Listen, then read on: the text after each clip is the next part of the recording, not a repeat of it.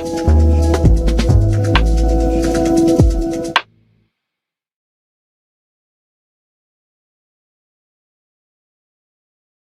right, so barely 8 months after the finance minister, Honorable Cassiel Ato-Forson, mounted that particular platform in Parliament to present the 2026 budget. And then we are here once again to take a proper look at what we have been able to do as far as that budget is concerned in the last 8 months. One will also argue that it's actually half the year. We look at the promises and compare to the deliverables. We ask the pertinent questions. Can this really rebound Ghana's economy? Join us as we cruise through, and of course, as you would always have it right here on WoezorTV, the team is ready. We'll be taking you to Parliament in a jiffy once the finance minister is ready to present the media budget. But here in studio, of course, we'll delve deeper into key areas, of course, pertinent on the table for discussion. We take a look at the macroeconomic performance of the economy. We touch on infrastructure because it's a major issue that was raised in the main 2026 budget. You can talk about the big push. How well have we done in that space? We shall also talk about the energy sector, health, as well as education, and all the other facets of Ghana's economy. Are we really on a rebound? Are we already out of the woods? These are the many questions that we'll be finding answers to, and the expectations of the many Ghanaians. What exactly are they looking out for in today's media budget review? These are the issues that we'll be taking a look at right here on the special coverage of the 2026 media budget review. So you're cordially invited to join us via all our social media platforms. You can feel free to also drop your messages under any of the live broadcasts. We'll read them out loud and clear. Our phone lines will also be activated later along the line, but the text line is active, right? 055-269-7939. Feel free to send us your WhatsApp message as well as your SMS, and of course we'll read them out loud and clear. I'm not going to do this all alone. The team, as I mentioned, is on standby. My man Godfred Amwafu is on the other side. Godfred, good afternoon. I almost said good morning. Good afternoon. Yeah, good afternoon. How has the day been? Yes, it's been great. The anticipation has been high, just as you mentioned. We are reviewing the policy as the minister mentioned from the beginning of the year. What you've been experiencing is, of course, the anticipation has been high. You're looking forward to what the minister has to say. But of course, I mean, we also have facts and figures to also look at whether what he mentioned in the 2026 budget has been achieved halfway or not, and the projections for the year as we gear toward to the end of the year 2026. So of course, it's all about the media, review of the policy media budgets. Yeah. So that has been the anticipation for the day so far. Godfrey, thank you so much. And indeed, as I intimated, pretty shortly we will be crossing over to Parliament once we get a clearer feed where the finance minister will do the media or present the media budget. And indeed, key among the other things that we need to look out for, and I always say the indicators, you can talk about issues on unemployment, right? The data tells us that we're still hovering around some 13%. Some critics argue that, yes, on paper, things seem to be very much okay, but in reality, in the pockets of Ghanaians, you go to the market, the reality is a different thing. How do we marry the two? I have always been asking this particular question, and indeed, probably the guests that we get to speak to will also find an answer or some answers to those questions. Another thing we should also be looking out for is issues on the currency. For some time now, the Ghanaian currency has been doing quite well. Stability, we can say, yes, we have seen that in the last 8 months or so. But the big question remains, can that be sustained till the end of the year? Remember, Christmas will soon come and some 4 months to come. And whenever we head towards the Yuletide, the currency decides to just fluctuate here and there. How will the finance minister try as much as possible to arrest and lock the dollar? That's a question that we'll all be looking at, an expectation that we all have, and we're waiting keenly to see what the finance minister will say on that particular one. So that is it with the currency. But there is also another trend, inflation. And these are very basic economic indicators that really propel the economy. So we're looking at inflation as well. Currently, we're hovering in some single digits. can we sustain the gains made over the years, over the period? And how do we surge into the new year 2027? These are some of the things that we should also be looking out for. How is the finance minister together with his team going to ensure that they keep it at bay? Remember, the projection is 8%, right? Away from that, we also know that the policy rate has been able to, they've reduced it to like 14%. What does that really mean to the business community and to a large extent Ghanaians? What are some of the benefits, or what does this really mean in simple terms? These are some of the issues that we'll be taking a look at. My guests are ready. We'll just take a quick breather. When we return, of course, the conversation right here on the 2026 Media Budget Review will be on. My name is Randy Ahaji. Let's take a break. There is more after the break. Your flight is ready to leave. Sit back and relax and enjoy the flight.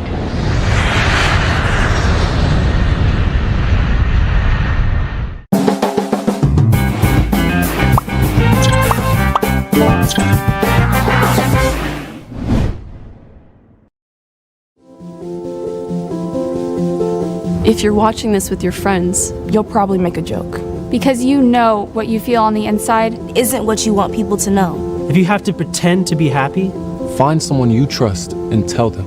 If you get mad at things and you don't know why, or have thoughts about hurting yourself, Find someone you trust and tell them. you are never alone when you share. seriously, people care about you. It's okay to not understand what you're feeling. And it's easy to think that you're all alone. But you don't have to be. You're never alone when you share. Don't be ashamed to tell someone you trust what you're feeling. You're not alone. You are not alone. Find someone you trust and tell them. Tell a parent. Tell a teacher. Tell a brother or sister. Or just tell a friend. You haven't done anything wrong. Talk to someone. Talk to someone. It's how things get better.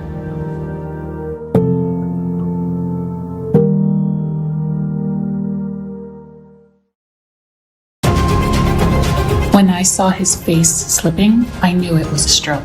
I called an ambulance immediately to save the life we've built together. The way her arm was hanging down wasn't right. I insisted to go straight to the hospital to save our mother and the family. The way he was talking when the ambulance arrived alerted us. I rang ahead so the hospital staff were ready to save precious time in the future.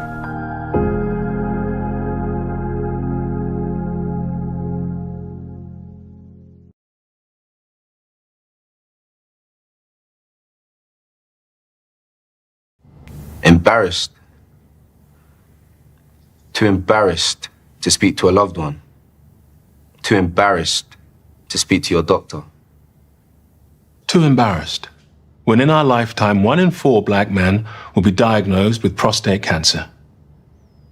1 in 12 black men will die from prostate cancer. Let me repeat that. 1 in 4 black men will be diagnosed with prostate cancer. 1 in 12 black men will die from prostate cancer disease. 1 in 12. That could be your dad, even your older brother, uncle, or grandfather. You need to make sure they are not embarrassed to speak to you or their doctor about it. Hey, Dad, have you had your prostate checked out? See? How hard is that? It's easy. Just start the conversation. Prostate cancer is survivable if caught and treated early enough. Don't let embarrassment stop you having this important conversation. You may save someone's life. Not just your own. Only a father can understand. Only a husband can understand. Only a man can understand. Prostate cancer. It's about more than fear of cancer. It's about fear of losing urinary control and sexual function. That's why more men turn to Jackson South for robotic surgery than anywhere else in South Florida. Get the facts at jacksonprostatefacts.org. Miracles made daily. Hello, and welcome to Silicon House Productions, your #1 leading supplier in PA systems, LED screens, 4K ultra modern OB van for live broadcasting, and many more. We come your way with our state-of-the-art studios. Studio A is mainly used for podcasts, conferences, talk shows, webinars, etc. Whilst our ultra-modern Studio B comes with a 200-seater capacity, state-of-the-art cameras, digital pull-up banners or LED posters, giant LED walls with IMAX, PA system with backlines for live recording and multi-tracking, high-quality stage lights, and our VIP lounge to host your important guests. At our MCR or Master Control Room, we use a live mixing console for your final mixing, 16-input vision mixer. Through our mother company KNet, we are equipped with uninterrupted internet service for live streaming onto social media platforms and a live view for broadcasting. We have a conducive atmosphere, clean washrooms and dressing rooms. So, if you are looking for a serene environment where all your creative ideas will be transformed into a technical reality, then choose Silicon House Productions. Okay, next one. Sit down. Look to camera. This is what it looks like to be exceptional, to stand out from the crowd, to make history. But what if women didn't have to be exceptional? What if they didn't have to be the first, the best, or the only woman? What if being a female engineer wasn't remarkable? What if women and men could compete as equals?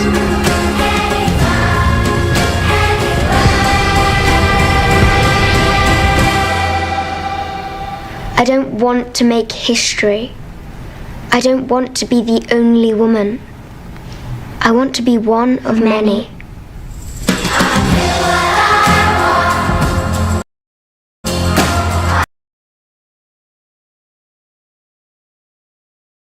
All right, so welcome back. Many thanks for still staying with us right here on WoezorTV. Remember, this is the special coverage of the 2026 media budget, which will be presented pretty shortly in Parliament by the Finance Minister, Honorable Kessiel Atu Forsen. Ours here in studio is for us to take a look at what we have been able to do, a review of the main 2026 budget and expectations. What are we looking out for to be contained in the media budget? As I mentioned, 8 months down the lane, what have been the achievement?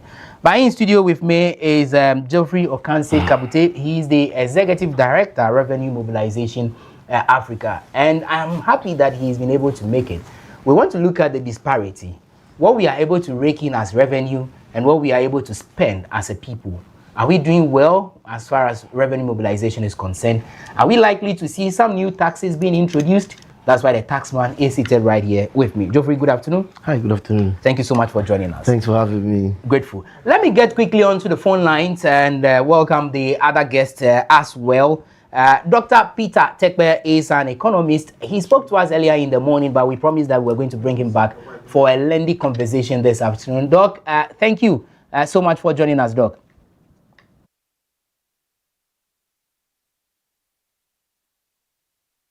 Is not confirmed. All right, but let me bring in the other guest. Albert Derrick Fiatui is the Executive Director, CIMAG, and the reason he is also on board is because he's into import and export. And as a businessman, what exactly is he looking out for as far as this media budget is concerned? Derrick, thank you so much for joining us. How are you and how is your afternoon going? Thank you very much, my brother, and good afternoon to you and our viewers. I'm very well, thank you. I'm doing very good. Back to you. There is also another guest, Solomon Ejay. He is the president startups in Ghana, and indeed it is an honor to have him. Though he is quite busy, he is able to make time for us this afternoon. Solomon, good afternoon. Good afternoon, my brother. Hope you are well. Of course, good afternoon to your cherished viewers and the in-studio guests. Unfortunately, I couldn't join in due to other engagements. Just to clarify, I work as the president for the Association of Ghana Startups. So good to be here. Thank you for the invitation. Solo, thank you, and I'll come back to you in a jiffy. Let me see if we have Dr. Peter Tekpe on now. S-Doc there. Okay, so we'll rectify that pretty shortly and get to Dr. Peter Tekpe. He's an economist, and he will also be joining us to share his views on the conversation that we'll be having. But let me start off with you, Geoffrey, quickly. And Godfred, I'll come to you in a jiffy. But let's quickly look at the key things that will be expected of the finance minister to see today. We're looking at the state of the economy in general. We focus on macroeconomic performance. It's a key thing that a lot of the citizenry will be paying attention or key attention to. I know a lot of people ask questions, what exactly is this macroeconomic performance about? Yes, indeed, the minister will delve into it. My guest will also explain what that means in simple terms. What else are we looking at? I mentioned it earlier, inflation trend. What exactly is the indicator saying when it comes to inflation? We'll look at that as well. Then also exchange rates performance, an indicator that we need to pay critical attention to. There is also a mention or expectation on the GDP growth of the country. We are expected to hear much more on that as well. Interest rates, how is it doing?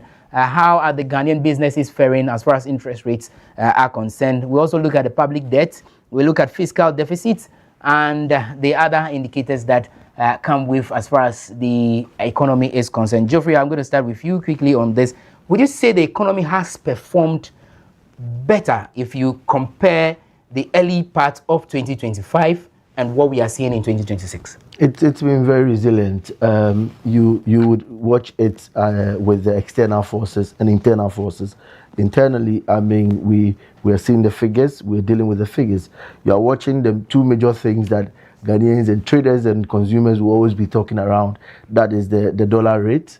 Everybody else talks about it affecting their business, their day-to-day business as well. Fuel prices actually have swung between but still maintaining its takeoff.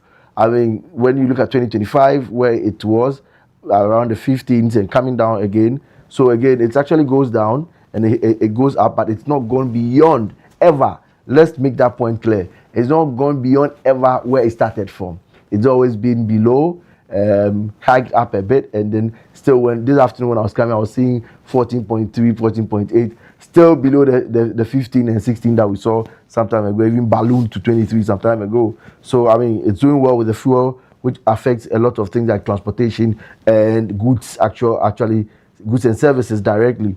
And then when you come to the Forex, I mean, it's been a good story. That one has been a total, clear, good story. You go through the sub-region and then even our neighbor, I mean, Nigeria and the rest, it is, if you went by the Ghanaian cedi in the equivalent, around 1.6 for them, and then we are still doing 1.2. So, I mean, that clearly tells you how we are faring with the economy. But somebody says, look, in the positive play, how is it affecting prices and goods? So prices and goods, some are falling, and then others are taking advantage of the system. So that's where I've advised. Yeah, but when you have an open market, yes, of course, the miscreants, sorry, pardon me for that, they will capitalize on. No, you are even being kind. They're greedy ones. Oh, yeah, so maybe that's the I was going to say the greedy bees. I mean, but the B word won't be nice this afternoon. So let's celebrate our gains as an economy. But the free market must be. You should have a counter force in the silence. You see, so yes, come to work early. Are they coming to work early to start work, or they come to work and they are chatting? It is the effective manager who will ensure. So in a nutshell, you think so the Minister of Trade should play some games around it. I had the opportunity to speak with some of the union heads, and they were telling me how they went to the markets at Abosokai with the minister. She came, visited, tried to negotiate. Beyond negotiating, there should be a platform that creates that enabling environment for those who are consuming to know that around these places, these stores are selling it at X amount. Even the fuel pricing index, you realize that, I mean, when the adverts are coming from those fuel companies, but there is a discussion, and then some of these platforms are already mentioning some of the companies that are selling the fuel at a very friendly one. Star Oil is one company, Goel is there. I mean, freely you can see those who are actually always below the threshold and giving you a good pricing, while the others balloon their prices. So again, I mean, there should be an effort by the Trade Ministry and the unions to ensure that the consumer is always protected. But you mentioned something around the expenditure, as in so hold on to that. Right. We'll delve into that as well, because there seems to be some gap when it comes to what we rake in as revenue and how much we spend as a people, not just limited to this administration or this particular fiscal year, but in general. Let me bring in Derek as well. Okay, Peter is on. I'll come to Peter pretty shortly, or Dr. Tekwe pretty shortly, but let me also pick the initial comments of Derek quickly. Derek, how will you describe Ghana's economy in the first half? Thank you very much, and good afternoon to our viewers once again. I think that the economy has been resilient for us, especially in the port arena, because of the sustainability of the exchange regime. You know, the dollar has been stable for some time now, and that has really impacted positively on businesses. You know that as an import-dependent economy, majority of what we consume comes from the port. And so once the port is doing well, by extension, you know that the entire economy is doing well and people are having better lifestyles. Eric also believes that this is a resilient economy. And Solomon, I don't know if you also agree with what Jeffrey and Derek mentioned for startups. I mean, how will you describe the economy of the country 8 months after the main budget was read? Well, thank you. I agree with what my other colleagues have said. Things are a bit stable, and that's what we all had prayed and hoped for, that things should be a bit stable. Don't have been a bit stable. Stable now, which is good for us. But again, all that we need to move, I think we also need to look beyond stability. And so, yes, though for the measures put in place to ensure that there's some level of stability in the ecosystem, we want to see more of it happening. We want to see more growth. We want to see more measures put in place to ensure that we, as young people, as Ghanaian startups, are able to grow and be able to scale beyond borders, able to raise funding and raise finance and all that, and get access to markets across the globe, and easily as such. And so, yeah, I mean, for first impression, yes, it's been good so far, but we want to see more. And more here means that we want to see that moving forward, government will ensure that things are easily done for us in terms of how to access global funding, how to access markets, how to maneuver our way around business across board and all that. But so far, so good. We can only hope for the best. Very well, Solomon. And let me ask the same question, Dr. Peter Tekwe, who has also joined us. Doc, everyone seemed to say the economy is a resilient one, is doing well and all of that. But critics argue, and not just critics, some people argue that, yes, it's just on paper. In reality, you go to the markets, the prices of goods and services seem to be as of the same way it used to be in some 2 years or 3 years, or even worse than what it used to be. Do you agree with the commentaries passed by the three other guests that we are on a rebound stage? Thank you very much. Please, can you see my video? Is it no? Okay, because my video is on, but it appears that I'm not seeing myself. Okay, maybe. Okay. But we can hear you. The audio is very clear. You can hear me. Okay. Okay. Well, we are operating in a free market economy, and as a result, we will see some of these gaps because the economy is not structured in a way that there will be automatic reset when we see the indicators or the macros pointing to positive direction. And that is one of the major challenges. And we need to be looking at that as a country. And because it is very unfortunate that when government is playing its role in ensuring that the indicators of the economy in doing business are looking good, we have to be as if we are begging the traders to reduce their prices. It doesn't go well. Well, transporters will have to do what they want. I mean, business owners will be saying that they cannot reduce prices because of one way or the other. You know, so it's a challenge. It's a challenge, and we need to look at how to address this going forward because the Ghanaian economy is highly informalized, and as a result, we need to see how to address some of these things. However, we all knew that the economy has recovered more quicker than we all expected. That's where some of us or some people think that it's a miracle, looking at where the economy was in 2024 and at the end of 2025, where we have been, is a miracle. All the indicators that are used to actually determine, the success of an economy were all pointing to the right direction and has been good.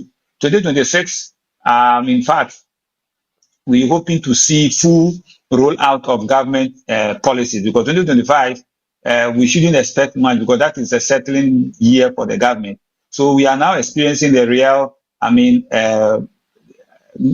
aspect of this current administration. And the finance minister has been very good in doing what is expected of him. The collaboration between the finance ministry and the Bank of Ghana is what has resulted or is resulting in the stability that we have seen. Even though exchange rate has been undulating, fairly, it's been very stable, and the business owners and importers will tell you that it has really helped them now able to plan at least. We've seen how interest rates have reduced drastically from above 30. Now it is below the Ghana reference rate, which was almost 30%, around 29. Currently is around 10.59. And this is significant savings is bringing to, businesses. If you are paying interest and your interest cost has been reduced by more than half, this is significant savings. The challenge is that we are not seeing these savings reflecting in the real economy. And that is because the areas where the economy needs to grow and impact employment, we are not seeing it. That's where government has to put more attention. So realize that the economy is growing within the service sector, the mining sector, which is not adding employment. Where employment is added or where growth will bring employment, unfortunately, like agriculture, we are not doing as expected. And so this is where we have to channel our energy so that people will start to feel the benefit of the macros on the real economy. Other than that, the successes will be on paper as is indicated, and will not see it reflecting in the pocket. Other than that, it's been good. Anybody who lives in Ghana 2 years ago and is in Ghana now, you confirm that indeed things have turned over for good. And I think that we pray it will remain. But I have one thing for the finance ministry. Yes, fiscal discipline is helping. We are working to ensure that gaps are closed. That is very fantastic. But whilst we are doing that, it should not be detrimental to the to business owners who do business with government. We have seen a couple of challenges where people's payment have delayed. And normally when you do business and your payment delays, it affects your cost, it affects your principal or capital in doing business. When it happens like that, government cost also goes up because they will pass on the additional cost to government. And that's one of the reasons why we see a lot of cost increasing on the part of government because of some of these delays. So whilst we are, working on, ensuring fiscal discipline, let us also see the turnaround in paying businesses when they do, when they partner government for services. Thank you. You said quite a number of things. I'll come back to you later, probably before we join the live feed. Expectations, what should be the priority areas in the media budget review? I'll come back to you on that. And that is the same question I'm posing to the rest of the guests as well. Geoffrey, yes, Doc mentioned issues about, we'll come to the fiscal discipline, but priorities government has given to some sectors. You can talk about the service sector and also the mining sector that he mentioned. For you, where should the focus and priority be as far as this media budget is concerned? Well, on a lighter note, I want us to focus everywhere. On everything. Yes, of course. I don't want to leave anywhere behind. But on a more serious note, we've done a good focus on the mining sector, and the magic is showing from through the gold board. The review of mining policies has been very wonderful, but I have lived to see it because I always said it in meetings, and people were always hounding me, hitting me hard. People who were sponsored by industry.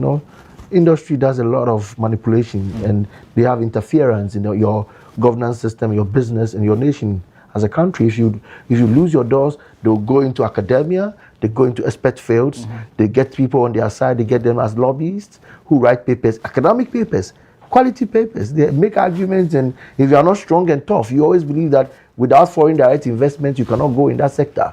So there is, and in fact, not there was, there is still some group who believe that, look, without foreign direct investment, we could not have been on our own. But then the revelation is now. You can see the Daman story, okay? Yeah, so you see engineers and planners, they were on the field, I mean, doing all the cracking and fetching. But now today they own the place. And the story is that they have actually added a game called transparency to the mining sector. And now they bring whatever they harvest to the gold board, and we all see it on the screens in public. So it has actually stemmed things. And as we speak together, and we are having this discussion today, there is the fact that exists now that on the GDP front, the gold has actually gone beyond the threshold for as against oil. Yeah. So I mean, somebody is saying let's be careful because we are depending on a commodity that the price fluctuates. And it's been controlled elsewhere. Gentlemen, yesterday we were called Gold Coast. So why am I surprised that gold is taking me there? It should rather ring a bell to you that over the years, what were you doing? Did you take advantage of it? If we had done this many years ago, I'm sure with gold alone we would have been somewhere better. Because others bought ours at cheap prices and it built for them reserves. Go and look at Britain. Where's their mining fields? They have reserve stocks of gold. So if you had it, like my senior Tekpa was saying, the good relationship and good working relationship and efforts by the Bank of Ghana and the Finance Ministry has gotten us to where we are. You see the forex and they say it's artificial. Well, it's been artificial for well over 1.5 years. Let us go by the artificial ones. We like it. Oh, I love it. I love it. If artificial kept the figures down, then let's keep the artificial. Sometimes you don't even need the original. Anyway, Derek, let me bring you in also on that one because, yes, you have always been championing the blue economy. Would you say that in the last 8 months, indeed, a lot of gains have been made in that space that you champion or you have been championing for? Thank you very much. Yes, of course, the gains in the port and the maritime sector has been very, very massive. You listen to the Ghana Revenue Authority, the Customs Division says that they have been able to achieve much more than they have budgeted for. And that means that the port is working more efficiently and effectively. So revenue generation is high. In the port, when you come to the port now, you see that the port is very busy. People are not even getting trucks to load. Because you know that everything that happens in the port affects prices here in Tema, Makola, or even Bolgatanga. And so we can say largely that government has done well in this regard.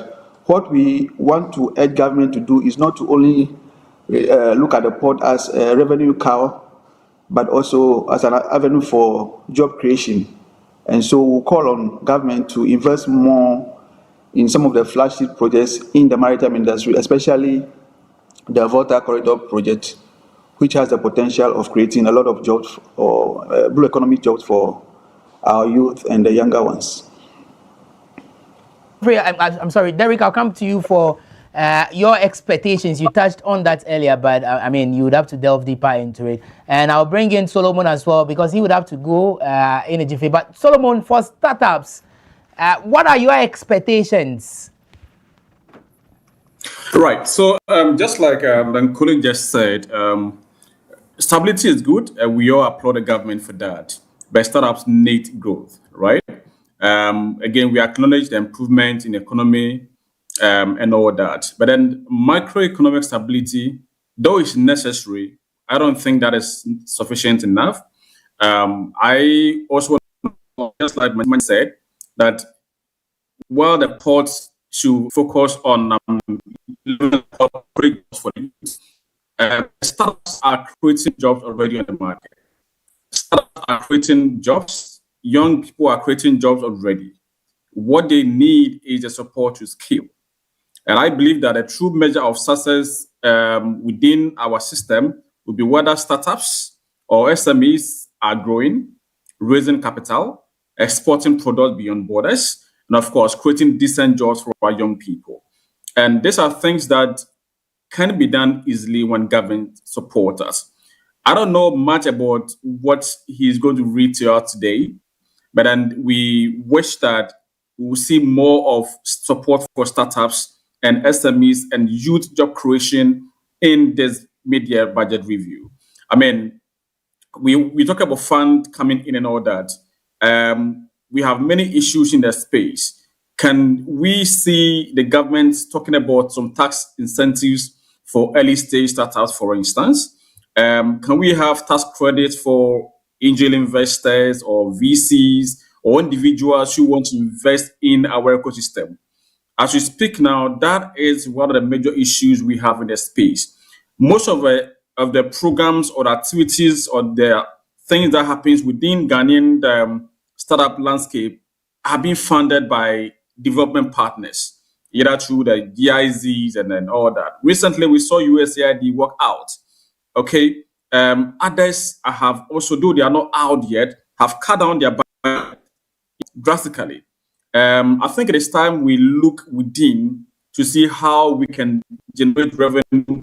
I mean, funds our young businesses, big businesses. We are big guys. There are many rich men in Ghana. What measures are we putting in place to ensure that these people can bring out their resources to hold the hands of these young people and support them to scale in terms of creating partnerships or as angel investors or venture capitalists and all that? We don't see much of people involved in the youth job creation or employability agenda. But we think that it is time governments are. People will love to do this, but maybe there's some tax credits for them. We talk about quotas or supporting the young people by way of government contracts. Can we have some procurement quotas for Ghanaian startups? I know there's a few, but then how effective are these even at the moment, right? So can we reinforce whatever laws that are there, ensure that Ghanaian startups will be considered when bidding for government contracts, especially women as well? I mean, we look forward, government promised the Women Development Bank. We have many young ladies who are doing well in their businesses. They need support to scale. We believe that if this Women Development Bank is in place today, it will help our people to be able to leverage on to scale their businesses. So we are looking forward to see that at the end of this year, this bank will be commissioned. The president has talked about it a couple of times, and we hope to see it seeing daylight. Right. Again, in terms of business registration and documentation, licensing, and all that, the bureaucracy seems to be too much. Okay, and we hope to see that government will come in to reduce the compliance costs and all that, so that Ghanaian young people can be able to scale. You see, one thing that we have not done well, I should say, is that we tend to tax our people even before they start businesses. And this has put many people off. Okay, so instead of asking them to pay everything from the onset, why don't you support them to start the businesses? So that once they grow, they can now pay these taxes in return to help government to, government business. But then the person wants to start a business and you need to go here, pay for RGD, pay for GSA, pay for. By the time you finish all this payment, your small capital may have been consumed and you are left wanting. So if government can have a way to support these young people by way of putting some incentives for them at the initial stages, I think that will help a lot. And talking about job creation, which is key on the agenda, is look, if as you speak now, if you have 1,000 young people starting businesses today, what that means is that you have automatically employed 1,000 people off the job seeking market. Now, when they grow, these people will not be working alone. They will also be employing at least 1 or 2 people. So if you have 1,000 people that employs 2 people each, means that you've taken off 3,000 people from the street within just that small support to give to young guys to start businesses, right?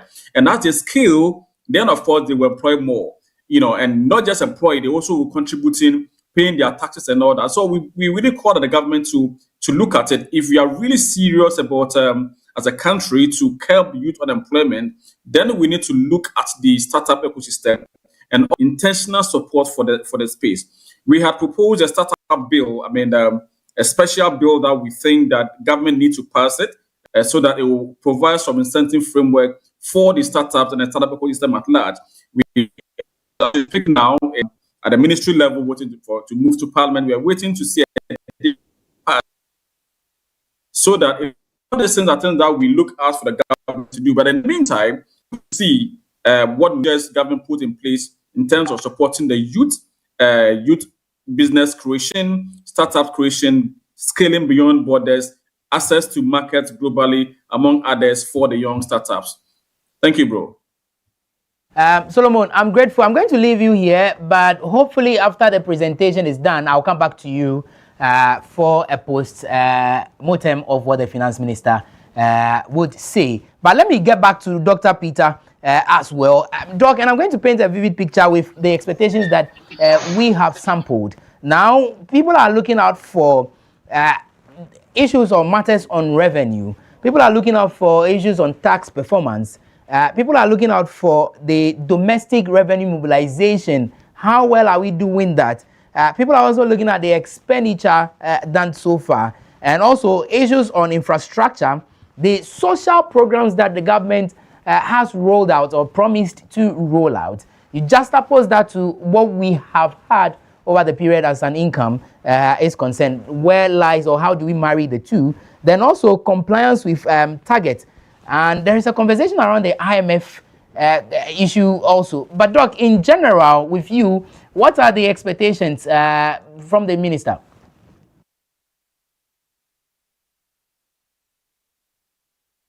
My location, the power just went off.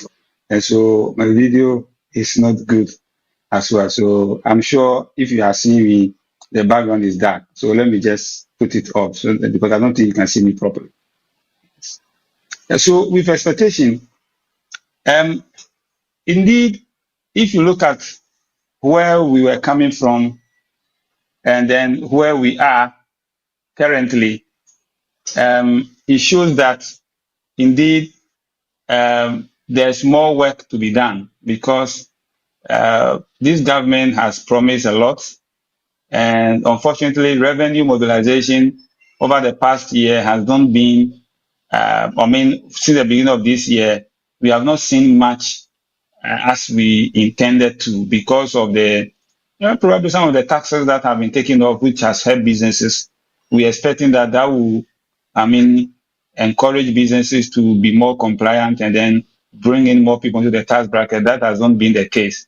And so my expectation is to see how government is going to, aggressively drive revenue mobilization for the next 6 months because we have a lot to achieve as a nation so that we can be able to roll out many social projects. In terms of, project infrastructure rollout, we all know that it takes time to start a capital project and then finish it. It has a time that we have to. So because of that, once we have them going on, that is the most important thing. I, however, pray that there's enough, resource in terms of revenue to be able to complete them so that we don't end up seeing projects started and then they are not able to complete, then it will be left halfway. So this coming year, this coming month, in the next 6 months, I want to see how government is going to aggressively mobilize revenue to be able to continue with the many projects that are ongoing so that they can be completed. I think that is the key thing. They can be completed. Revenue mobilization, and Doc, I'll stand on that and come to Geoffrey quickly. Geoffrey, what exactly could be the issue? Earlier in the morning, I spoke about it that we, for instance, a company or an institution like ECG should not have issues with revenue generation because they are selling a very essential commodity. There are other state-owned institutions, or institutions that run at a loss every year. Why are we unable to check the loopholes that we have as far as revenue generation is concerned? Well, I think deliberately, I would say it must be a deliberate effort. For example, you don't have state companies go and then leave SIC and go and register their vehicles with other private insurance companies. I'm not saying stop it, but I'm saying it is within the same frame. They are within the circles. So a quota must go to SIC, and then they also go strive and get more. You have states has hotels, and they are sitting down, they are not doing so well. And you go to private hotels, and state institutions are there every other week. And this is common sense, with the greatest of respect. So you should be very, very serious and deliberate about some of the things. I mean, you want to generate more revenue, and you are giving farmers free fertilizer. You are stirring the area. You are stemming things up, and then you're having government projects, and you go and buy from outside. Do you need a PhD to know this? This is basic. This should be basic. I lose it when I hear some stuff like this. I mean, you should actually have a quota system. The importers, yes, they want to import, but I mean, in other countries where they are serious, you put a quota system. I mean, put more taxes on the ones that are imported, so that the local ones will be protected. If you don't protect the local industry, you are going nowhere, because I mean that is the way to go. I mean, you cannot live on importation alone. The good thing is that you have good forex figures, but then the negative side of it is that it gives people the financial muscle and the opportunity to import them more. So you have to tweak your tariffs and ensure that there's a good balance, so that you can also check importation, that they don't come and kill your industry. I mean, with the revenue collection, with the introduction of the AI at the ports, there's been a good rake in. I tell you, I mean, if last year GRA collected in 2025 182 billion, and they are targeting something around 22-25 billion. Their early target was 170, but they're trying to go outside and do a little bit more, and they've been so hopeful and they've been very, very, very purposive, looking at in 2028 they are targeting about 310 billion already. So it means they are putting the structures in place. But my brother talked about startups, and I wish he could do a quick search and know also about not just starting the businesses, but starting them in which sectors. In business, we have something we call the going concept. I mean, business must go on. So are we setting up businesses that, in the informal sector, businesses just come into the system and they die. So at the hatchery, just like you have some of the chickens not making it, the day-old chicks not making it. That's how it happens with the businesses, the small businesses as well. So the startup will be there for them, but which sectors are they actually applying to go into? If they were going to agriculture, there's a lot of opportunity that, look, value addition in the agri sector is so important. If they were going into maybe basic construction or sanitation, recycling, these are very, very great areas where I would like to see a lot of the young people go into. They start businesses, and sometimes some of the businesses are overly ambitious, or they don't really do their homework well. And when you give them a startup, it actually will go into their business, and the business dies out.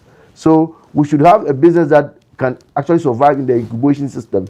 When I heard about the 24-hour economy, one of my big dreams was to have industrial parks where young people will go into businesses. For example, if it's about phone repair, around this big table you have here, the basic machines they use are the soldering machines, and that will be one for all. When you go to Circle, I did my research there about 5 years ago. They use some of these machines I've mentioned in common. So if I was a screwdriver, instead of going to buy your own and buy your soldering machine, one sits in the middle and all of them are using it. So even that gave me the mindset that if you had an industrial park with some of the warehouse in place, these 6 sets can come and go home, and another set can come. Also giving them opportunity of which our own young people in other European American countries externally are doing. They can work and still be schooling. So I think this is what we have to do. The startup is good. We have to give them support, but which areas they are investing their energies, their capital in is very, very, very key. Because if you do not invest in the areas that you go there and you can be safe and nurture and go through the incubation system safely, then it will be the case of setting up the business, and then in a few times the business dies down, which is not going to be a good story anyway.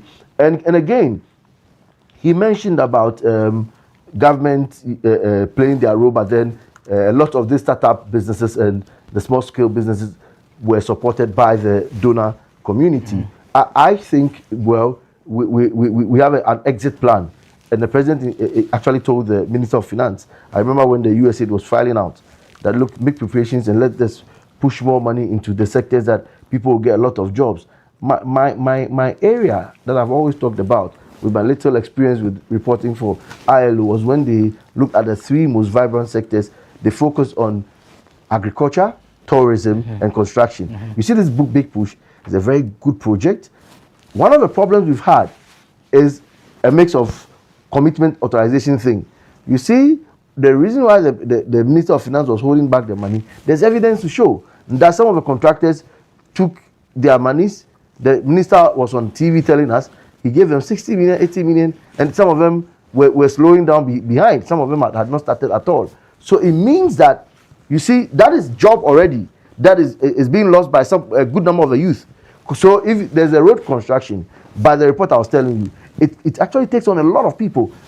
Right from the start, clearing the place, you are going to be needing the people who will be doing the labor to clear the place. You are constructing the gutter, you have the steel benders, you have those who mixers, those who supply and push the wheelbarrow around, the laborers, they're all there, the foremen. All these people have been stuck behind because somebody have not started that job. But the major dream of the big push was to push this project through and create thousands of jobs. So again, this is where the minister and the ministries must set up. Ministries like labor should come in there. The Ministry of Roads must come in there. Finance must also be on their neck. We gave you the contract. If you are not working, we'll take back our contract and give somebody else to activate the action going. So I think this is a balance, and state-owned enterprises must work together.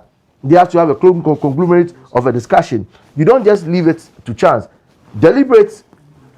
In fact, there should be a quota system that all state institutions should have at least 70% of their conferences and workshops in these hotels, state-owned hotels. I mean, when it comes to the issue of Goel, don't they get the cheat and go to Goel to take their fuel? Yeah. Why don't they also go to the private filling stations as government entities? Yeah. Why don't they go to the private entities? They go to Goel because they take it from government source. If that is still there, then they should know where to get their insurance form. I mean, this is a basic thing. You establish your private company, government gives you an enabling environment by maybe creating the streets there, security, providing security for you. You need services like electricity, you can go and activate it. That is what the government can do for you. It's not for the government to come and give you business. No. You have to create it. And one thing I have a big advice around the big push is that I think that we should consider one thing. It's the Kumasi Highway project. It's a very big project. It's good. We have heard it's around a 4 billion estimated figure, and we're pumping about 1 billion already. My advice is that this is a business arena. Why don't you get a PPP arrangement and get a private person to partner you to undertake the project, so that you toll that road and make the money out of it and give it to a private person. You know, and so you build, operate, and then you transfer. Let's go into that one and make sure that money will be put into the agri sector to stir up things, value addition, so we'll make some money. Thank you, Geoffrey. But Derek, for you and in the port sector, there is a worrying trend, and we saw that in some years ago, where the instability we're seeing in the Middle East could easily have an effect on some of the things, bearing in mind that there's an import-driven economy. How would you think the minister should present an information on that? How do you ameliorate the problem in that sector, if indeed the instability in the Middle East continues? Thank you very much. I think, thankfully for us in Ghana or in the sub-region, the impact of that is not really telling on our ports. So we are grateful to God for that. But of course, we need to be mindful and prepared for anything that may happen, because this is something that is continuous. And so the Ministry of Finance and those managing the economy will have to prepare ahead of time to know that there may be some shocks in case of any eventuality. So I will not be able to say much now, because we are not feeling any effect of that, except to say that on the whole, the maritime sector and the port area is doing very well, or has done so well in the past 6 months, and we look forward to better times from now till December. Then I'll ask the expectations that you have from the maritime sector, or to a large extent the ports. What are some of the key expectations? Our greatest expectation is that, like I mentioned before, the port should not be seen only as a revenue cover, but also an avenue for job creation. We expect that there is much more investment in the port. What we keep saying is that investment in the maritime industry or the port sector is not expenditure. It's a solution to inflation and most of the key challenges that we face, being an import-driven economy. So we expect that a lot of budgetary allocation is made to job creation in the maritime sector. Recently, the maritime-related offences bill was passed by Parliament. We are looking forward to hearing from the finance minister that budgetary allocation is being put together to ensure that it's not just a policy that has been passed, but it's being implemented, because once it is implemented, our economic situation is going to turn around, because maritime security is also an economic issue. Once the sea is safe for our people to do business, indirectly or directly, the economy is going to work more efficiently and effectively. Once insurance cost is down, food prices and other commodity prices are going to be reduced. So that is an area that government will have to look at very well and make sure that we deal with it. On the issue of maritime pollution, fisheries, and all others, we know that this law can readily take care of it. Again, I would say that the local content law and also the Ghana Shippers Authority Act must be fully implemented so that our people can benefit from the $50 million or $1 billion that we spend each year on freight. Our people will have to also be beneficiaries of that expenditure that goes down the drain yearly. Stay with me, but Doc, here you come in, and the complaint has been that we seem to invest heavily in some of the social programs the government rolled out to the detriment of some other institutions. I mean, and I mentioned it earlier that there are complaints that enough finances are not reaching some sectors of the economy. Now, I ask, what would you say the finance minister ought to do? For instance, look at the amount of money we are pumping into free senior high school, the feeding of those students, and also the education itself is free. Now, you also go to the tertiary level. Mind you, we are doing a free tertiary, no fee stress for level 100 students. And that's also taking a lot from the state coffers. What are your expectations? What should the finance minister tell Ghanaians in that regard? The consequences of uneducated population cannot be quantified in monetary value. And so it is more costly to lead uneducated people. So whatever money government spend in education is worth it.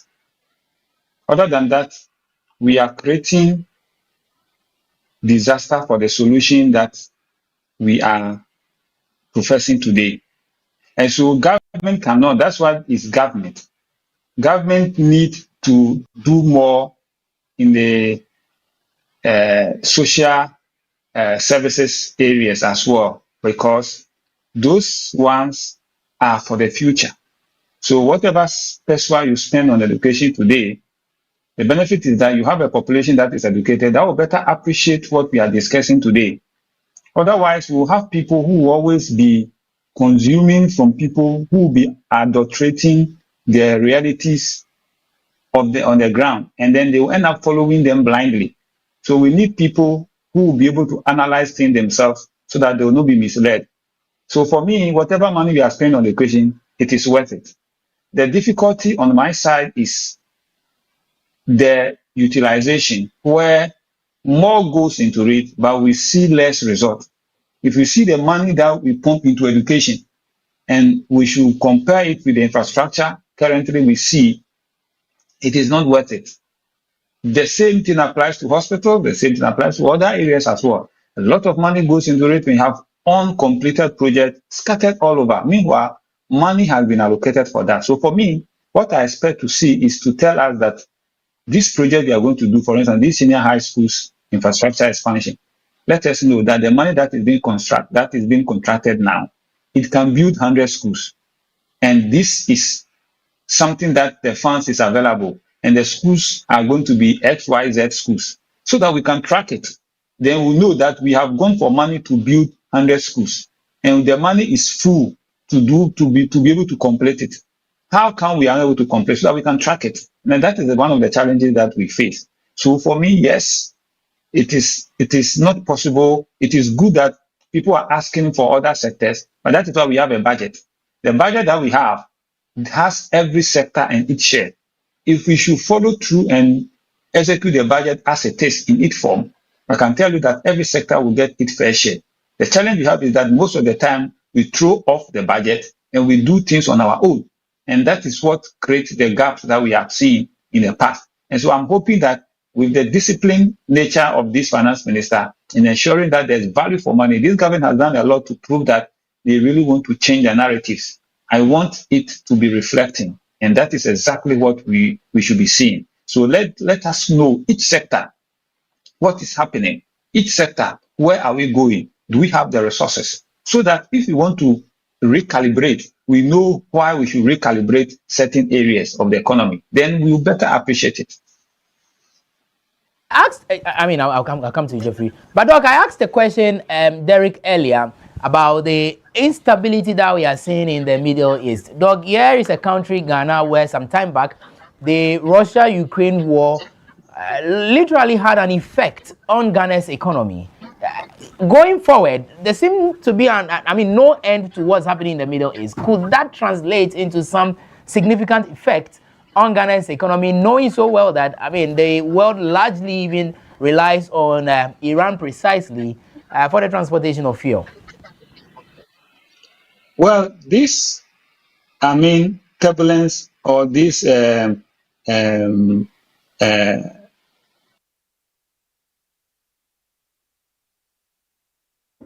emergencies, we have emergencies. Every economy knows that. Hello, Dr. Peter. Yes.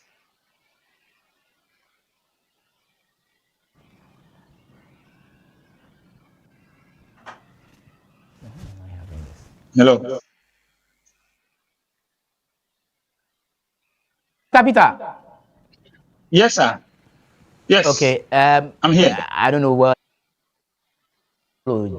technology sometimes it really messes up. But let's quickly re-establish contact with Dr. Peter Tekwe. If you are just tuning in, this is a special coverage of the 2026 mid-year budget, and of course in the GFA we'll be crossing over to the to Parliament, where the Finance Minister will do that presentation. Doc, let me come back to you. We lost you along the line.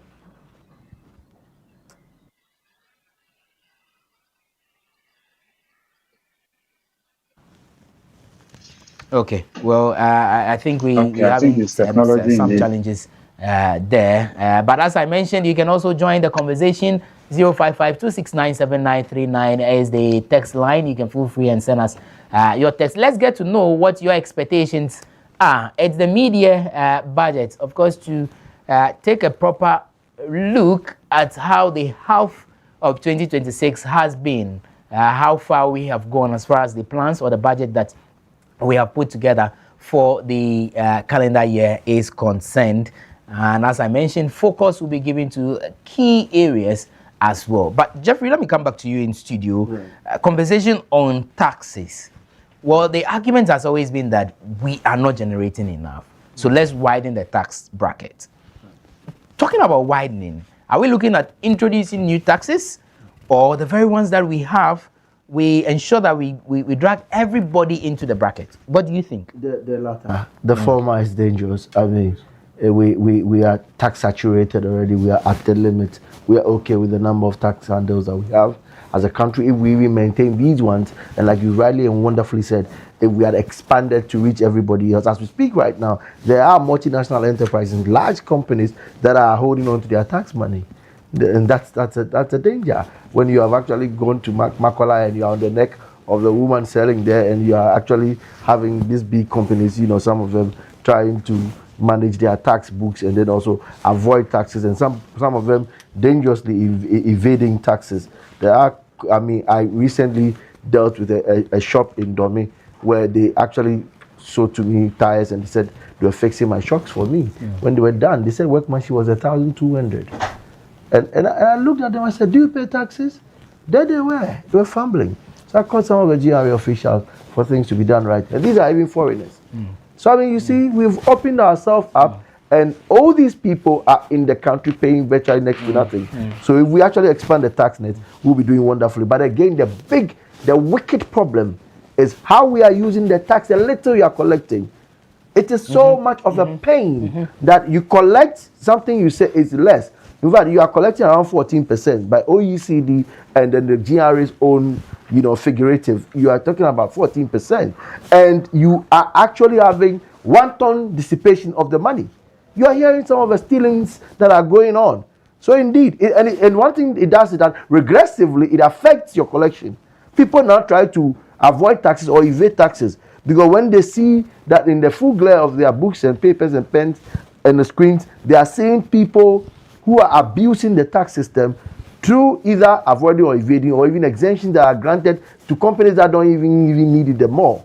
So it becomes a problem. So once you are actually the irregularities, the tax irregularities and cash irregularities around taxation should be handled seriously. People are too much of it in the habit of stealing from the revenues that are collected. That should be really taken very seriously. And that was why I was laughing when our big brother Tekpe said, it's better to have educated people.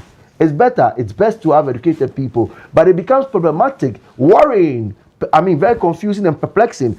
If the people you have educated rather would, when your mother and your grandmother and my grandmothers were selling in their cans, they were able to put the salt they sold into Milo can and the brooms they sold into another can. And they make accounts stand so firm and nice without any book or pen or paper. Now you have educated people to the levels of master's degree, PhD, and then you finish every tenure of a government and you have problems of accountability. People can't even, the moment you call people to be accountable, then they start developing eye disease or stomach disease. The hernias and everything, which can never be treated in this country, Ghana. That is a problem. I was going to ask him, so what is the point? Let me play the devil's advocate. Dr. Tekpe, if you have actually educated all these people expecting that they are coming to improve your systems, and at the end of the day, they rather end up stealing rather than building up a system. They start robbing. In fact, they crop the figures down. Through the activities of two people, we have lost 55 million Ghana cedis. You see? And you hear mismanagement, misappropriation. This is the explanation given. But the fact stands. Look, in the case of the MMDAs, I don't know if you saw recently that some MMDAs spent close to about 22 point something million Ghana cedis, and the collection was about 10.3 million cedis. You are using more to collect, and you are collecting less. So that's a big problem. That is a very big problem. Meanwhile, you remember in these studios, we discussed some time ago about the GRA going in to help MMDAs to actually strengthen and build their capacity around collection, introducing whatever they did with the GPS systems, our collections. And so when you hear this one, then you ask yourself, why are we there? So again, I think today I'm expecting to hear from the minister some of the things they are going to be doing in recouping the losses. It is another thing bringing the taxation and then the handles that we are going to stick to.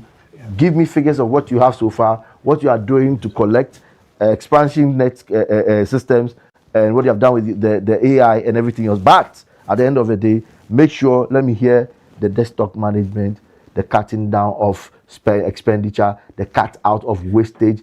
And then also, what are you doing new to expand the tax net to benefit the There's collection? another angle I want you to come in that has to do with jobs, right? Because it has been one of the focal points lead up to 2024 elections. The data tells us that it was around 11 thereabout. The recent one tells us that we're hovering around 13% as far as unemployment is concerned. What do you expect the minister to say in that regard? But let me bring in Derek one more time. Derek, issues about tax. Yes, we saw how the reform happened as far as the port areas are concerned, or the port sector is concerned. In widening the tax net or the tax brackets, are you anticipating government to add more taxes, or we just keep the ones that we have? And if at it, how do we ensure that everybody is captured in the tax bracket? Thank you very much. Interestingly, the focus of all tax regimes is on the port, because the port is the biggest contributor to revenue in any country. And so all the time, the focus is on the port for revenue. But we are saying that the focus should not solely be on the port for revenue, but also we look at it as an avenue for job creation. I will tell you that what we are expecting at the port is that even though so much has been done to reduce tariffs, we'll be calling on government to actually do more, so that a lot more people will be interested in investing in the port business. That way, we'll make more money, we'll generate more revenue than focusing on the few people in the port now or the national port infrastructure itself. So I would say that yes, government has taken care of some taxes, obnoxious taxes in the past, or what we call the nuisance taxes. Now, the port system is relatively stable, and it is because of such measures that were put in place. So we'll call on government to even do more. Like we say all the time, the human is not satisfied. But in this case, we are looking at getting more from everybody than just from a few people who are operating in the port. When we widen the tax net and a lot more people come and do business in the port, government will end up generating more revenue and getting more taxes than we are doing now. Dr. Peter, same question to you as well. How do we ensure that everybody is captured in the tax bracket?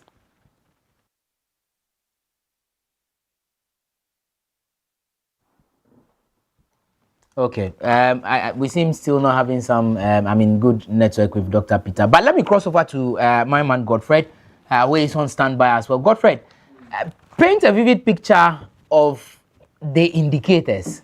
How is Ghana's economy looking like? If you look at the various breakdowns of the indicators, GDP, inflation, and the others, what do you have for us? Very good conversation this afternoon. I've enjoyed our experts. They've said it all, and so probably you are just going to add pictures for people to have the view of what they are actually talking about. But then, as they were talking, Randy, guess what? I also took some notes. I will have to go through. This is the mid-year budget review, so I don't see anything so big deal about it. And this is the second time that we are reviewing the budget as President Mahama came into office. Just 18 months, and so probably we are just going to look at what has been done. You just spoke about tax, and in April 2026, Randy, on tax at the ports, they introduced the customs valuation and classification. I think Jeffrey made mention of it, and in that month, GRA reported that they made about 1 billion Ghana cedis in tax revenue. So it means that yes, if you widen and bring up innovations and innovative ideas, probably you're going to get more revenue from what you've been doing, especially even at the port. Even though one of the experts is saying that we shouldn't focus solely on the port, but also look at other areas. You shouldn't also forget it is this year that Ghana exited the IMF, right? Remember? So even though the conversation is about we not exiting solely or entirely from IMF, we also joined the PCI, which is the Policy Coordination Program. But then they were scared that Ghana moving out of IMF just a year into office, what will be the figures for the country? Are we in the right position to handle our own economy? But then, as it stands now, the data shows that everything is right for us. So this is the note that I've been putting down throughout the conversation. Now, when it comes to the agri sector, you shouldn't forget that it is also this year that we had the 10 reforms that the president brought up for the cocoa sector. And so it is very important. You shouldn't forget that these were not budgeted for in the main budgets. So you look at how they are going to actually lead these reforms throughout the year. Then again, in this year, we had the payment of 332.4 billion Ghana cedis to domestic creditors. Remember, right? So it is also in this year. Then the cedis appreciation and all that. But then, according to the BOG, by the end of March, the cedi only depreciated by 4.5%. So we're talking about the strength of our cedi. By March? Yes. By March, right? Yes. So, I mean, and as it stands now, just yesterday, Bank of Ghana maintained the MPR, which is the 14.0. Yeah. Something good. Even though we are seeing the Middle East war and all that, they still maintain the MPR at 4.0. And the education sector, just last 2 days, the minister accounted to the country and announced 3 billion loan has been approved for the elimination of the double track. So massive money. Take that again, 3 billion? Yes, going into that sector, of course. So this is my notes that I actually put down as experts were also talking about. But then let's go to the graphics. What you have, you see, like I made mention, this budget review. So you are looking at what has been done, the gap that we need to fill going forward into the end of the year, because now 6 months into the year, what has been achieved and all that, is our economy that resilient to cater for the rest of the month? Is it that our finance minister is coming back to parliament to request for money or not? That is where the conversation for me, I think, will center across. If you look at our projected GDP from the main budget that was read, according to IMF projection, we're going to do about 4.8%. Okay, that was the projection. Exactly. That was, and that was made in the main budget 2020. Exactly. 4.8. So this was in November 2025. You are right. Okay. So for 2026, we are looking at 4.8%, right? Okay. And so it brings down to the GDP per capita, and that is where the economists will throw the argument. In 2026, you are looking at $3,300 per capita. That means per person. That's how our GDP should, be hovering around. Then when it comes to by population, that is 35.7 million in that regard. Then nominal GDP for 2026, we are looking at 118.3 billion US dollars. That's why the president, remember, in the State of the Nation address, says that our economy is now the 7th largest in Africa. This is the reason. And so you asked some few questions in your intro about you are heading towards the inflation, we are heading towards the Christmas. Are we able to maintain the strength of the cedi? But this is not the first time we're entering the Christmas. You shouldn't forget that 1 year has gone past and the cedi has always been strong. But then what has been the backbone of that cedi? I think Jeffrey made mention of the contribution of gold ball to the BOG and all that. Let's talk about the inflation, because that is the elephant in the room. That's what a lot of people have been talking about. If you go to the market today and then a phone that you bought last year, 200 cedi is now about 1,000. That's where you look at the nominal value of your money in your pocket. So even if you construct 10,000 kilometers of road and then the expensive goods on the market, nobody will care about that. So that is the inflation. So this arguably the biggest success. Inflation has fallen dramatically from crisis levels and remains within the Bank of Ghana's targets range despite a slight uptick in June. Now, what was the Bank of Ghana's range for inflation? So they targeted 8%. You made mention. By the end of the year. Exactly. Then the symmetric band, which is plus or minus 2. And then the acceptable range was 6% to 10%. Okay. Now the symmetric band is the approval, the acceptance, the satisfaction rate of the inflation. Whether or not we're taking it. So we are not expecting it to go so much high over this or so much low of the 8%. So we're still in that range. So in simple terms, you can say that plus or minus. Yes, like that's the plus or minus. Exactly. That is the two plus the plus two. Yes, it's plus or minus exactly. And so that is it here. So we are still in the range. Like the question you asked, this is answering all your questions. The physical discipline. For you to achieve this, you need to be very disciplined. And I think Atu is doing so, Dr. Forsen is doing so well. You shouldn't forget that. He used to be the deputy finance minister, and I still remember his criticisms of the past government. And I think that he wrote them down, and that is what is guiding him. I personally would have been disappointed if Honorable Atu Forsen fails. Hold on, and you know why? Because in my interview with him some time back, then they were in opposition. He was able to speak about all the problems that we have faced as a country. He diagnosed it. And that was when the popular phrase of they are eating the money like Kelly Willie and Granite. You know. Anyway, Joby, I'll come to you, but Godfrey, let's wrap up on this quickly. We need to prepare as well so we can cross over to Parliament. Remember, we still have Dr. Peter and also Derek Fiatui online. We'll pick their last reactions before we cross over. Yeah. We recorded 6.4 GDP growth in the first quarter of 2026, driven by mining, ICT industry, and services. That's why he made mention that we are focusing more in the mining sector. Yeah, Dr. Peter also mentioned it. Exactly. And that's where, if you go to the job creation, you see that that's where we've done so well as a country. But then we need to move beyond the mining sector. The exchange rates, like I made mention, first part of 2025, the city has been relatively stable compared with previous. But then let's look at the figures. What makes it more stable? The city recorded one of its strongest performances in decades, appreciated by now 40.7% versus the US dollar, and this is in the 2026. You understand? Just this year we are doing so well. Then again, 30.9% versus the pounds, and then 24.0% versus the euro. So Atu knows what he's doing. It moves on to the, by end of March, like I made mention in that earlier statement, the cedi had depreciated. We should also forget, this is the budget review.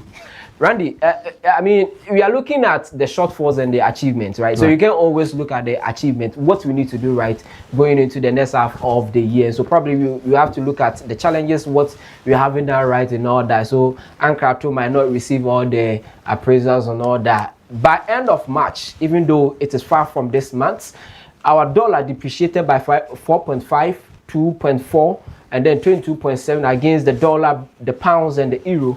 Same for mid-year as of 2026. So it means that we need to be a bit careful. And as I speak, there's a bit of pressure on the city. If you look at the currency, I mean, the exchange rates, the Bank of Ghana updated. But that was what I said earlier. Yeah. Then, I mean, I think you counted it. Yeah. It happens, especially towards the tail end of the year. Yeah, we are not even yet to the end of the year, at the middle of the year. Look, a lot of factors going into this. Okay. I mean, we've seen the interventions of the BOG and all that, and all other factors that come in together to make our city stronger. You shouldn't forget, when there's high demand for dollar to, it also results in that. So we need to, that's why the government is also trying to, I mean, domestically get some of the goods that we can consume here, because a lot of imports also put pressure on our currency. And so there are lots of reforms going on. Maybe by the end of the year you see some results. Then and others. But one of the basic things is that you rightly heard me when I said that you are actually doing social intervention projects. You have actually invested in local production, but you go out there and buy things. That means you are using Forex to purchase. Those people going out there, if you had put a quota system that, look, you have to purchase from locally produced, products into the social intervention project. For example, the school feeding and the other alternatives that are in place. So if you do that, then you'd be using your local currency and playing in the home.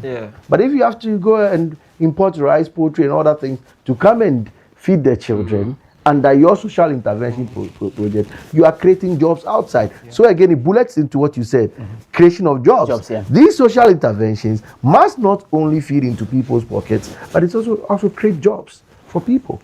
So if you were doing things right, it will create jobs for you. And I think that is where the Nkuko Nkitikiti program will also fall in place. Right. Because beyond just that fight against the poultry imports. Yes. You get it. And it ameliorates that problem in that sector. But Godfrey, land on that for me, and then I'll come back to Geoffrey on job creation. What are the expectations? So, like you said, let me learn for you. Now, key takeaways, of course, we need to look into that. Now, Ghana's economy has made strong progress since 2022 to 2023 crisis with macroeconomics. Now, what is macroeconomics? That's what we projected earlier. The issue of inflation, job creation, and all that. You have the macro and the micro. The micro goes into your pocket. The macro goes into the external or the general one. Now, this is where people have issues, and this is where, if we strengthen our factors, probably the micro will have an impact. And so the takeaway is that inflation brought under control as it stands now. I mean, arguably, I don't know any economist in this country that will say inflation is not under control. 3.5, 3.8, very important. And then yes, there are other commodities that come with its own intricacies. I mean, like ginger. I always go to markets and I cry when I buy ginger.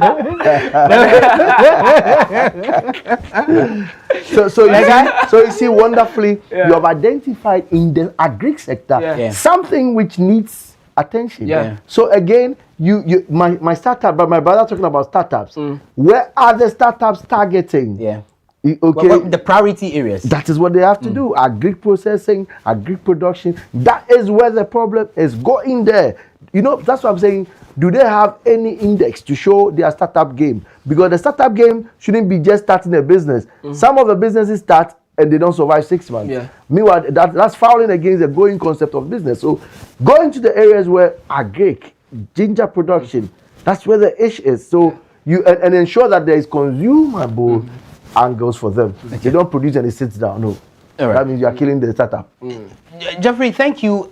Viewers, if you are just tuning in, remember this is the special coverage of the 2026 media budget, which was presented by Honorable Kessiel Ato-Forson. Yours truly, WoezorTV will bring you all the live updates in a jiffy once we get a clearer feed as well. But as I mentioned, I'm not doing this alone. Godfred is with me in studio. We have Dr. Peter Tekpe via phone. We have Derek Albert Fiatui also via phone. Earlier we spoke to Solomon Ajay, who is the president of Association of Startups. He joined us briefly. He'll come back after the presentation is done. In studio is Geoffrey Okanse Kabute. He's the executive director, Revenue Mobilization Africa, also adding his voice to it. Godfred, what else do you have as far as the indicators of Ghana's economy is concerned? We just finished the inflation. Let's go to strong growth outlook. Strong what?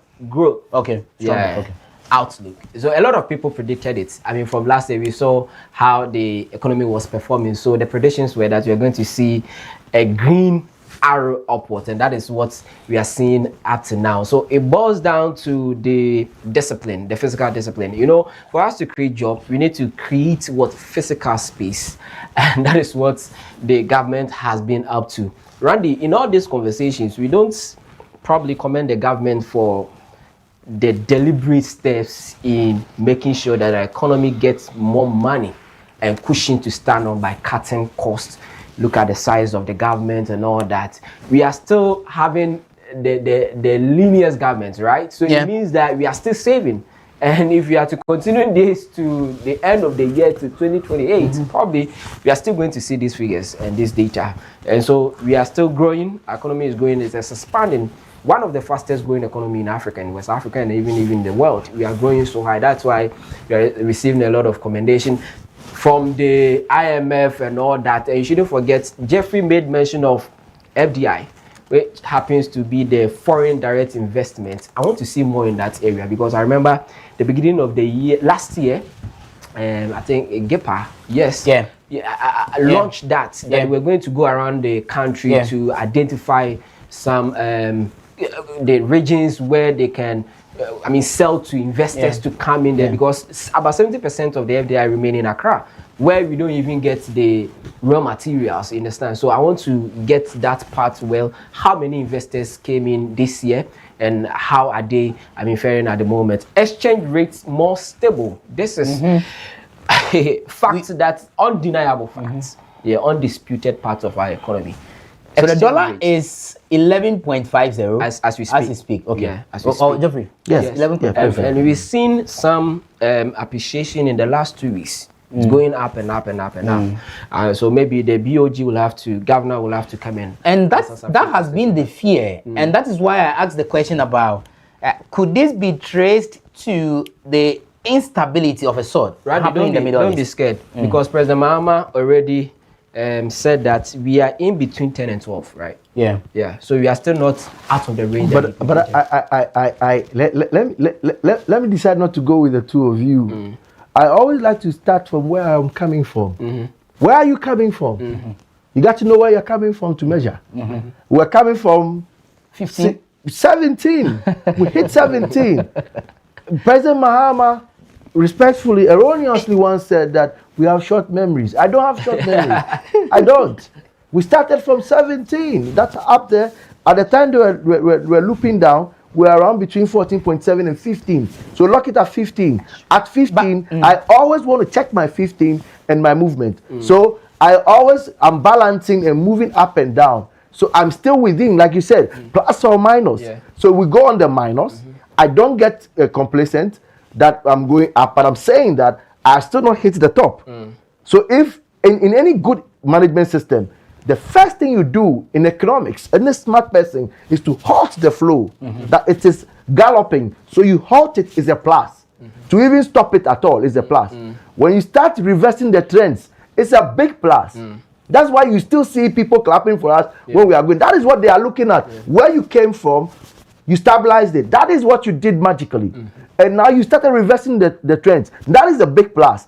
So when you go and you are coming, they are looking at how you are coming. You come and you go, it is a positive balance. That is where you are until you get to the 15. And so any day, add to what the person was doing in 4 years or 3 years. They were galloping and going on. So if you were going by that, you should be somewhere at 17 or 18 by now. If you were going by yesterday's galloping. So once you checked it and you move back, that's a positive trend. And that is where you should be measuring it. You won't be complacent. But then you see that even though you are doing something right. So that's where I want us to be fair. You look at where you're coming from, where you are, how you halted it was a plus. Reversing the trend was a big plus.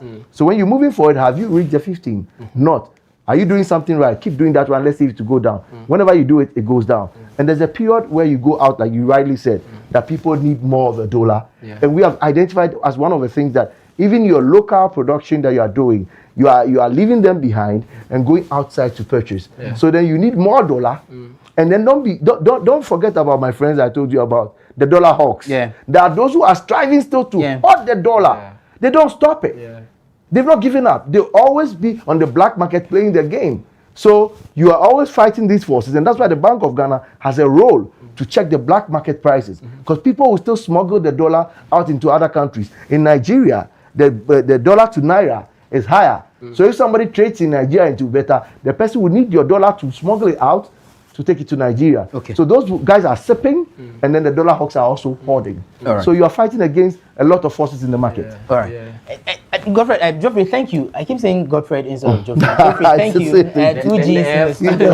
No, but the meaning is the same, both. Godfred and Geoffrey. Geoffrey. It's Geoffrey. Okay. I mean, Geoffrey. Americans go by Jeffrey. And then the British with the G. GEOFF. I am a Brit. You're a Brit. That's a good one. But I'm creating jobs. I can TVET. Yes. So hold on to that. Yes, that's an essential part. Right. Godfred, I want you to wind up quickly in 1 minute with the other things that you have put in. I mean, we have in place for the So indicators. let's look at debt restructured and confidence improving. I mean, that's one of the major risks that this government inherited. The confidence of the investors, because look, if you have an inflation that was hovering around 53, I mean, the cedi was not in a good state and all that. I mean, which investor would love to invest in this country? But then the first declaration that the president made when he was sworn in was that Ghana is open for business, and from there the tax came on the finance minister to ensure that we have an enabling environment, a business-friendly environment. And so what he did was that stabilize the city, make the environment friendly for business operators, and now confidence has been restored. So we are seeing more of investors. That's why I say I want to hear from the minister how many investors Ghana so far have received, because President Mahama has been traveling around the world and calling for investors to come in the country. I remember in UK and all that, and so I want to see more on that. Okay, very well. Thank you, Godfred. Rather unfortunate, I think that we would have to just hold on for now. I understand the finance minister has arrived in Parliament to do the presentation. Folks, we'll have to cross over now, and then we'll come back after the presentation is done. This is WoezorTV, and this is the special coverage of the 2026 Media Budget Review. Let's go to Parliament. Mr. Speaker, before I proceed with this media fiscal policy review, I wish to acknowledge the devastating floods that struck part of our country last month. Right Honorable Speaker, as honorable members will recall, the floods claimed lives, displaced families, destroyed businesses, and caused extensive damage to public infrastructure. Ghana was not alone. Similar floods also affected Nigeria, La Côte d'Ivoire, and Sierra Leone. highlighting the growing flood risk across West African coastline and the effect of climate change. Mr. Speaker, government responded swiftly by visiting the hardest hit communities, releasing funds for emergency relief, and launching a nationwide cleanup exercise. On the direction of His Excellency the President, I am making available additional resources for ongoing dredging and construction of critical drains in the affected areas.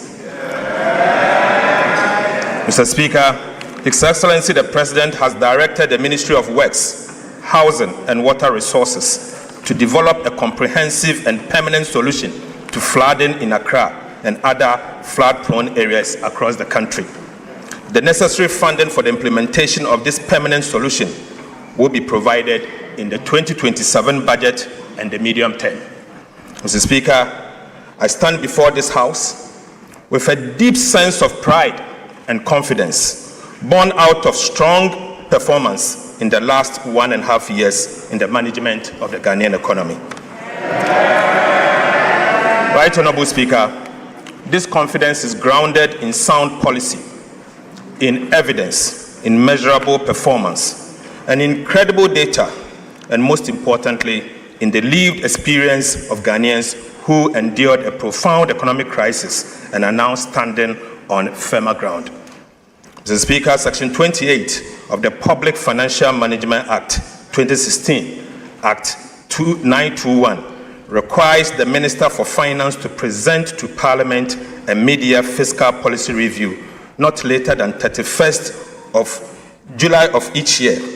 Right Honorable Speaker, I'm here in fulfillment of this legal and constitutional obligation. Mr. Speaker, today I am not here to seek a supplementary estimate. The 2026 appropriations remains unchanged.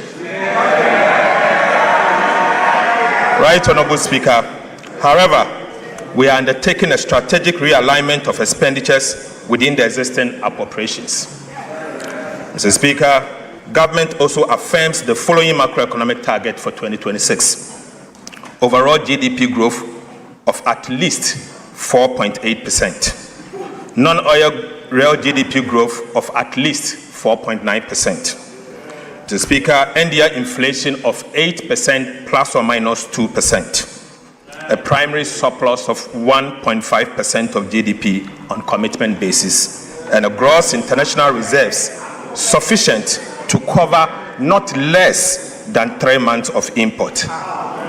Mr. Speaker, beyond fulfilling a statutory obligation, these statements tell the story of where Ghana stood, where Ghana stands today, and where Ghana is heading. Mr. Speaker, I respectfully request the full text of this mid-year fiscal policy review be captured in the Hansard in its entirety, while I present the highlights to this House. Mr. Speaker, before I present the details of our economic performance, we must briefly recall where we came from. I do so because the lessons of economic history must never be forgotten. Mr. Speaker, when this administration took office, in January 2025, President Mahama inherited an economy on its knees. Right Honorable Speaker, the economic crisis of 2022 was not merely an accident. It was the consequences of a series of wrong policy choices. Choices about reckless spending, choices about excessive and binge borrowing, choices about lack of accountability, and a failure to level with the people of Ghana about the true state of the Ghanaian economy. Mr. Speaker, the consequences of those wrong choices for the Ghanaian people were so severe. The cedi depreciated at levels never seen before, eroding savings, businesses, business capital, and purchasing power of millions of Ghanaians. Inflation exceeded 50%, dramatically increasing the cost of living and placing basic necessities beyond the reach of many people. Real disposable incomes declined sharply. Interest rates surged, making credit expensive for the private sector. Investor confidence collapsed. International reserves fell to extremely low levels. International credit rating agencies downgraded Ghana's sovereign debt to levels never seen in our history. Mr. Speaker, Ghana lost access to the international capital market. The previous government implemented most painful debt restructuring program that imposed crude and painful haircuts on domestic and external bondholders. Financial institutions and individual bondholders also suffered significant losses, with many losing their lifetime of savings. Even pensioners were not spared the burden of crude and painful haircuts under the DDP. The Speaker, and businesses closed or relocated, jobs were lost, and many households that had escaped poverty fell back into hardships. Mr. Speaker, this is an honest account of the economy and the one that His Excellency the President inherited.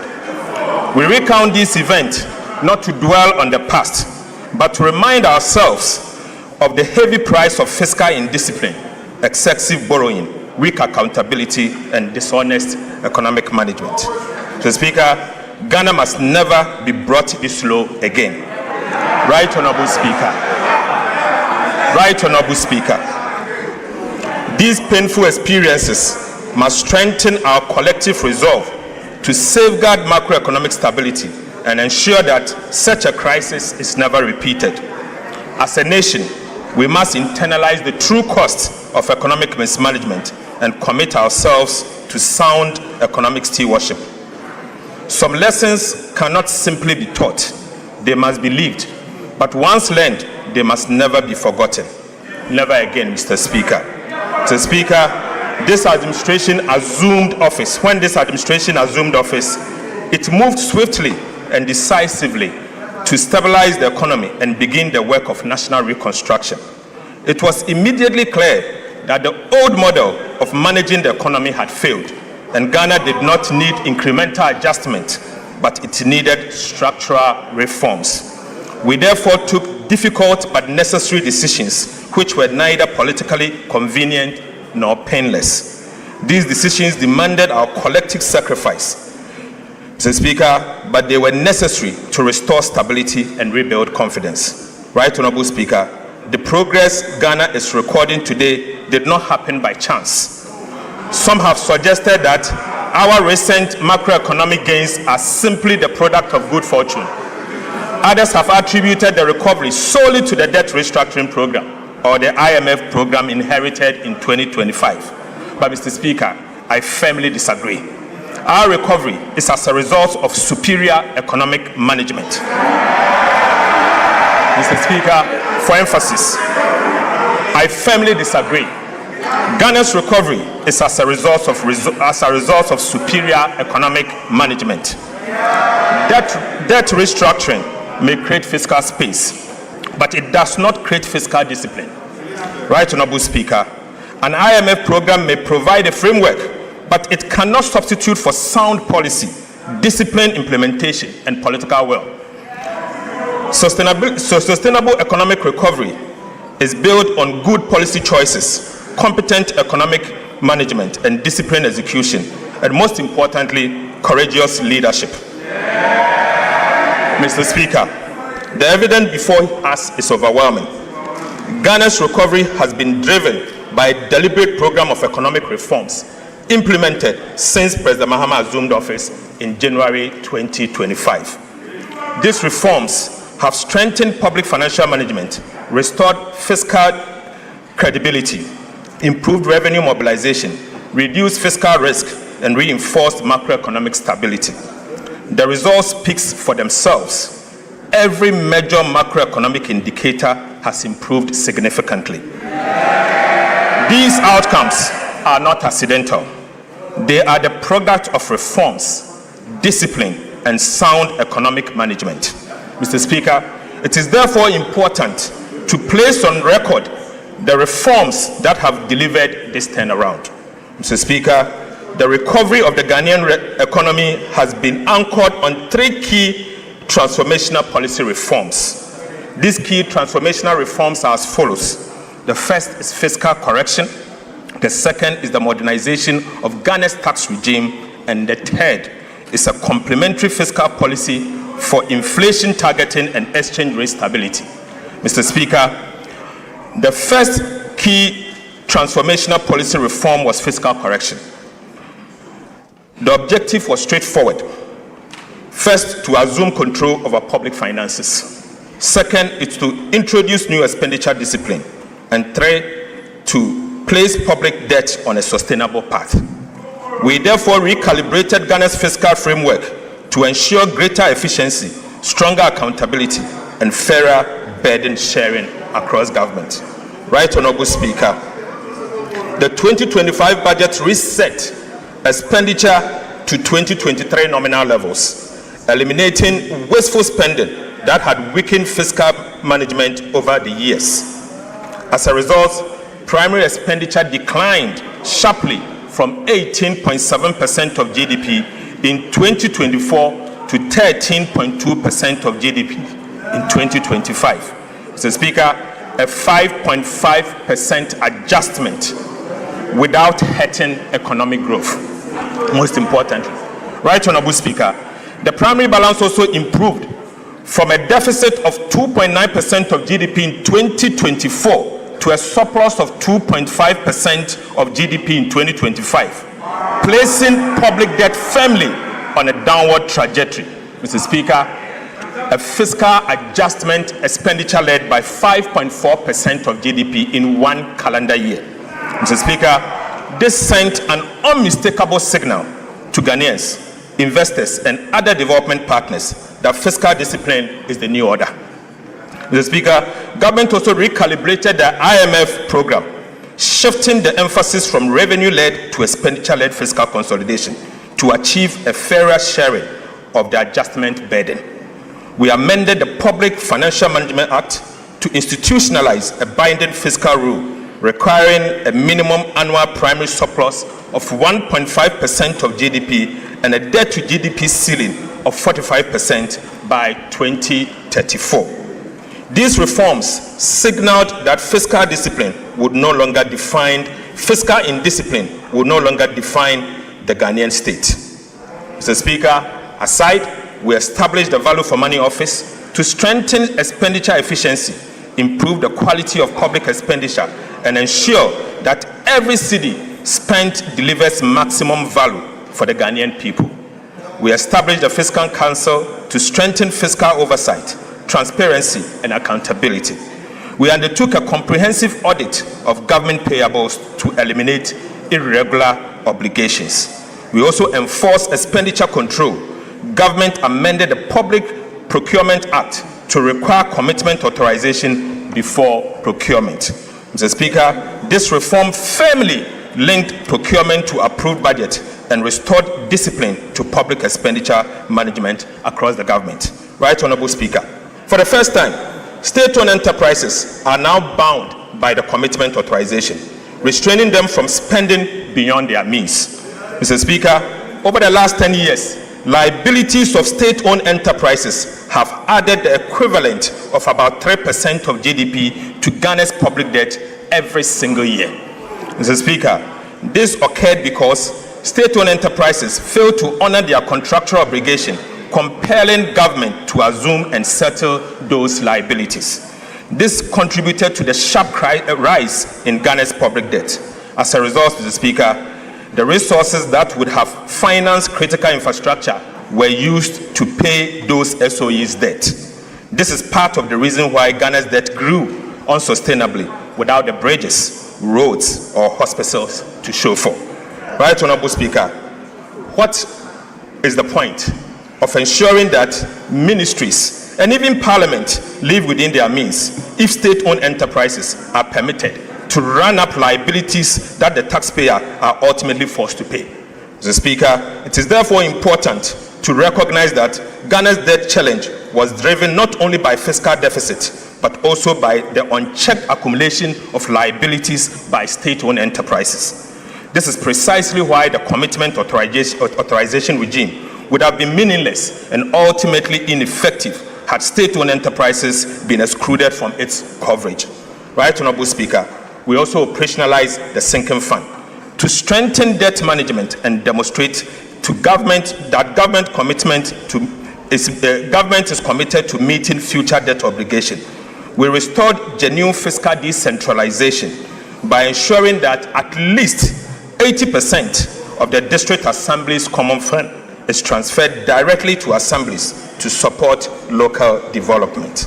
Right, Honorable Speaker, we reduced the number of ministers from 123 at its peak to 60, and reduced the number of ministries from 30 to 23 because, Mr. Speaker, because a leaner government is not merely good politics, but it's also a sound fiscal policy. We curtailed non-essential expenditure, including excessive foreign travel, workshops, conferences, and unnecessary vehicle procurement. We also discontinued low-impact programs like the Ghana Cares of Atampa and the U-Start to redirect scarce resources to national priorities. Mr. Speaker, the second key transformational policy reform was the modernization of Ghana's tax regime. The objective was very clear. First, to restore investor confidence. Second, to revive private enterprises. Third, to provide a relief to households and businesses, and also to increase domestic revenue through better policy, stronger compliance, and more efficient administration, not through higher tax reforms. We therefore abolished a number of nuisance taxes, including the following: e-levy, betting tax, COVID-19 health recovery levy, emission tax, VAT on motor insurance. Mr. Speaker, for the first time since 2015, we undertook comprehensive VAT reforms, removing distortions, improving efficiency, and strengthening compliance. More importantly, the reforms have left businesses with more working capital to invest, expand, and create jobs. We also introduced a sliding scale royalty regime for gold to ensure that Ghanaian people receive a fairer share of the economic returns from their natural resources. Right, Honorable Speaker, beyond tax policy, we introduced major customs reforms supported by artificial intelligence and other digital technologies to strengthen compliance, reduce leakages, and improve revenue mobilization. Since the introduction of the AI-powered customs reforms, monthly customs revenue has increased by approximately 17%, reflecting stronger compliance, more effective enforcement, and significantly reduced leakages. We also amended the misuse of the tax refund account, ensure that resources intended for legitimate tax refund was no longer used as a slush fund. Mr. Speaker, the results have been remarkable. Despite abolishing multiple taxes and introducing no new tax handle, non-oil tax revenue increased by 0.5% of GDP, from 12.6% of GDP in 2024 to 13.1% of GDP in 2025. Mr. Speaker, simply put, government collected more taxes in 2025 even after abolishing the nuisance taxes, including the e-levy. Right, Honorable Speaker, the lesson here is simple. Better policy, stronger compliance, and smarter administration will always deliver more sustainable revenue than higher taxes. Mr. Speaker, the third key transformational policy reform was the introduction of a complementary fiscal policy to support inflation targeting, ensuring exchange rate stability, and building external resilience. Central to this reform was the establishment of the Ghana Gold Board to curb gold smuggling, formalize the gold trade, and ensure that a greater share of Ghana's mineral wealth benefits the Ghanaian people. Through this intervention, Ghana generated an additional 15 billion United States dollars in foreign exchange inflows from gold, significantly strengthening reserve accumulation and supporting exchange rate stability. This single policy measure improved Ghana's current account balance by 6.4 percentage points from a surplus of 1.9% in 2024 to 8.3% in 2025. Mr. Speaker, this represents a 4 times increment of the current account surplus in just 1 calendar year. Mr. Speaker, this was not simply a gold policy. This was a macroeconomic stabilization policy designed to strengthen the city, build external buffers, and restore confidence in the Ghanaian economy. To reinforce these gains, government developed and is implementing the Ghana Accelerated National Reserve Accumulation Policy, GANRAP, with the objective of increasing Ghana's international reserve to the equivalent of 15 months of import cover by end of 2028. In a landmark initiative, Mr. Speaker, government has also reached agreement with large-scale mining companies to purchase 30% of their annual gold production for refinery by local refineries, strengthening domestic value addition and supporting reserve accumulation.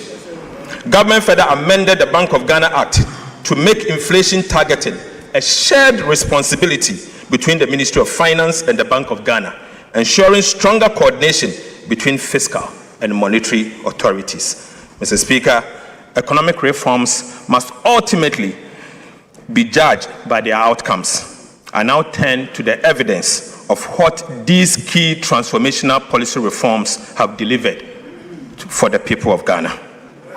Mr. Speaker, the results of the last 8 months demonstrate that disciplined policies, competent economic management, and consistent implementation delivers tangible results. Real GDP growth grew by 6.0% in 2025, the fastest pace of economic expansion since 2019.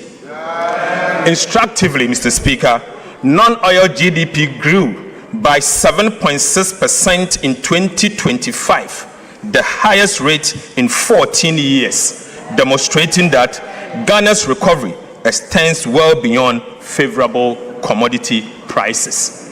Mr. Speaker, the momentum has continued into 2026. Real GDP growth reached 6.4% in the first half, exceeding expectations. Mr. Speaker, for the first time in our nation's history, the size of Ghana's economy exceeded $100 billion, firmly establishing Ghana as a major emerging market economy. Ghana's per capita income increased by more than $850 in just 1 year. Mr. Speaker, rising from $2,527 in 2024 to $3,385 at the end of 2025. This is the highest per capita income ever recorded in our country's history. It is therefore not surprising that Ghana is now recognized as the 8th largest economy in Africa. Mr. Speaker, these are not mere statistics. They represent higher incomes, stronger businesses, greater opportunities, and an economy with an enhanced capacity to invest in its people. The labor market is also improving. Unemployment rate declined from 13.7% during the first 3 quarters of 2024 to 12.8% over the same period in 2025.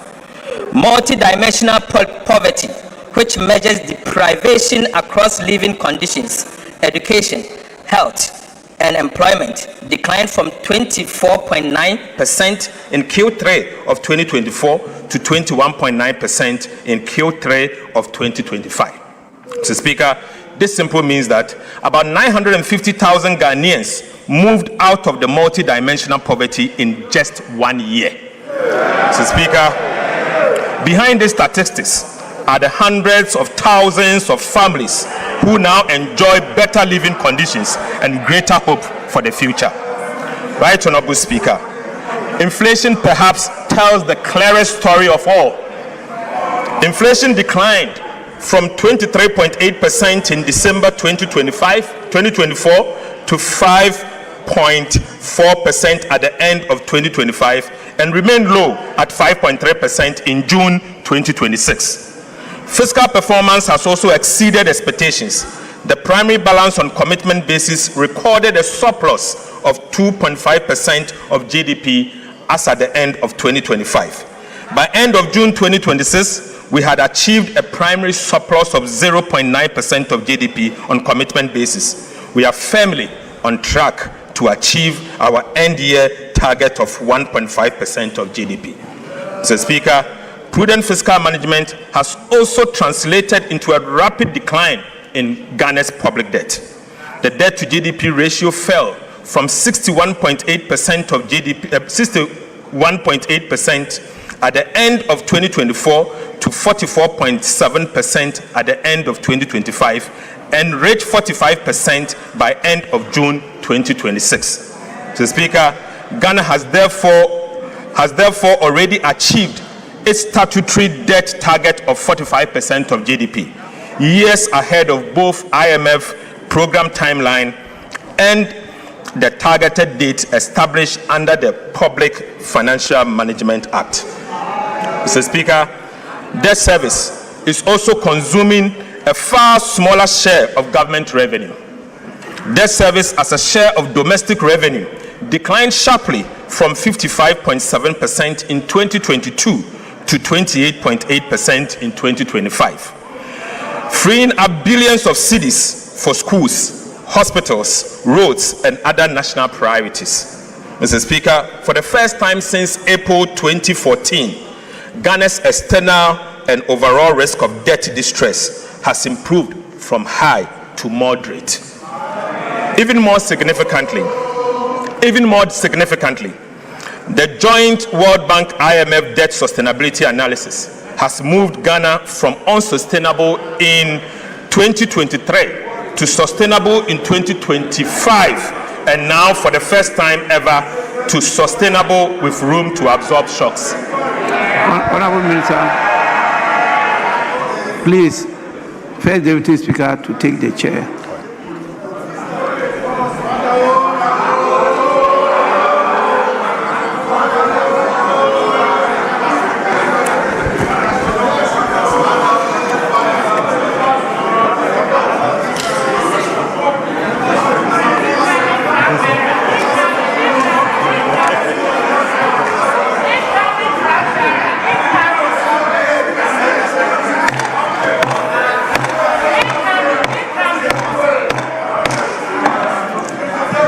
Minister, you may continue.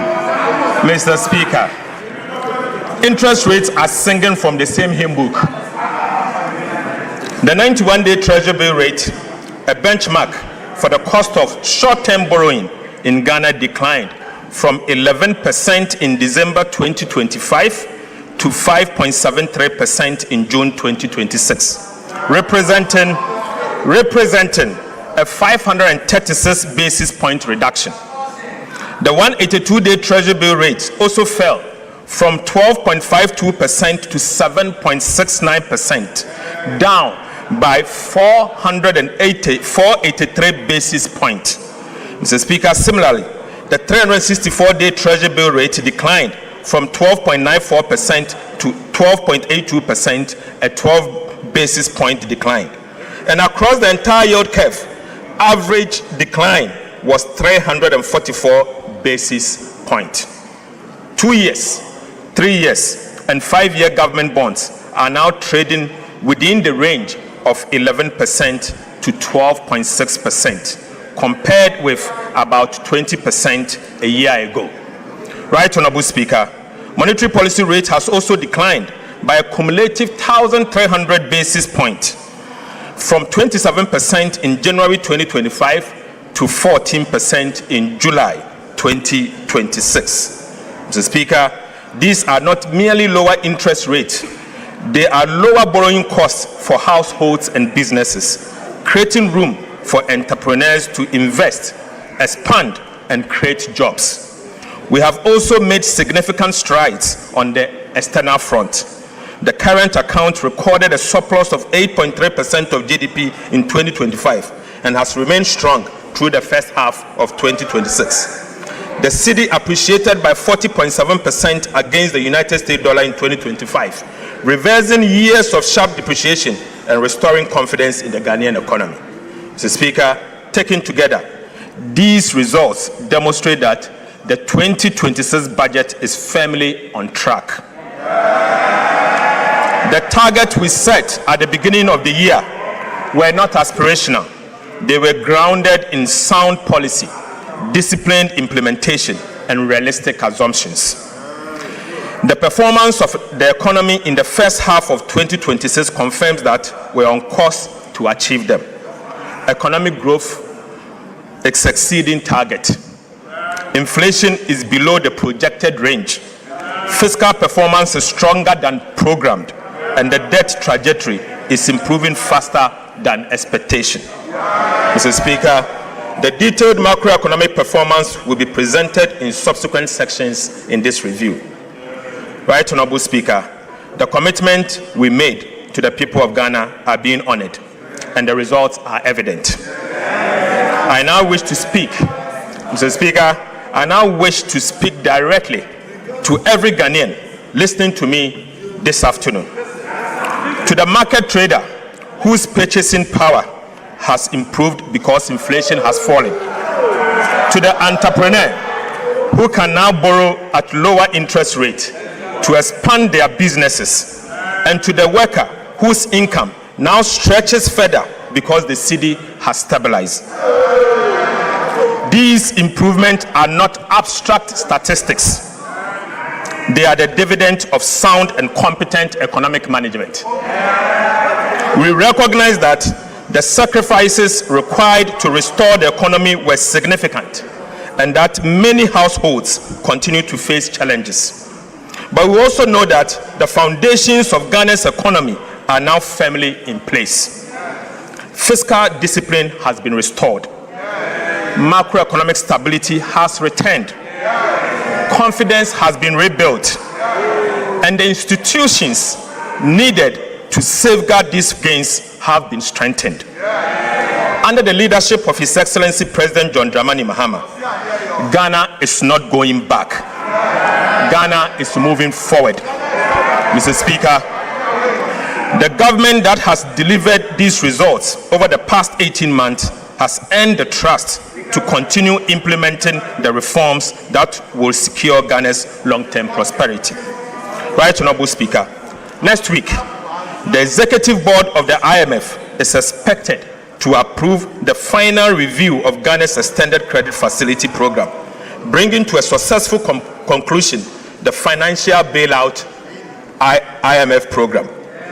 The Executive Board is also expected to approve a 36-month policy coordination instrument, a non-financing arrangement designed for countries that no longer have and are not expected to face balance of payment needs.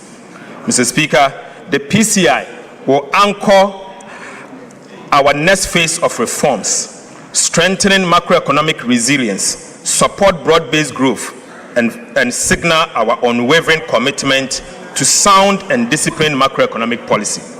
The PCI will support reforms across 6 priority areas. First is to maintain growth-friendly fiscal consolidation. Second is to preserve debt sustainability. Third is to strengthen fiscal transparency and governance. The fourth is to enhance monetary and exchange rate policy framework. The fifth is to reinforce financial sector stability. And finally, to promote economic diversity and inclusive growth. Mr. Speaker, we believe our strong implementation record, together with the successful execution of the PCI, will strengthen Ghana's path towards investment grade status and enhance our ability to mobilize concessional and development financing for productive public investment. The PCI will include quantitative and 26 reform targets, monitored through semi-annual reviews to ensure sustained implementation of reforms that are critical to achieve our ambitious policy objective. Mr. Speaker, the details of the PCI targets are provided in detail in the media fiscal review document before the House. Right Honorable Speaker, I now turn to macroeconomic performance for the first half of the year. Mr. Speaker, Ghana has not merely met its first half-year target, it has exceeded them. Mr. Speaker, overall GDP growth was 6.4% in the first quarter of 2026, well ahead of the 4.8% full-year target. Non-oil GDP growth was 6.3% in the first quarter of 2026, well ahead of the 4.9% full-year target. Inflation has more than halved, falling from 13.7% in June 2025 to 5.3% by end of June 2026, against a target of 8 plus or minus 1% at the end of the year. The primary balance recorded a surplus of 0.9% of GDP on commitment basis, firmly on track to achieve our end-year target of 1.5% of GDP. Gross international reserves was 5 months of import cover as at end of June 2026, exceeding the target of at least 3 months of import cover. Mr. Speaker, January to June 2026, fiscal performance. Mr. Speaker, the provisional fiscal performance for the first half of 2026 is presented against the following approved 2026 fiscal target. Overall deficit target on commitment basis of 2.2% of GDP, primary surplus of 1.5% of the GDP, overall deficit on cash basis of 4% of GDP, and primary surplus on a cash basis of 0.4% of GDP. But Mr. Speaker, provisional fiscal outturn for the first half of 2026 was stronger than anticipated, indicating continued prudence in fiscal management and enhancing the government fiscal consolidation agenda. Non-oil tax revenue as at end of June 2026 was 6.4% of GDP compared to a target of 6.5% of GDP. Mr. Speaker, domestic revenue reached 7.7% of GDP by June 2026 compared to the target of 7.8% of GDP. Mr. Speaker, total revenue and grant reached 7.8% of GDP by June 2026 compared to a target of 7.9% of GDP. Total expenditure on commitment basis at the end of June 2026 was 8.0% of GDP against the half-year target of 9.9% of GDP. Primary expenditure, which excludes interest payment, was 6.6% of GDP by June 2026 compared to half-year target of 8.1% of GDP. Interest costs at 1.3% of GDP as at the end of June 2026 against the half-year target of 1.8% of GDP, indicating that we have saved on interest about 0.5% of GDP, reflecting lower interest rates and improved debt management. Mr. Speaker, this performance reflects the resolve of this administration to make difficult decisions, implement them consistently, and maintain unwavering fiscal discipline. Mr. Speaker, I now move to public debt. At the end of June 2026, domestic debt accounted for 54.4% of Ghana's total public debt portfolio, while external debt accounted for 45.6%. On the 17th of February 2026, government honored the 6th domestic debt exchange program coupon payment of 10.1 billion on time and in full. Mr. Speaker, the 7th DDEP coupon payment of 10.8 billion cedis falls due on the 18th of August 2026. Let me use this opportunity to assure this House that it will be paid on time and in full. Mr. Speaker, since January 2025, government has paid a total of $2.1 billion in principal and interest to Eurobond holders without placing undue pressure on Ghana's foreign exchange reserves. Right, Honorable Speaker, there was a time when the world doubted us. Today, every payment made on time answers that doubt, assuring bondholders in London, pension funds in New York, and investors at home that our word is our bond. Payment after payment, coupon after coupon, Ghana is proving one thing beyond dispute. We now keep our word. We now keep our word. That is how market confidence is rebuilt, not through speeches, but through repayment. Mr. Speaker, financial markets have delivered their verdict on Ghana's disciplined fiscal policies and prudent debt management. Right, Honorable Speaker, borrowing costs are down by half. In other words, government is borrowing less. That alone has saved us, this country, 4.2 billion cedis in just 6 months. Mr. Speaker,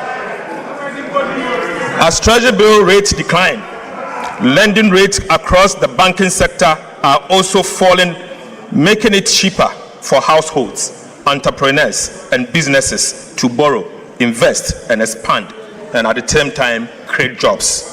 Mr. Speaker, Ghana's Eurobond yields have fallen by about 300 basis points since the beginning of the year. This is not just a number. It is the market vote of confidence in our economy and our reforms. 3 years ago, Mr. Speaker, Ghana could not borrow on the international capital market at any price. Today, the market is inviting us back, but we are not in hurry. We are not in hurry. Right, Honorable Speaker? 3 years ago, Ghana could not borrow on the international capital market at any price. Today, the market is inviting us back, but I want to assure you, we are not in hurry. 3 years ago, unsustainable debt defined our crisis. Today, our debt to GDP ratio has fallen to 45% and still declining, ahead of every target. Mr. Speaker, the work is not finished, and the PFM debt rule requires continuous vigilance. But the direction is right, the momentum is real, and the foundation is solid.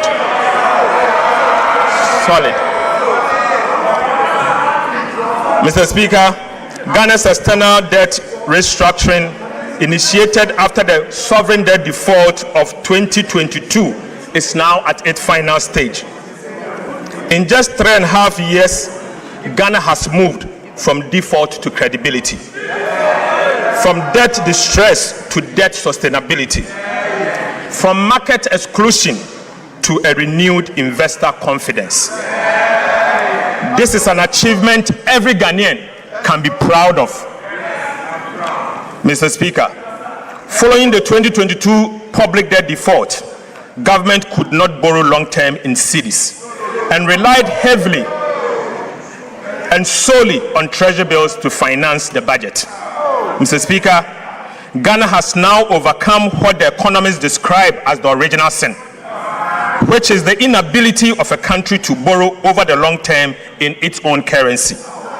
Mr. Speaker, 3 years restriction on new cedi bond issuance introduced as a result of the debt default caused this original sin. Mr. Speaker, in April 2026, Ghana successfully raised $2.7 billion through its first 7-year cedi-denominated bond since the 2022 debt default.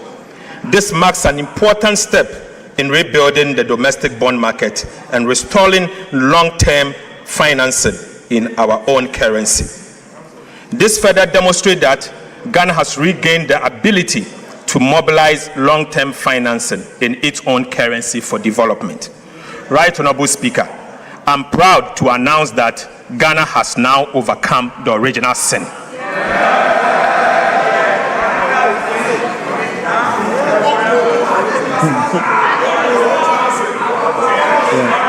Mr. Speaker,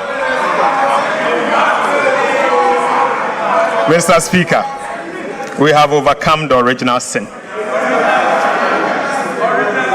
Whilst I now take you to the sinking fund. While Ghana's debt restructuring is nearing completion, prudent debt management requires us to look beyond today to tomorrow's obligation.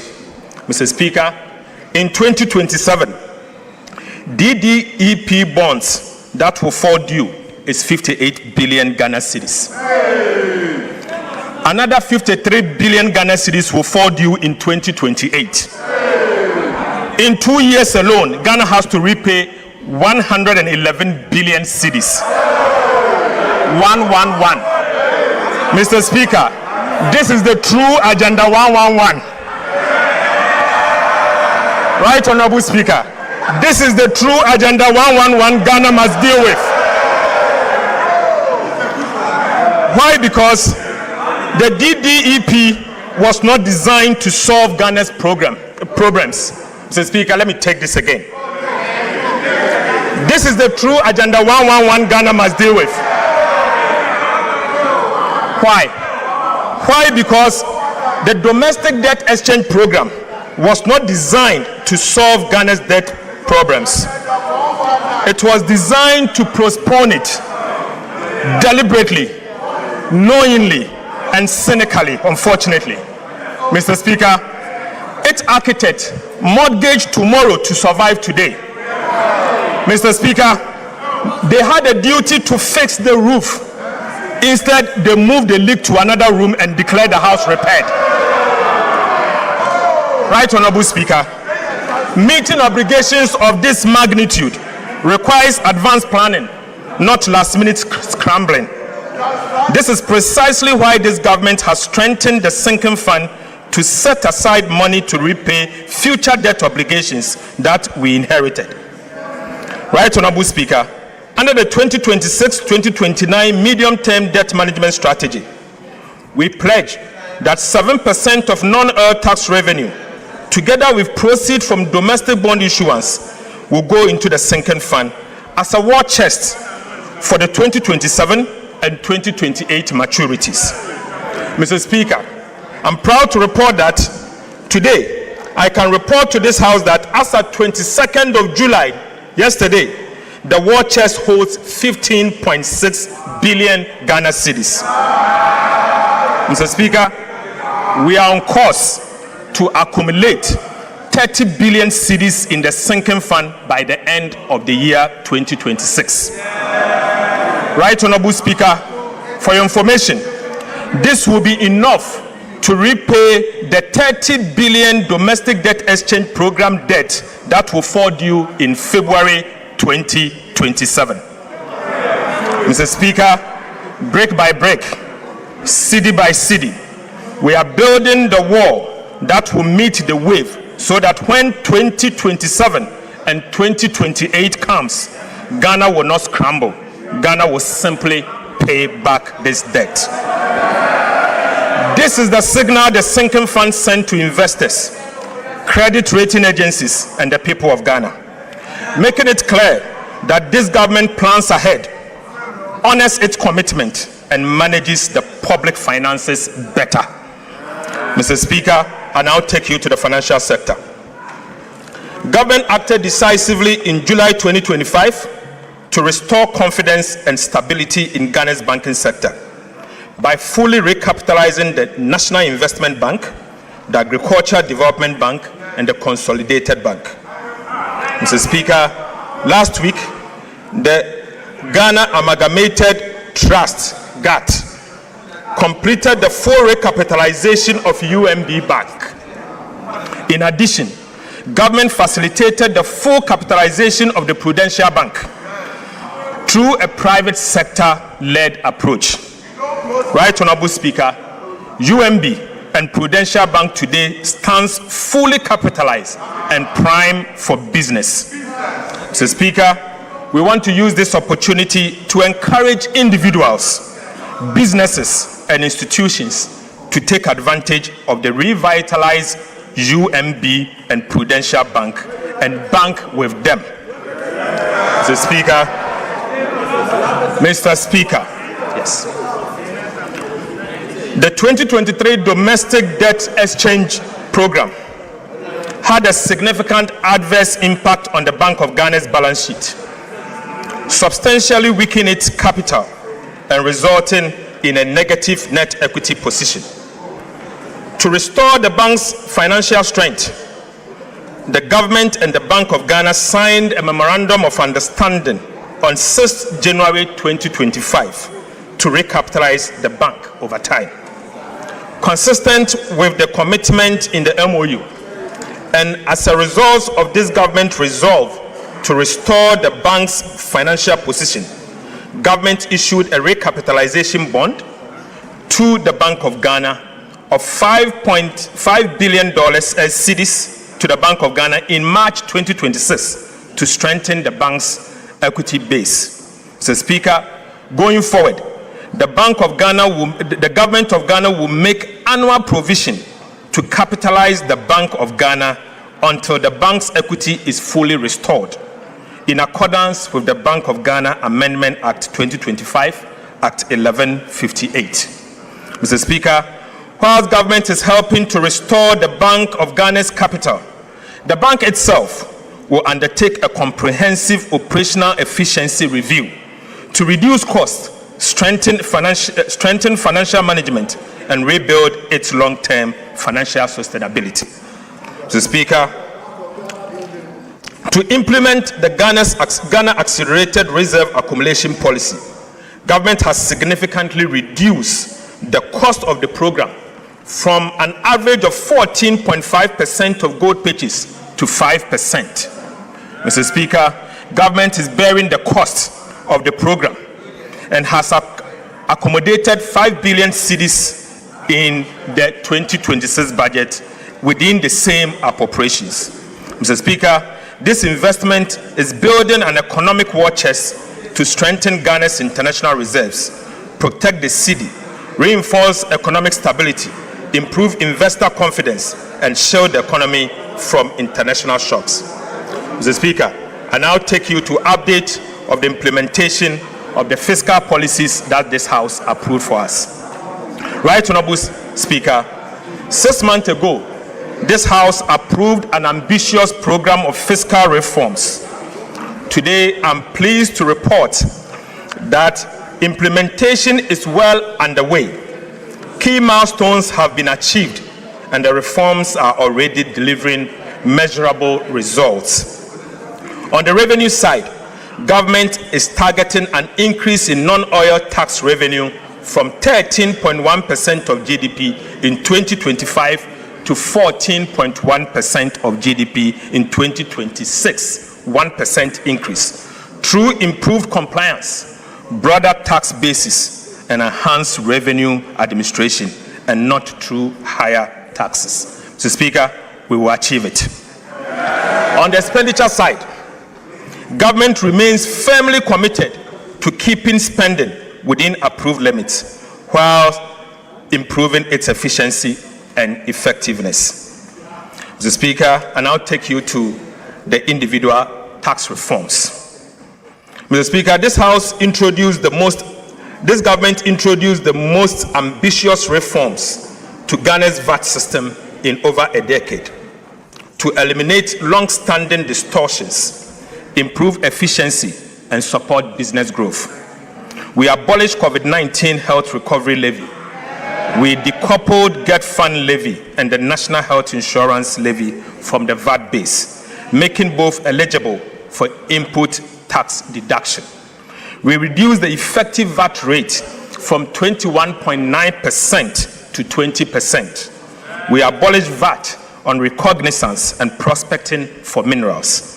We raised VAT registration threshold from 200,000 to 750,000, relieving thousands of micro and small businesses of the obligation to register for and charge VAT. And we extended the zero rating of locally manufactured Teslas to 2028.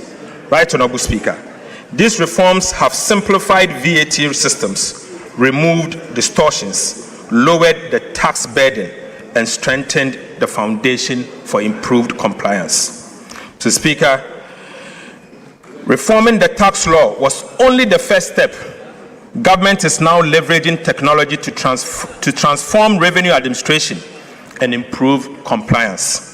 The cross-border technology solution for collecting VAT from non-resident platforms was successfully piloted in April 2026. The pilot confirmed that the system is functional, stable, secure, and compliant with regulatory requirements. Government is now moving decisively to secure the necessary regulatory approval for its nationwide rollout. Upon full deployment, Mr. Speaker, the system is projected to generate about 2.3 billion Ghana cedis in its first full year of operation, with revenue expected to grow by about 20% annually. Mr. Speaker, this is sustainable revenue without increasing tax rates. It simply ensures that cross-border digital platforms earning income from Ghanaian customers pay their fair share of taxes. Mr. Speaker, government is also rolling out fiscal electronic devices to strengthen VAT compliance and improve the monitoring of taxable transactions. The pilot phase is at an advanced stage.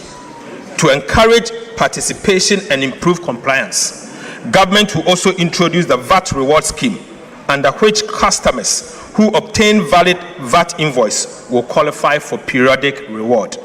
This will actively involve every Ghanaian in protecting the nation's tax base. Mr. Speaker, this is how a tax culture is built, not through fear, but through participation, transparency, and reward. Right Honorable Speaker, the concept of fiscal electronic device was first proposed by the previous NDC administration in 2026. But Mr. Speaker, the previous NPP administration deserves commendation for enacting the necessary enabling legislation. Mr. Speaker, the taxation, the use of Fiscal Electronic Device Act 2018, Act 999, laying an important legal foundation for this reform. Mr. Speaker, 8 years on, this government is taking the decisive step of implementing the reforms.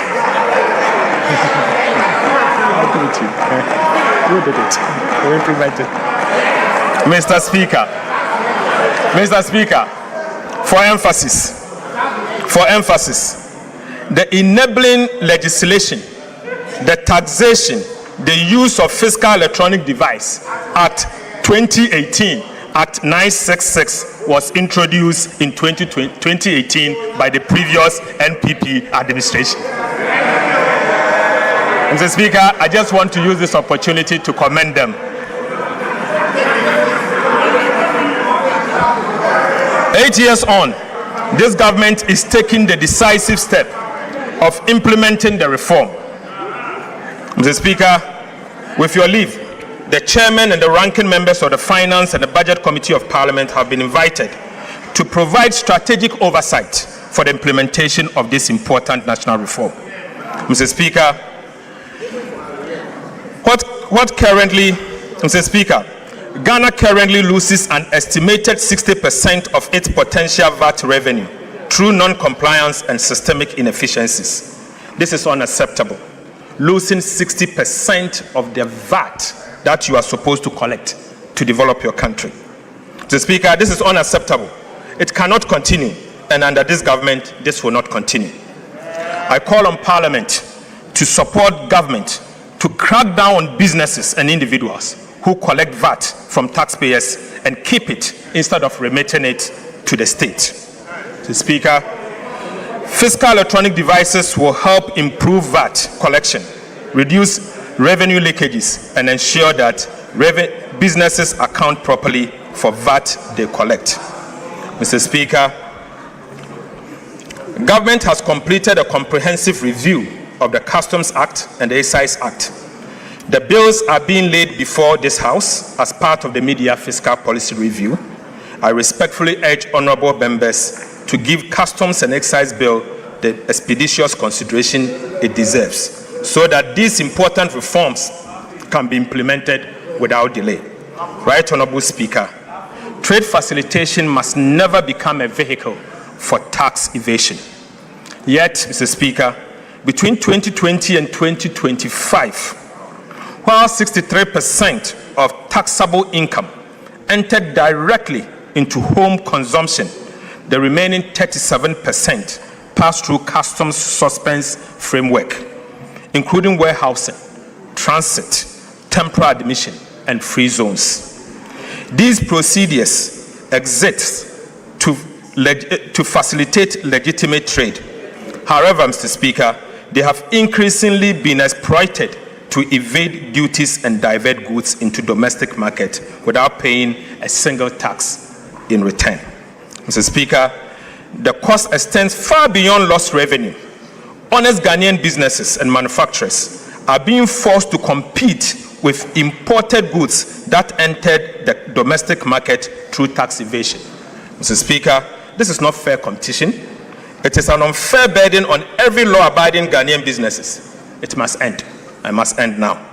Mr. Speaker, the customs bill before this House introduced bold reforms to close these loopholes and restore the integrity of Ghana's customs administration. To curb the abuse of warehousing, Mr. Speaker, government will introduce statutory maximum warehousing period as follows. Perishable goods, 3 months.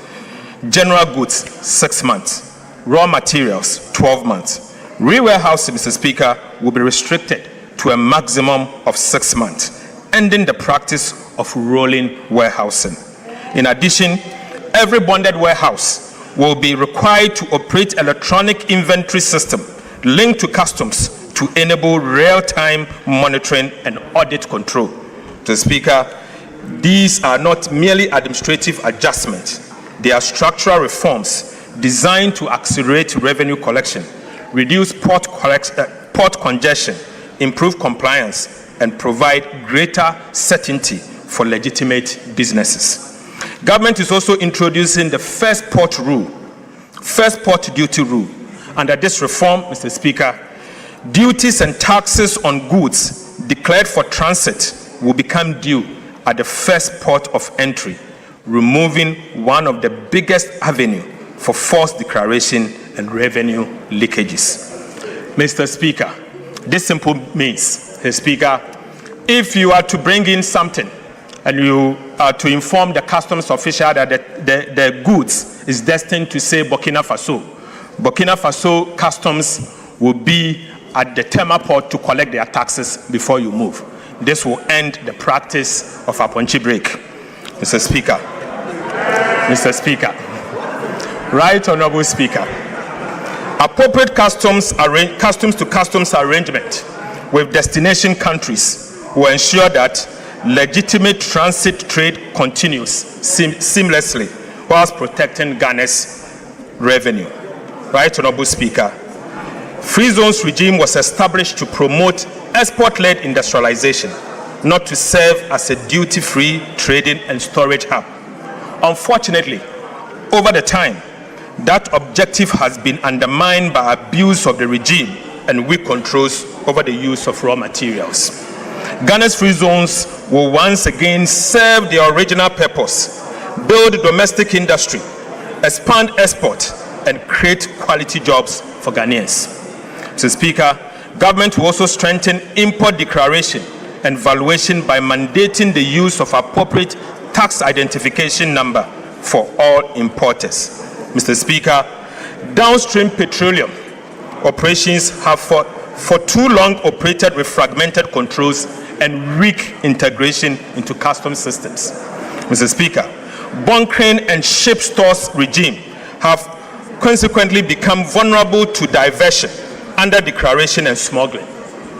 This economy can no longer afford these leakages. Mr. Speaker, government would therefore enforce the statutory requirement for bank guarantee on the lifting of refined petroleum products and require product movement to be undertaken by only through approved pipelines and electronically tracked distribution system. Mr. Speaker, government will also remove the tax exemption on bunkering services in line with international practice to curb smuggling, strengthen compliance, and protect much needed revenue. Right Honorable Speaker, I now take you to excise duties. The evidence for reform is equally compelling in the area of excise duties. Analysis of wine and spirit imported between 2023 and 2025 shows a taxable revenue of over 5 billion Ghana cedis. However, about 78%, worth 4 billion Ghana cedis, entered customs procedures such as warehousing and transit. In other words, almost 4 out of every 5 cedis of the potential excise tax based on wine and spirit escaped the tax net. Mr. Speaker, only 1 cedi out of every 5 cedi was subjected to excise duty. That is neither efficient nor sustainable, and this must change. The excise duty bill before this House introduced a comprehensive package of reforms to close these leakages. Mr. Speaker, we will crack down this leakage.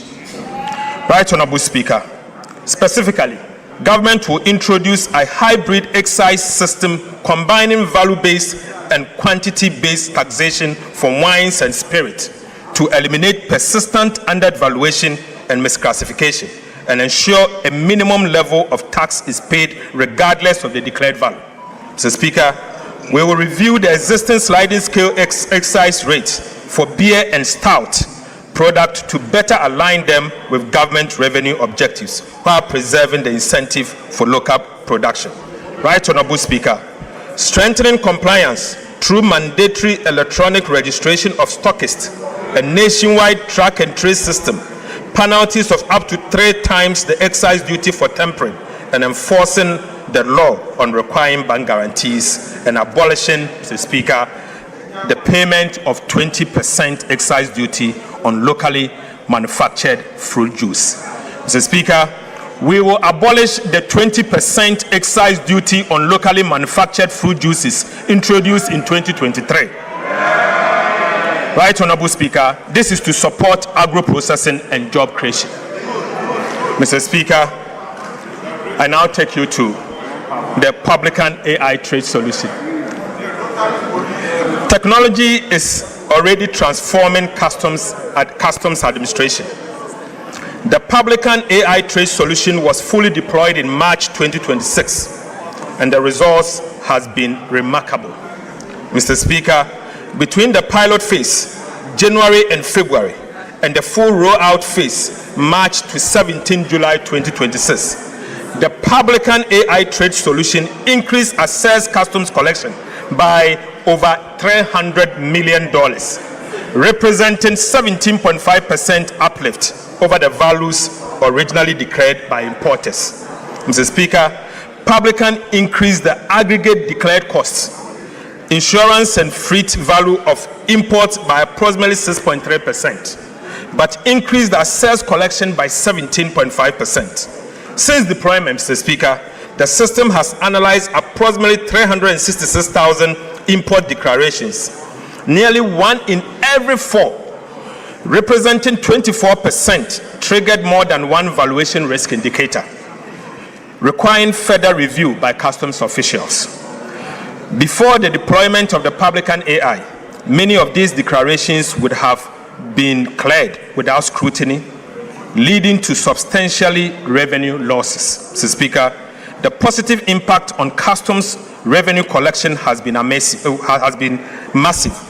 Mr. Speaker, in March 2026 alone, Publican increased the assessed collection by 73.44 million United States dollars, representing an uplift of 25.7%. Mr. Speaker, this was followed by additional assessed collection of 51.63 million in April 2026, 72.5 million in May, and 55.82 million in June, and 35.17 million for the first 17 days of July.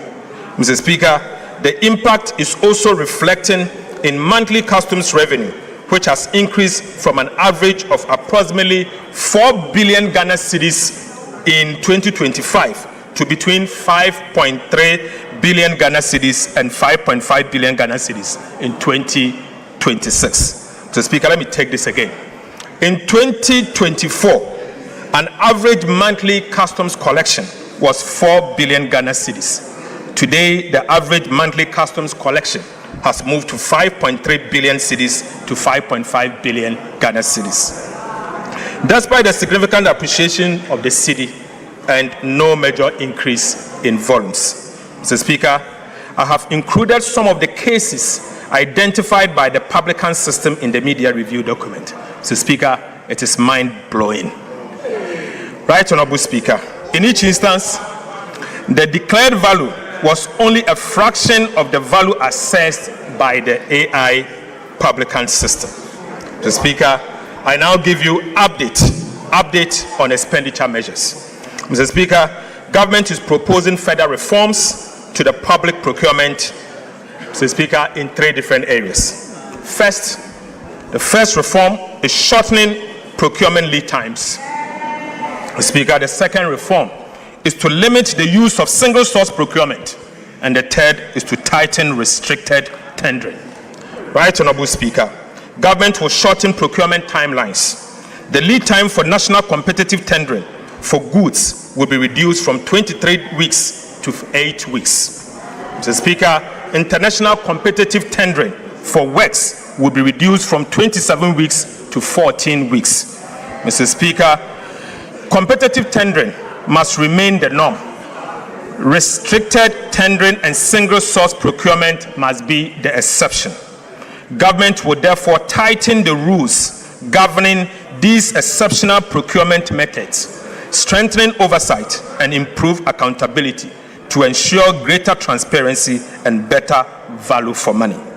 Single source procurement will be permitted only in genuine exceptional circumstances, such as emergencies, national security, or where only one supplier is capable of delivering the required goods, works, and services. Right, Honorable Speaker, urgency arising from poor planning will no longer be treated as an emergency. Government will also strengthen accountability by introducing sanctions for approvals granted in breach of the Public Procurement Act.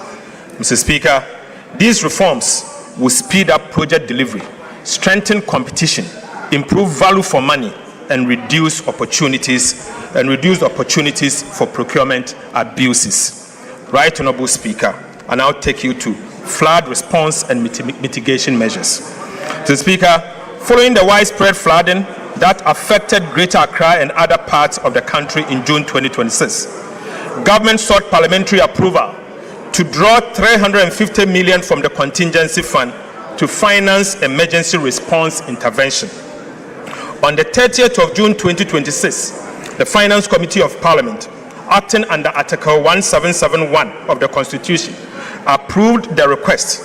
However, Mr. Speaker, government was unable to access the funds because the contingency fund was subject to a Ganashi order issued by the Accra High Court. Mr. Speaker, given the urgency of protecting lives, providing humanitarian relief to affected communities, and restoring critical infrastructure, government reallocated 350 million from the contingency vote under the control of the Minister of Finance in the 2026 budget to the Disaster Management Committee under the Ministry of Interior to finance the emergency responses. Mr. Speaker, to strengthen flood mitigation efforts across the country, government also reallocated 226 million within the budget of the Ministry of Works and Housing and Water Resources to implement additional flood control and mitigation measures. Mr. Speaker, government is committed to improving urban mobility and providing safe, reliable, and affordable public transport for Ghanaians. To this end, government is reallocating 400 million Ghana cedis for the acquisition of high occupancy buses to strengthen the fleet of state-owned transport companies, including Metro Mass Transit and the State Transport Company. Mr. Speaker, this intervention will expand public transport capacity, particularly along high-demand urban and intercity routes, reducing long passenger queues during peak hours, and provide commuters with more reliable and efficient alternative to private vehicles. Mr. Speaker, I now take you to the update on key policy initiatives that this House approved. Right, Honorable Speaker, I now report on the implementation on some of the government key policy initiatives during the first half of 2026. First, Mr. Speaker, Ghana's crude oil production declined sharply from 71.4 billion barrels in 2019 to about 36 million barrels in 2025. To reverse this decline, government has introduced investor-friendly reforms that have already secured more than $3.5 billion in new investment commitment from the Jubilee and OCTP partners. Right, Honorable Speaker, these reforms are already delivering results. Oil production has exceeded expectation this year, with Jubilee increasing from a projected 68,000 barrels to about 95,000 barrels per day. Mr. Speaker, while Sankofa is now producing about 28,000 barrels per day. Mr. Speaker, gas production has also increased from 245 million to about 282 million standard cubic feet per day. And, Mr. Speaker, a new agreement with the OCTP partners will increase gas production further to 350 million standard cubic feet per day. Government is also updating the laws governing the upstream petroleum sector to make Ghana more attractive for investment, with a proposed amendment to be submitted to this Parliament before the year end. Right, Honorable Speaker, government remains firmly committed to its gas to power strategy, which is replacing expensive light crude oil with cleaner and cheaper natural gas. This transition is expected to reduce electricity generation costs by at least 75%. I am pleased to report that by the end of June 2026, government has increased gas supply for power generation by an additional 35 million standard cubic feet per day, bringing total supply to about 490 million standard cubic feet of gas per day. The increase comprises 10 million standard cubic feet per day from the OCTP partners led by ANI and 25 million standard cubic feet per day from the NGAS. Mr. Speaker, this strategic shift is already delivering significant savings. By replacing light crude oil with natural gas, government saved about 3 billion Ghana cedis, equivalent to $268.8 million in fuel costs during the first half of 2026. Mr. Speaker, government in partnership with the private sector, is developing 100 million standard cubic feet per day modular gas processing facility. Land acquisition has been completed, while the environmental assessment, engineering design, financial due diligence, and project structuring are underway. Mr. Speaker, this will be submitted to Parliament for consideration. Financial close is expected by end of 2026. Right, Honorable Speaker, the project is expected to create nearly 1,000 jobs and generate about $2 billion in benefit to the state over the next 5 years through fuel savings, foreign exchange savings, taxes, levies, and dividend. Mr. Speaker, I now report on our 1,200 megawatt state-owned power plant. Right, Honorable Speaker, government is also developing a 1,200 megawatt state-owned combined cycle gas-fired power plant at Kafudidi Abrobano in the Commander Edna Egwafo Ebrim municipality. Mr. Speaker, feasibility studies have confirmed the project viability, with environmental engineering and permitting processes progressing steadily. The first 600 megawatt phase is expected to be commissioned in 2028. Right, Honorable Speaker, to reduce costs, government secured the gas turbines directly from GE Vernova, achieving savings of between 35% and 45% compared with third-party procurement. Right, Honorable Speaker, the project will lower electricity generation costs, help reduce electricity tariff by 10 to 20%, and create more than 2,000 direct and indirect jobs during the first phase. Mr. Speaker, I now take you to the big push.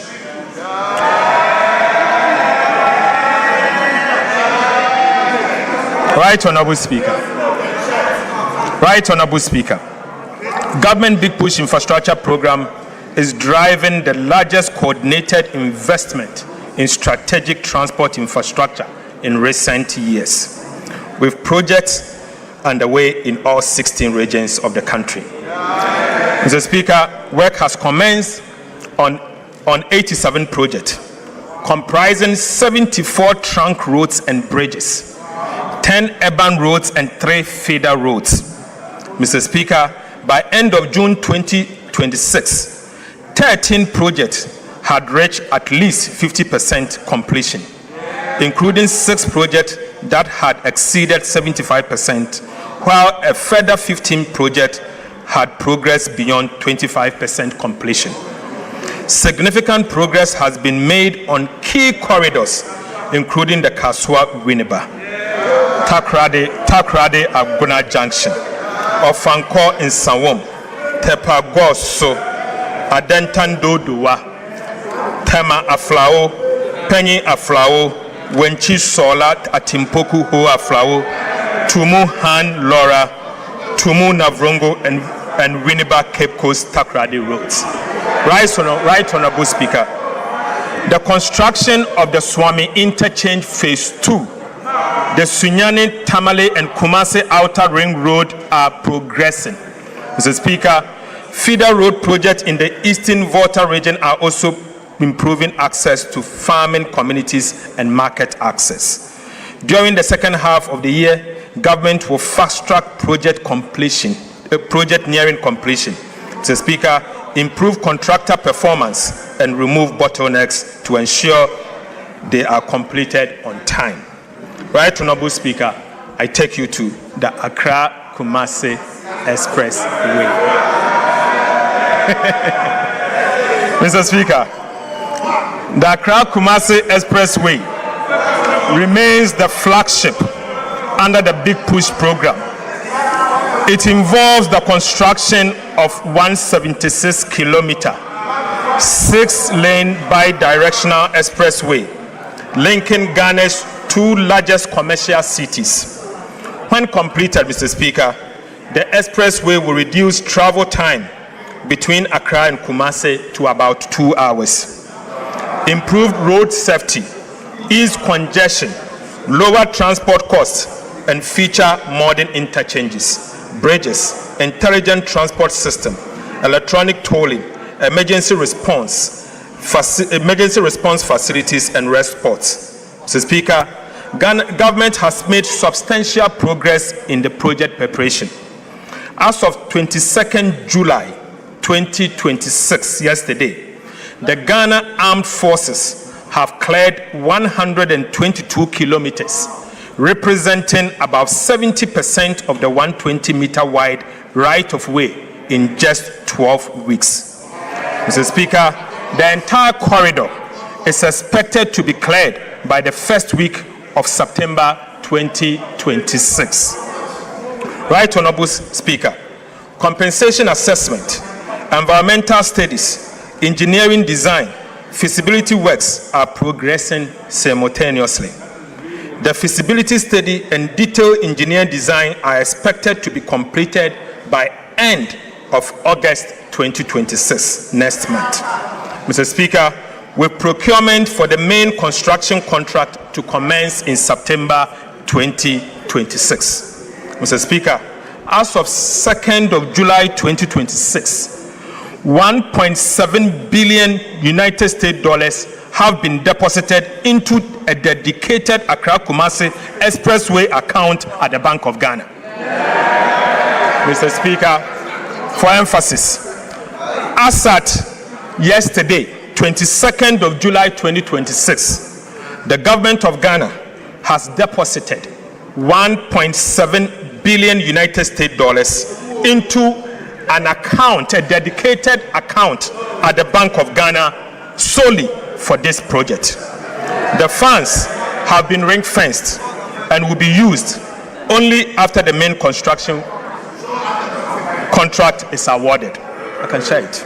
Mr. Speaker, government is therefore confident that all the requirements for this transformational project, including the resources, the money, will be in place when His Excellency President John Dramani Mahama cut the sword for the construction of the project to begin. Mr. Speaker, I now take you to Achia Mamfuom and also Achia Mamfuom Bridge. Right Honorable Speaker, for centuries, the people of Afam Plains have relied on ferries to cross the Afram River. While these ferries have served the area for many years, frequent delays and seasonal disruptions have impeded easy access and movement of people, goods, and the provision of essential services. The Adosuechi Amanfom Bridge, a 3.6-kilometer permanent bridge, will be the longest in Ghana and will replace the ferries, providing a safe, reliable, and all-weather crossing. As part of Ghana's big push infrastructure, Mr. Speaker, it will connect the Kwewu-Afram plains to the national road network and unlock the significant potential of one of Ghana's most important food baskets. The bridge will make it easier for farmers to transport maize, cassava, yam, rice, and other produce to market, reducing travel time. It will also improve access to healthcare, education, and other essential services, while creating jobs, attracting investment, and supporting food security. Expected to be completed by end of 2028, the Adoso-Echi Amanfom Bridge is a gateway to opportunities, bringing communities closer to markets, services, and better future. The Speaker, the Dambai Bridge. Works is also progressing on the Dambai Bridge, a critical project that will provide a permanent crossing between Dambai and Dodi-Kope and strengthen transport along the Eastern Corridor. The Speaker, the project comprises 1.49-kilometer bridge and approximately 6.8 kilometer of approach roads. The Speaker, at the end of June 2026, fiscal progress had reached 6%, slightly ahead of schedule, with foundation work and construction of the temporary bridge already underway.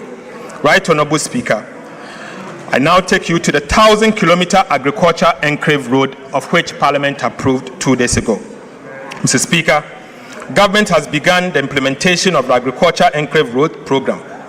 Government is investing $528 million United States dollars, equivalent in cedis, to rehabilitate 1,050 kilometers of feeder roads across 4 major agriculture producing corridors. Mr. Speaker, upon completion, the project is expected to rehabilitate 1,050 kilometers of feeder roads, ensure 100% of rehabilitated roads are maintained under performance-based contract, expand the National Road Asset Management Database to achieve 100% coverage, create approximately 25,000 direct and indirect jobs, including at least 7,500 jobs for women, and reduce travel time by over 40% on paved roads and 30% on unpaved roads.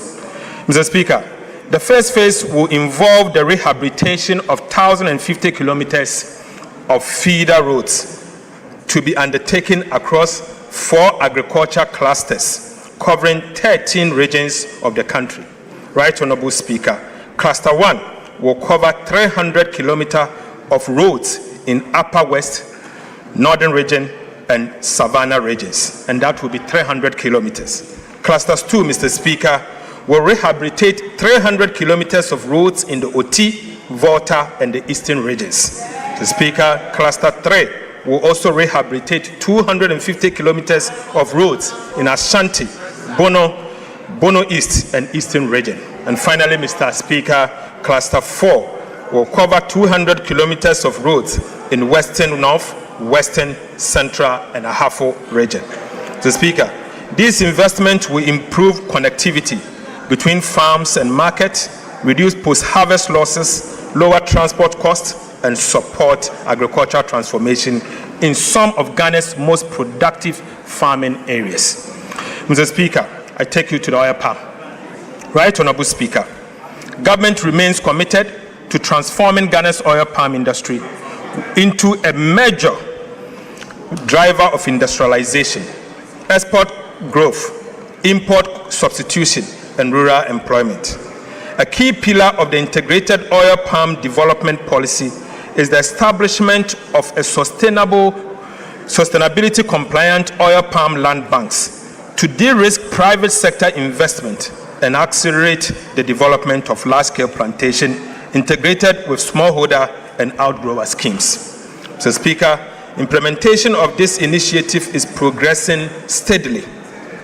The Ministry of Land and Natural Resources, working in collaboration with the private sector and other relevant institutions, have reviewed over 270,000 hectares of land in the Western region. Right Honorable Speaker, drone survey have been completed on over 117,000 hectares, whilst 46,000 hectares have been selected for detailed land use change analysis. To date, assessment has been completed on 16,000 hectares, of which approximately 10,780 hectares have been identified as suitable for sustainable oil palm development. Right Honorable Speaker, these areas are now undergoing the required environmental, social, and sustainable assessment, including high conservation value, high carbon stock, and free, prior, and informed consent (FPIC) processes in line with the international standard. Mr. Speaker, similar mapping, land documentation activities have commenced in the Central region, with preparatory work underway in Eastern and Volta region. Based on the current assessment, Mr. Speaker, the Western region alone is expected to provide approximately 30,000 hectares of land for the first phase of the development. Mr. Speaker, as work expands nationwide, the land bank has the potential to exceed 100,000 hectares across Ghana's oil palm growing belt.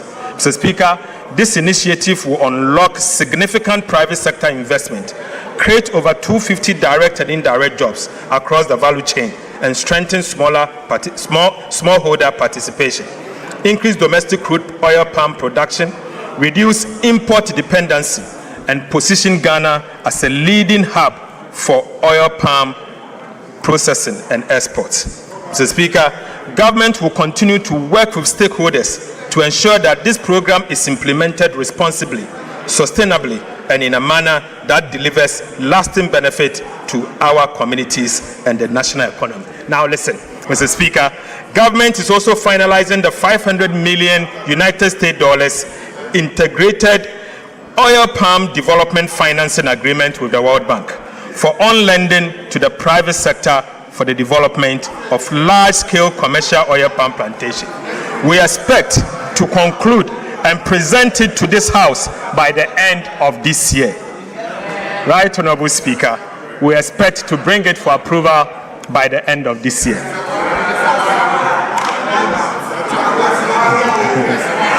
Right, Honorable Speaker, as part of Government Feed Ghana program, we have commenced the establishment of the 50 farmer service centers across the country to improve farmers' access to mechanization and extension services. To support this initiative, government has deposited 551 million Ghana cedis into an escrow account at the Bank of Ghana to establish the letters of credit for the procurement of 1,840 units of agricultural machineries and equipment. These include tractors, trailers, power tillers, plows, cultivators, seed drills, sprayers, fertilizer spreaders, and combine harvesters, which will significantly improve farm productivity, reduce production costs, and enhance food security. Mr. Speaker, cocoa sector reforms.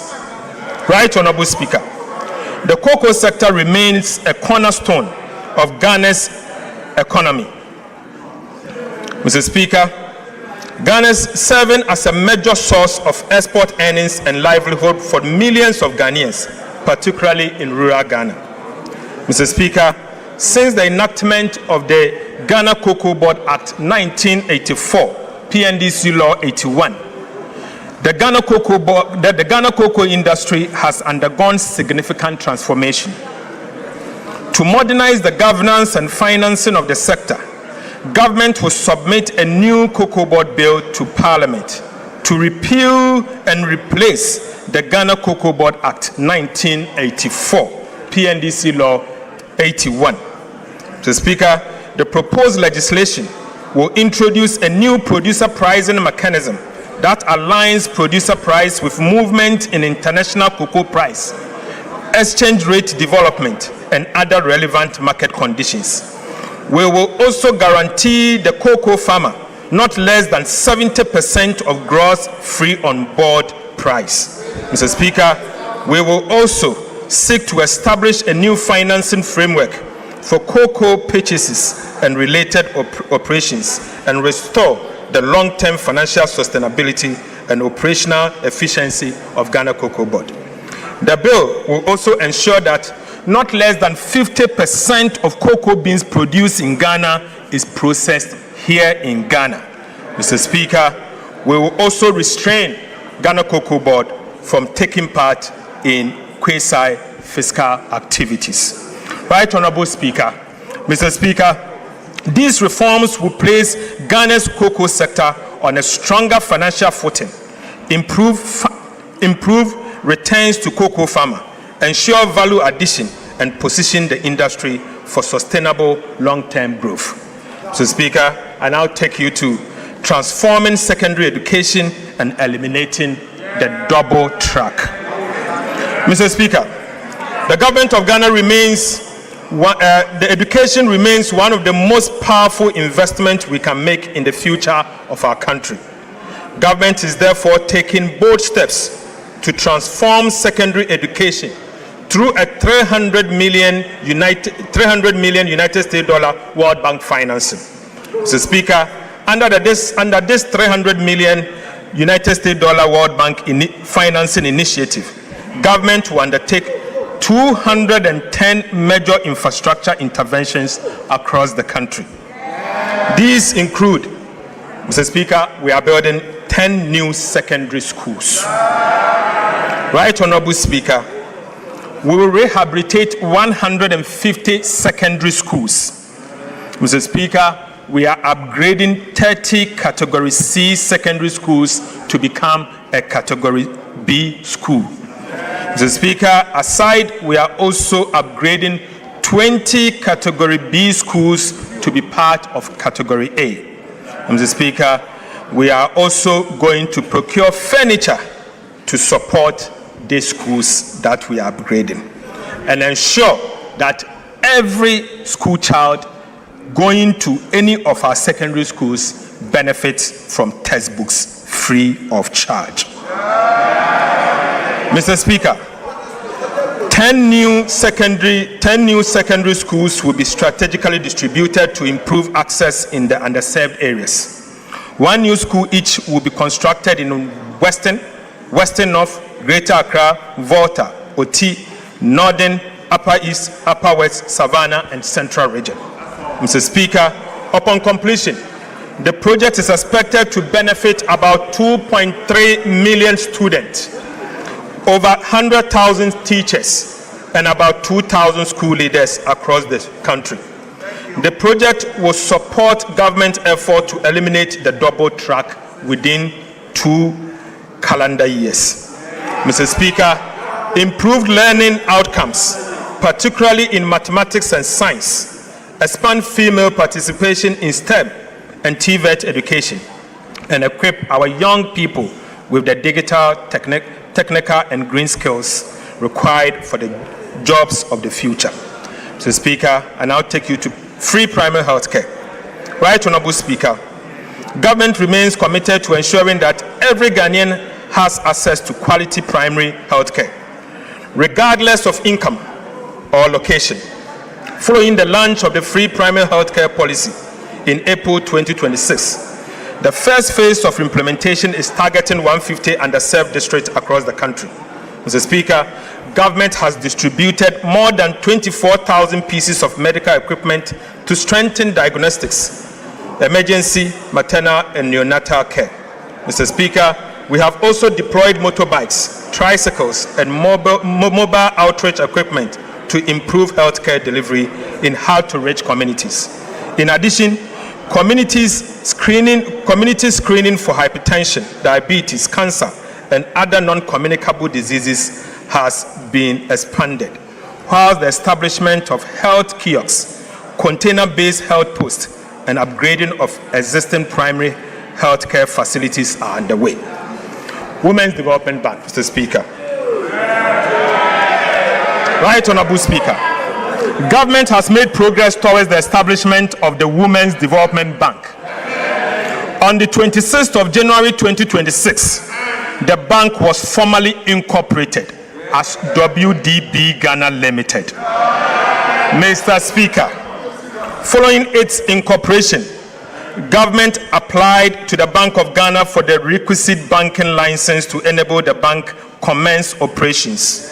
Mr. Speaker, in fulfillment of the capital requirement for licensing, the Ministry of Finance has deposited an amount of 400 million Ghana cedis into an account with the Bank of Ghana as the initial capital for the Women's Development Bank. Mr. Speaker, the Women's Development Bank is expected to commence full operations before the end of this year. Mr. Speaker, and I'll bring you to the conclusion. Right Honorable Speaker, in recent times, a narrative has emerged suggesting that this government is not spending enough. Mr. Speaker, nothing can be further from the truth. Far from standing still, we have been steadily and responsibly deploying resources guided by the simple but firm principle that we can only spend only what we have, and we spend it wisely and with the future of our nation in view. Mr. Speaker, in the spirit of transparency and accountability, allow me to lay before this House a clear account of some of the expenditure we have made so far to support government programs across the sectors approved in the 2026 budget. Mr. Speaker, first, to compensate public sector workers, an amount of 48.8 billion Ghana cedis for compensation of employees has been paid, including 4 billion Ghana cedis as contribution to SNIT and 2 billion Ghana cedis as Tier 2 pension scheme. Mr. Speaker, to honor our debt obligation, an amount of 21.5 billion for interest has been paid. To honor our international debt obligation, an amount of $700 million for Eurobond debt service and interest have also been paid. To restore confidence on our financial systems, an amount of 10 billion Ghana cedis to domestic bondholders has been paid. Mr. Speaker, to deepen fiscal decentralization, an amount of 4.4 billion cedis to the District Assembly's Common Fund, representing the first 2 quarters of the year, has been paid. Mr. Speaker, to keep the National Health Insurance Scheme strong and vibrant, an amount of 4.5 billion Ghana cedis has been paid. To strengthen specialized health care, an amount of 1.1 billion Ghana cedis to Mahama Cares has been paid. Right Honorable Speaker, to support quality and access education and accessible education, an amount of 4.2 billion Ghana cedis for the first 6 months of the year to the Ghana Education Trust Fund, GET Fund, has been paid. Right Honorable Speaker, to strengthen free secondary education program and ease the burden on families, and an amount of 1.8 billion cedis to the free secondary education program has been paid. Right Honorable Speaker, to improve road maintenance, an amount of 1.7 billion Ghana cedis to the Road Maintenance Trust Fund has been paid. Mr. Speaker, to support job creation for young people, an amount of 459 million Ghana cedis to the Youth Employment Agency has been paid. Mr. Speaker, again to support petroleum sector, an amount of 961 million Ghana cedis to the Ghana National Petroleum Corporation, GNPC, has been paid.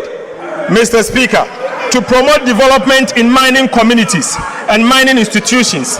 An amount of 458 million to the Mineral Development Fund has been paid. Mr. Speaker, to keep the light on across the country, an amount of 7.1 billion Ghana cedis to the energy sector for stable power supply has been paid. Mr. Speaker, to clear legacy arrests, Mr. Speaker, an amount of 5.3 billion Ghana cedis has been paid to, Mr. Speaker, to give remaining to free compulsory basic education, an amount of 76 million Ghana cedis as capitation grant has been paid. Mr. Speaker, to support the most vulnerable in our society, an amount of 485 million Ghana cedis to LEAP beneficiaries has been paid.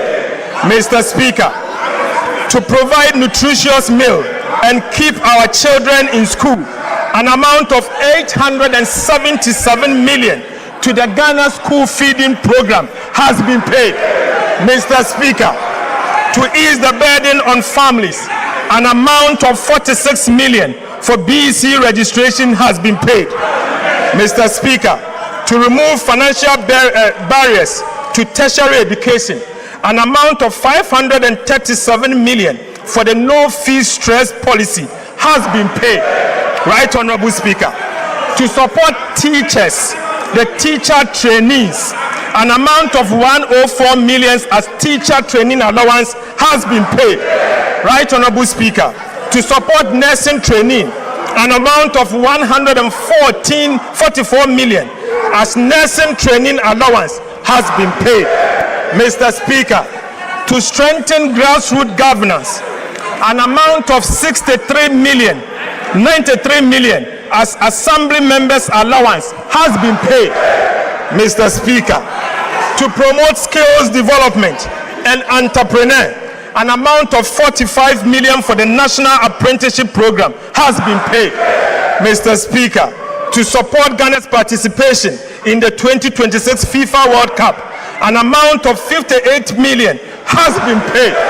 Mr. Speaker, to support environmental sustainability, an amount of 477.4 million to ARICOPS has been paid. Mr. Speaker, in fulfillment of our campaign promise, an amount of 1.1 billion Ghana cedis to the Ministry of Food and Agriculture for flagship programs, including food buffer stock, fertilizers, certified seed distribution, Feed Ghana, irrigation infrastructure has been paid. Right Honorable Speaker, to modernize agriculture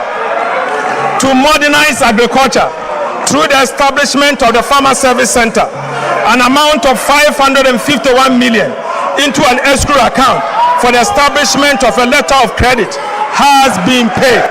Right Honorable Speaker, to support infrastructure development, an amount of 11.5 billion Ghana cedis as capital expenditure has been paid. Mr. Speaker, to improve road infrastructure, an amount of 6.5 billion Ghana cedis for the Big Push infrastructure program has been paid. Mr. Speaker, to support education delivery, an amount of 915 million for goods and services under the Ministry of Education, including sanitary pads, has been paid. Mr. Speaker, to ensure smooth and effective functioning of government, an amount of 7.9 billion Ghana cedis for goods and services have been paid. Right Honorable Speaker, to protect our rivers, forest reserves and agricultural lands against the Galamsey menace, an amount of 16 million to the National Anti-Illegal Mining Operations Secretariat, NIMOS, has been paid. Mr. Speaker, permit me to end where I began, not with numbers, but with reflection. Mr. Speaker, permit me to end where I began, not with a number, but with a reflection. Right Honorable Speaker, before this administration took office, this country stood at the edge of an economic cliff. The city was in free fall. Inflation has raised 50%. Our sovereign debt rated junk. Our access to the world capital market had been cut off. And for the 17th time in our history, Ghana turned to the IMF for a bailout. Mr. Speaker, that was the Ghana we inherited. Today, inflation stands at 5.3%. Our currency, the Ghana cedi, has stabilized. Economic growth is above 6% and broad-based. Our debt to GDP is now 45%, years ahead of schedule. The primary balance is in surplus, not in deficit. Interest rates have declined significantly, and Ghana has successfully completed the final review of the IMF bailout program. Mr. Speaker, we promised to move this economy from the emergency room to the wellness center. Mr. Speaker, we have kept that promise. Mr. Speaker, I give this House my firm assurance this economy will never return to the emergency room under our watch. Right, Honorable Speaker, I want to give this House my firm assurance that this economy will never return to the emergency room under our watch. Mr. Speaker, let me be clear. These achievements do not belong to government. They belong to the people of Ghana. Behind every number in this statement is the sacrifice of an ordinary Ghanaian. The pensioner who accepted painful and crude haircuts on a lifetime savings.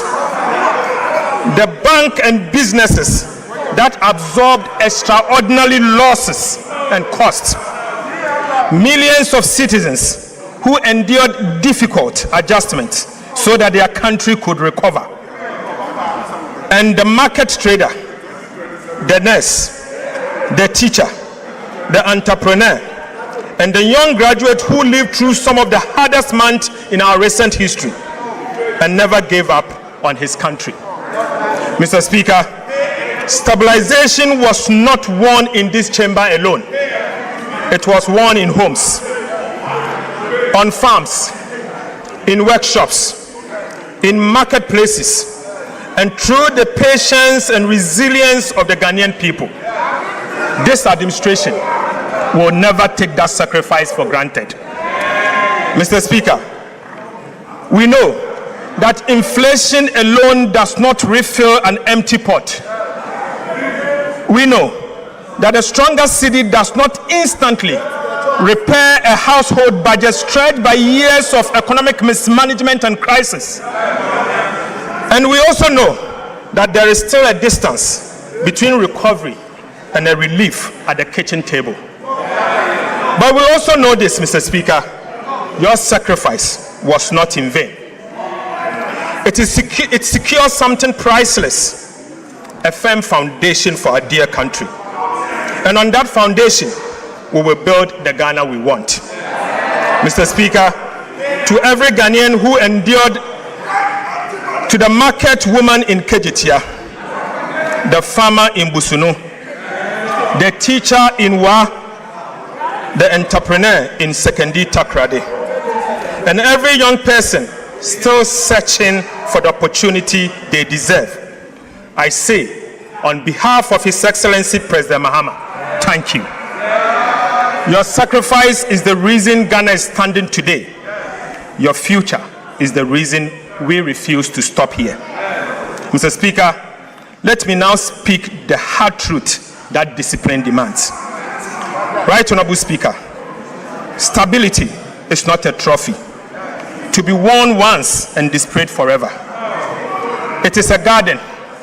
It must be tended every single day or we lose it. Ghana has traveled this road before.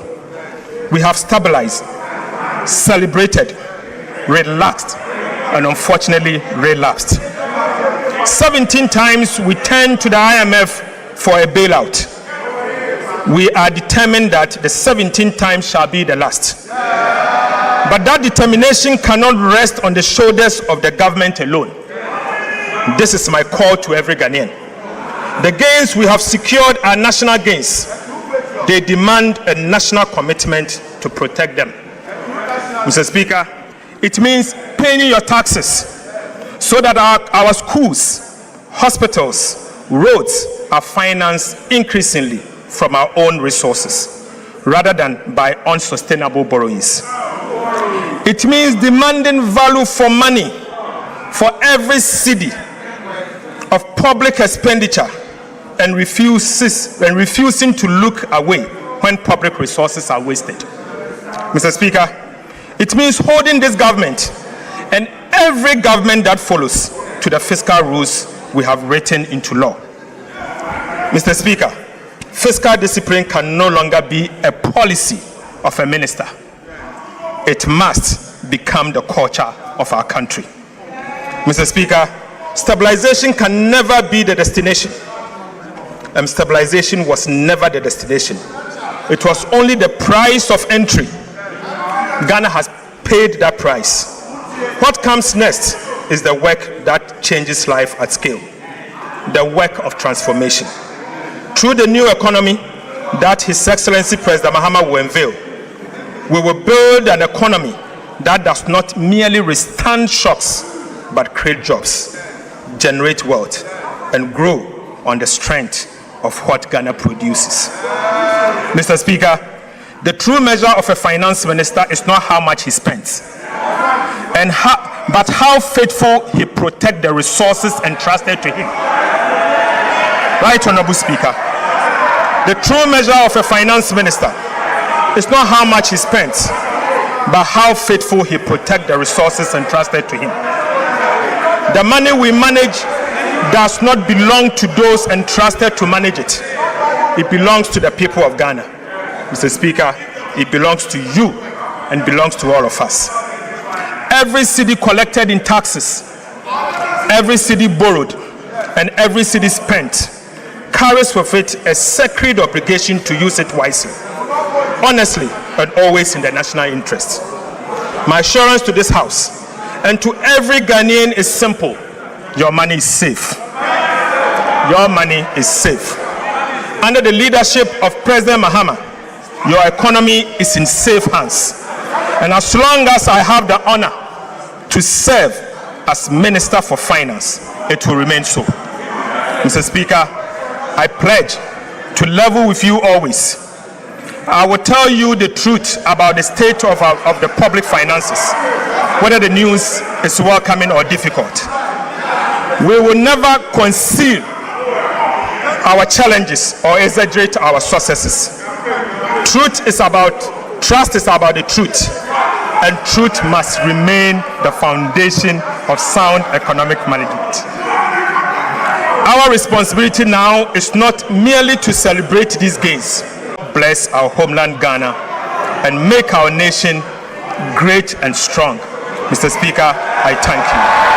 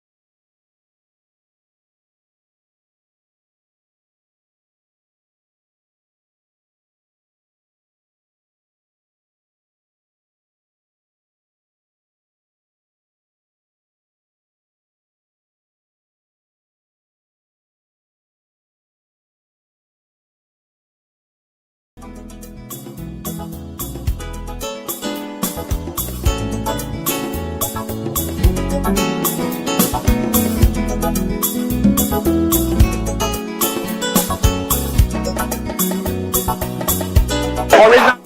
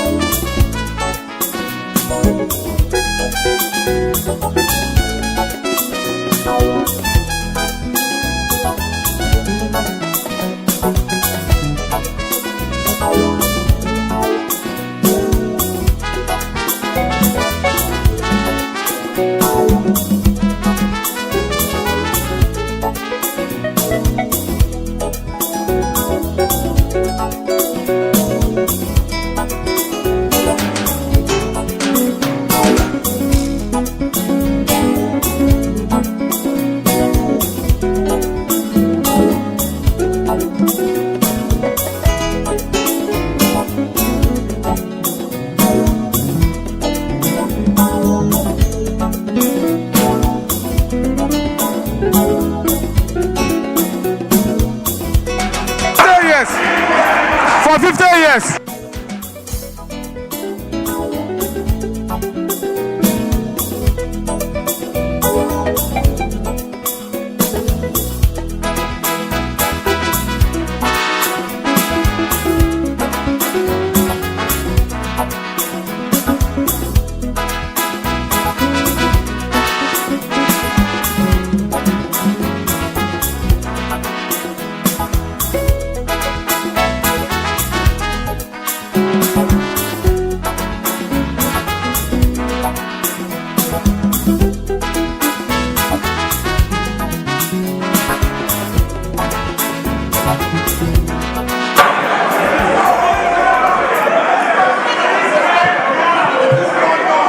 Members, I think we can continue. All members,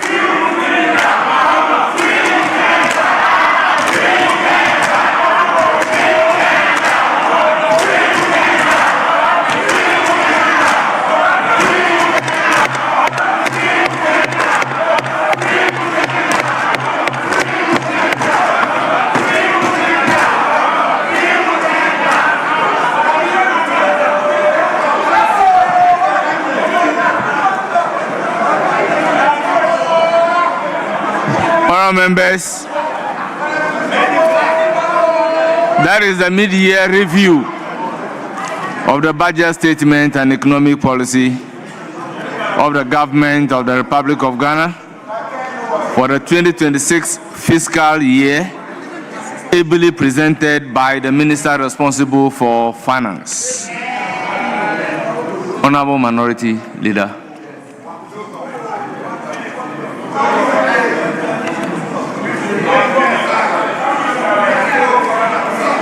Mr. Speaker. Honorable members will listen to each other in silence.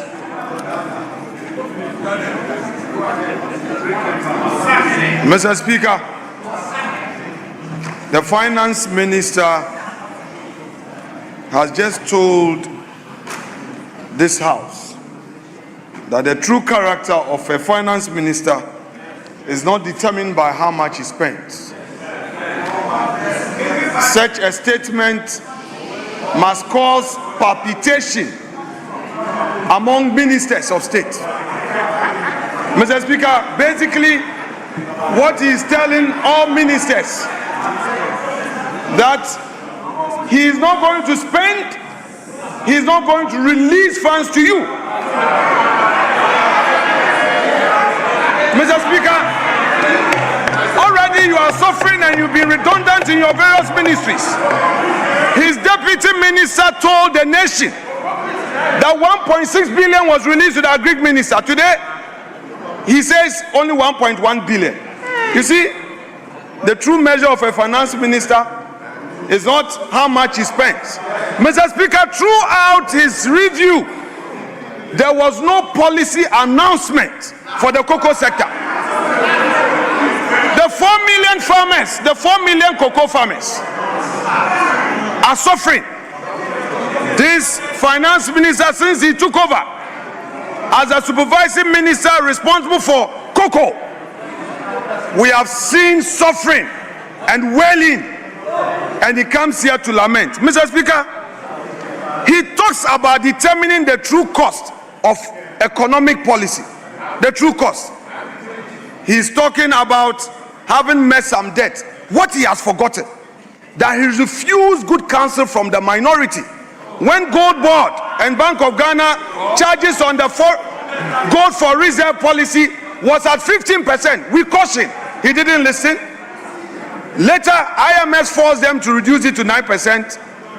3 days ago, the governor announced that he was no more going to participate in this gold for reserve. It's too late in the day. You've already incurred losses of 9.6 billion. That is what the IMF told you.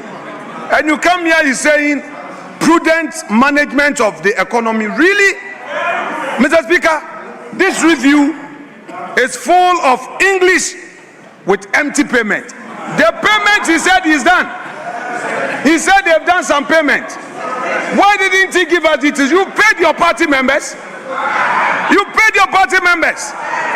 The monies have gone to your party members. And Mr. Speaker, the Nkukon Kitinkiti project has now become protein. Honourable members, I insist we listen to each other in silence.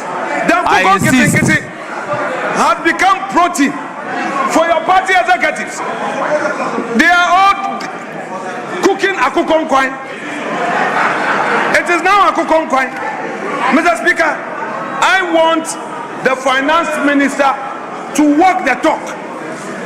If you come here and you say 24-hour market, 24-hour market at 42 million cities, and you've abandoned the Agenda 111, the hospitals, that should be your priority. You are not constructing the hospitals. Then you are spending a whooping sum of 42 million, and you say you've released 80% to the assemblies.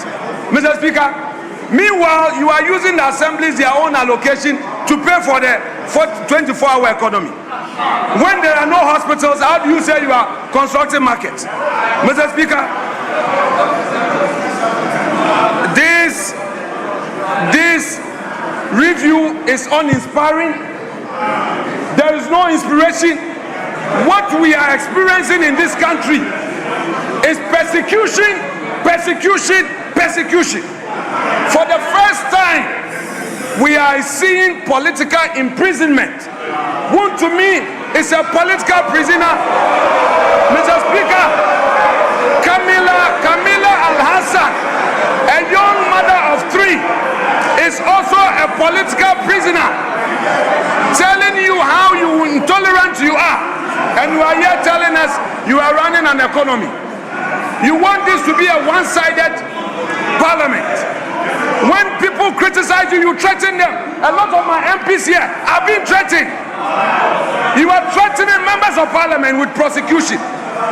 Let me serve a warning to the Attorney General that the ravening clouds shall no longer be victorious. They shall not long possess the sky. Be careful. 2028, you'll be in opposition. 2028.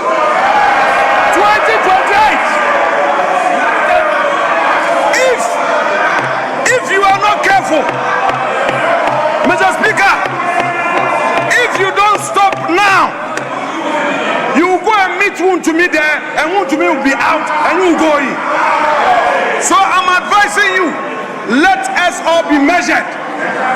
We welcome the reforms by the finance minister, and for the first time he did something patriotic by acknowledging the digitalization reforms we introduced in government payments. Today he has acknowledged it. Mr. Speaker, we commend you for acknowledging MPP. We commend you, but you can do better. Tell your government to free all political prisoners. Dr. Atuforsen, tell your government to free all political prisoners. Wound to me deserve justice. Camila Al-Azhar deserve justice. The MPs behind me that you have lined them up for persecution, listen, you can decide to imprison every MP. It will not shut us down. We will criticize you. We will hold your feet to account, and we'll make sure you account for every city you spend. But you know what? The good news is that you are on your way to opposition. You are on your way to opposition. So you should begin thinking. You should begin thinking deep. Because there is one cells, in one prison will not be locked up. It will open widely for you. It will swallow many of you. From what we are seeing in public procurement, your situation will be worse. So be careful, those of you who are comfortable. And finally, you claim you want a third term. Third term? Third term. You are not performing. You say third term. Atuforsen, you are here presenting a budget, and beneath it is a third term agenda where you are going to spend money for people to be calling for third term. We are watching you with eagle eyes. Third term, focus on 24-hour economy. You promise one job, 3 shifts. You promise industrialization. Ghanaian businesses have lost confidence in you. You cancelled the 1D, 1F, which was creating opportunity for the private sector. In its place, no policy alternative. Electricity tariffs have gone up over almost 30%. Then you get up, you say you are promoting 24-hour economy. You have sacked public sector workers. Many of the Ghanaian youth lost their jobs. You sacked them. Today you are here. Instead of promising to restore them into their rightful places in the job market, you are not doing so. Then you come, you say we should praise you. Who is going to praise you? If you don't pay and you are holding the money and then you are there tightening belt and only paying your party members, then we should praise you. We are not interested in the books. We are interested in the economy in our pockets. People are suffering, Mr. Speaker. People need jobs. Your youth, even your MPs, they are praising you here. A lot of them are hungry. Your backbenchers, they can't go back home. Your backbenchers, and you hear you say we should praise you. We will not praise you. It is the same old story. Asem Dadana, Mrs. Sai, Mrs. Sai, Mrs. Sai, again, Asem Dadana, Mr. Speaker, I rest my case.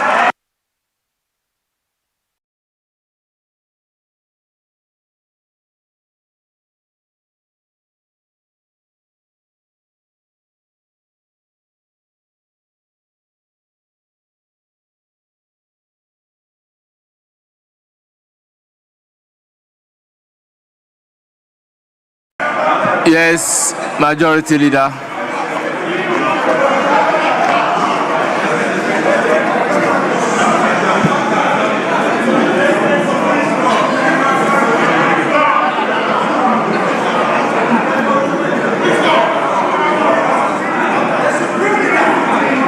Mr. Speaker, honorable members, let's listen to each other in silence.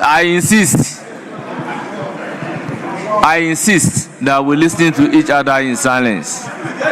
Yes, Majority Leader. Thank you very much, Mr. Speaker.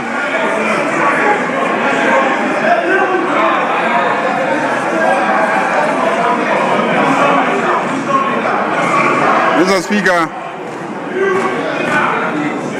let me, on behalf of the House, thank the Finance Minister for presenting a mid-year review of the budget, which this House approved and authorized him to execute. And Mr. Speaker, I must say that the Finance Minister has given a very good account of himself.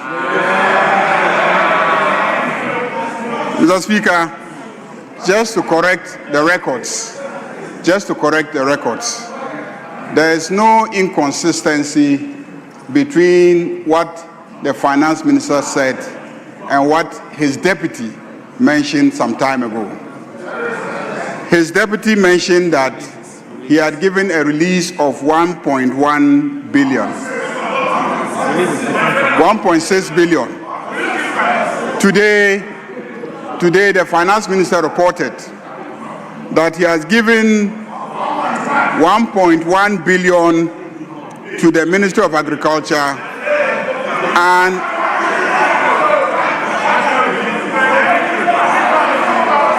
that is payment.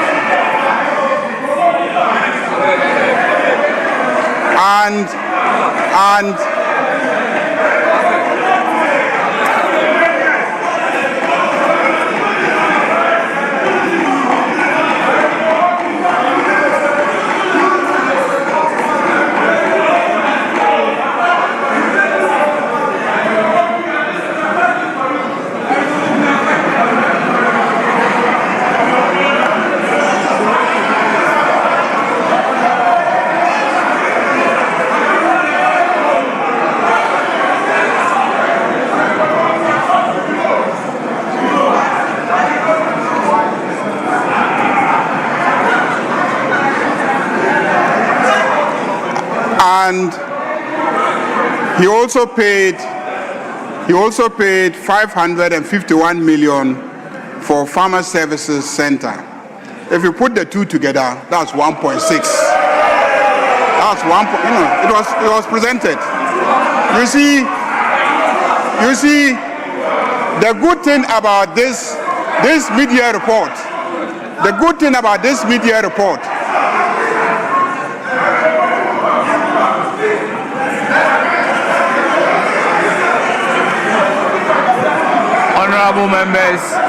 Honorable members, for once, let's listen to each other in silence. Honorable members, please. The good thing about this report is that it was presented live on national television. Everybody was watching and they saw the figures projected. So if the minority leader engages in a slip of tongue, it is important for me to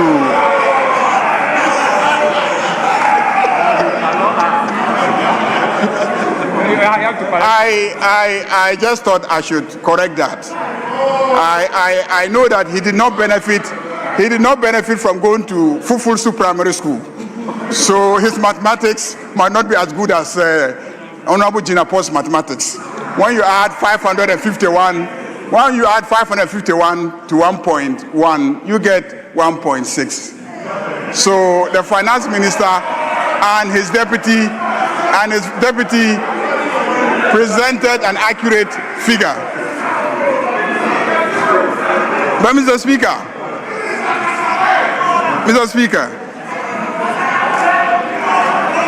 we were in this country, in this parliament, and there was a finance minister who told us that he could not run this economy without taxing our Momo transfers.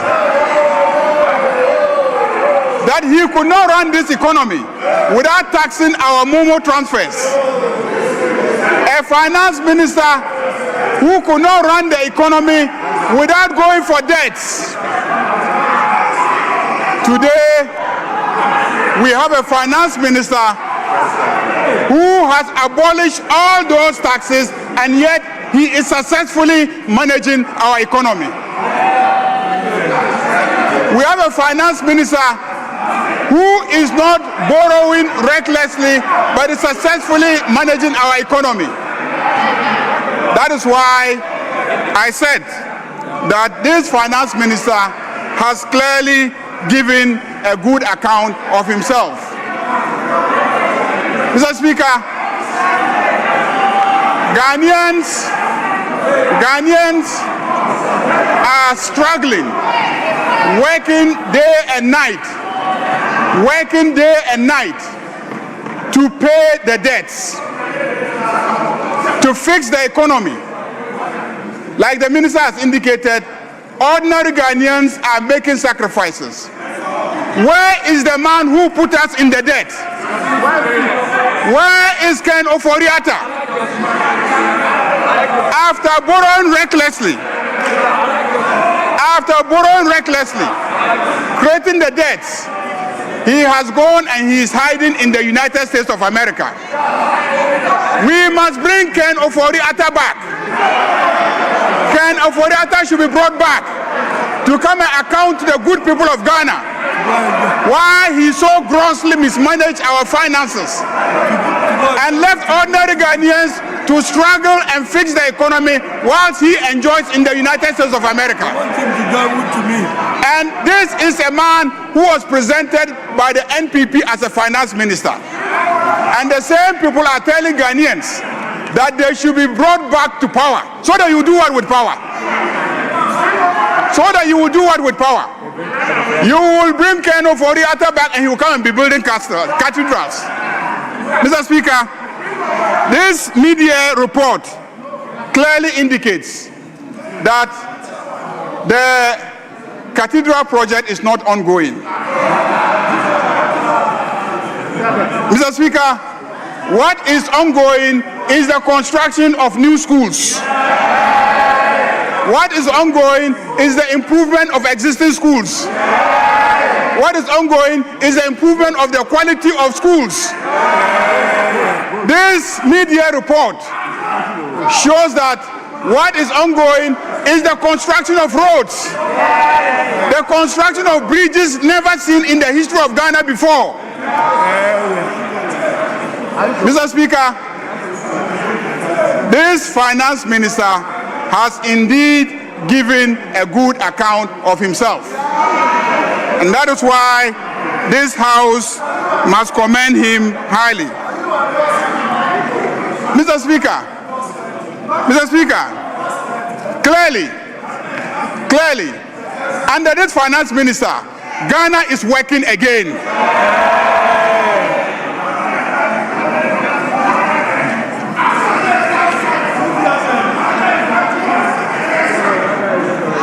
Mr. Speaker,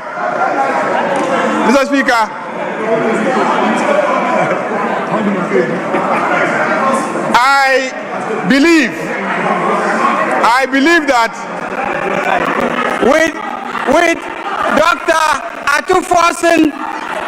Dr. Atuforsen managing our economy, we can all go to sleep with two eyes closed because he will deliver. Mr. Speaker, as for the issues that my friends in the minority have raised, I am surprised that when we have been presented with a mid-year review of the budget, we are seeking to castigate the judiciary of this country. You are castigating the judiciary because it is not the Attorney General who convicted Wontumi. It is not Atuforsen who convicted Wontumi. It is a judge who convicted Wontumi. So the place to go to is the court where he has been convicted. Go and fight your case in the court.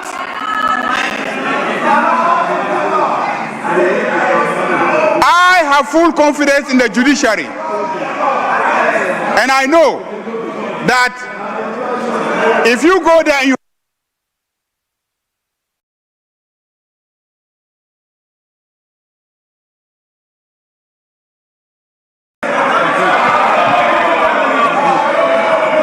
Mr. Speaker, this is not a forum to discuss Wontumi.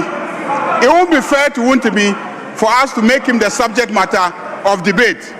So, Mr. Speaker, let me join this House to commend the Finance Minister and to assure the Finance Minister of the support of this House, of the support of Parliament as he continues to work and improve the finances and the economy.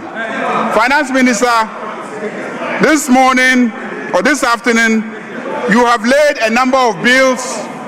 You have laid a number of bills which we believe are all aimed at helping you achieve your various targets. This House will diligently go through the bills and ensure the passage of the bills. Mr. Speaker, why is the minority leader thinking that he should take the same time as myself? I speak for 189 people. I speak for 189 people. You speak for how many people? Let's count them. How many are they? How many are they? How can the person who speaks for 189 share the same time as the person who speaks for 87? How does that happen? How does the person who speaks for only 87 have the same time as the person who speaks for 189? Mr. Speaker, so be measured in terms of what you ask for. Honorable. Look at your size when you're asking for material. Honorable Majority Leader. Mr. Speaker. Honorable Majority Leader, they will still keep your time for you. Yes, Minority Leader.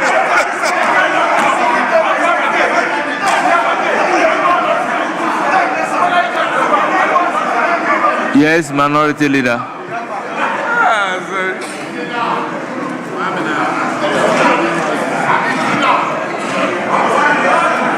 Mr. Speaker, there was a clear understanding of 10 minutes each. I complied with it. The clerk communicated. Mr. Speaker, we were both time. The majority leader's time ended, and then he was given additional time. Mr. Speaker, I was going to talk about the free SHS that they couldn't implement with internally generated funds, and now they are going to borrow. But I held back. Mr. Speaker, just exiting IMF, they've gone for 1 billion cedis. I kept quiet. Mr. Speaker, $1 billion. But because I wanted to act within time, I acted within time. And now the majority leader has been given extended time, and all he says is that he needs 189, which will soon dissipate. Mr. Speaker, I think the right time for debate will come. He should try and end this so that we delve into the issues, because the finance minister for 2 hours on his inspiring message. Minority Leader, with all due that is respect, all I want to say. Let me bring it to your attention that I am not the timekeeper. They are keeping the time up there, which would automatically cut at 10 minutes. I think the clerk can attest to that. Yes, Majority Leader.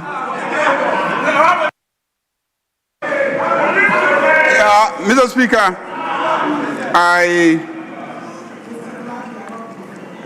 if you observe, for most of the time I was on my feet. I was not talking because you were making a lot of noise and heckling. So I was quiet, if you observe. You see, when you heckle and I shout back at you, I haven't respected you.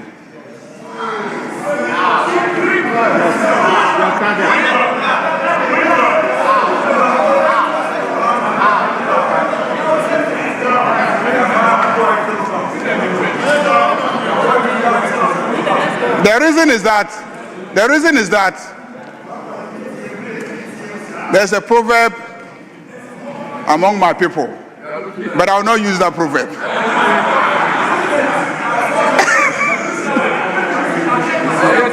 So please, when you are talking, I keep quiet because I respect you. I have to listen to you. If you are talking across and I'm also talking across, we are not listening to each other. And the children who are watching from home will be learning a very bad lesson.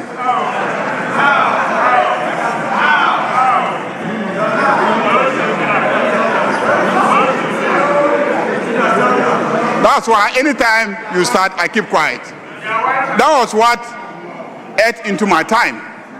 If not, strictly speaking, I did not even speak for up to 5 minutes, strictly speaking. And I have a strategy where when a finance minister comes and delivers a very, very sweet message, I don't want to dilute it. I don't want to dilute it. I know the strategy of my friend opposite is to take attention away from this beautiful message to Chairman Wontumi. That's the strategy. If I follow him along that line, I would have assisted him to achieve his objective. So I will not discuss those matters. So let us leave it here. We'll have the time to comment on the statement. In fact, about 2 or 3 days to comment on the statement. At the level of leadership, we'll discuss the time allotment. The proposal is that we start the commentary tomorrow. Will we be sufficiently prepared to start tomorrow? Yeah.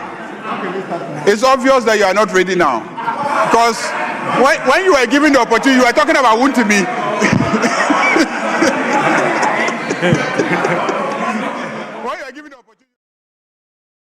All right, so welcome back from Ghana's Parliament. There you heard the Finance Minister presenting the 2026 media budget. Very, quite packed. A lot of things touched in there. But of course, as you'd always have it, the debate will linger on between the minority and the majority leader. We'll just run through quickly and then wrap up. What we'll be doing in the coming days is to take a critical look at the sectors, the various sectors that the Finance Minister spoke on. And of course, we digress some of the issues that have been captured there. But let's just do a quick summary of some of the key highlights that we recorded from the Finance Minister's presentation. And Godfred is still there. Geoffrey is in studio. I'll come back to him in a jiffy. But Godfred, let's summarize some of the key highlights that we picked up from the Finance Minister's presentation. All right, Mr. Ajit, thank you for this time again, and we're back. I think this budget reviews is sweeter as the main budget. It's well packed and well delivered, and everything that was said in the budget is traceable.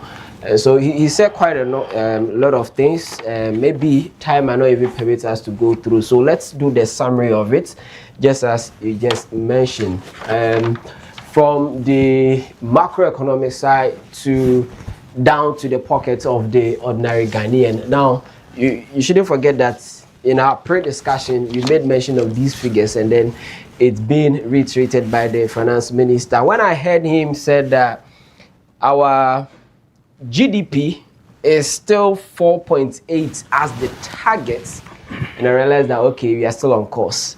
And now he made mention that we've already achieved 6.4% in the first quarter of 2026, even though we set 4.8%.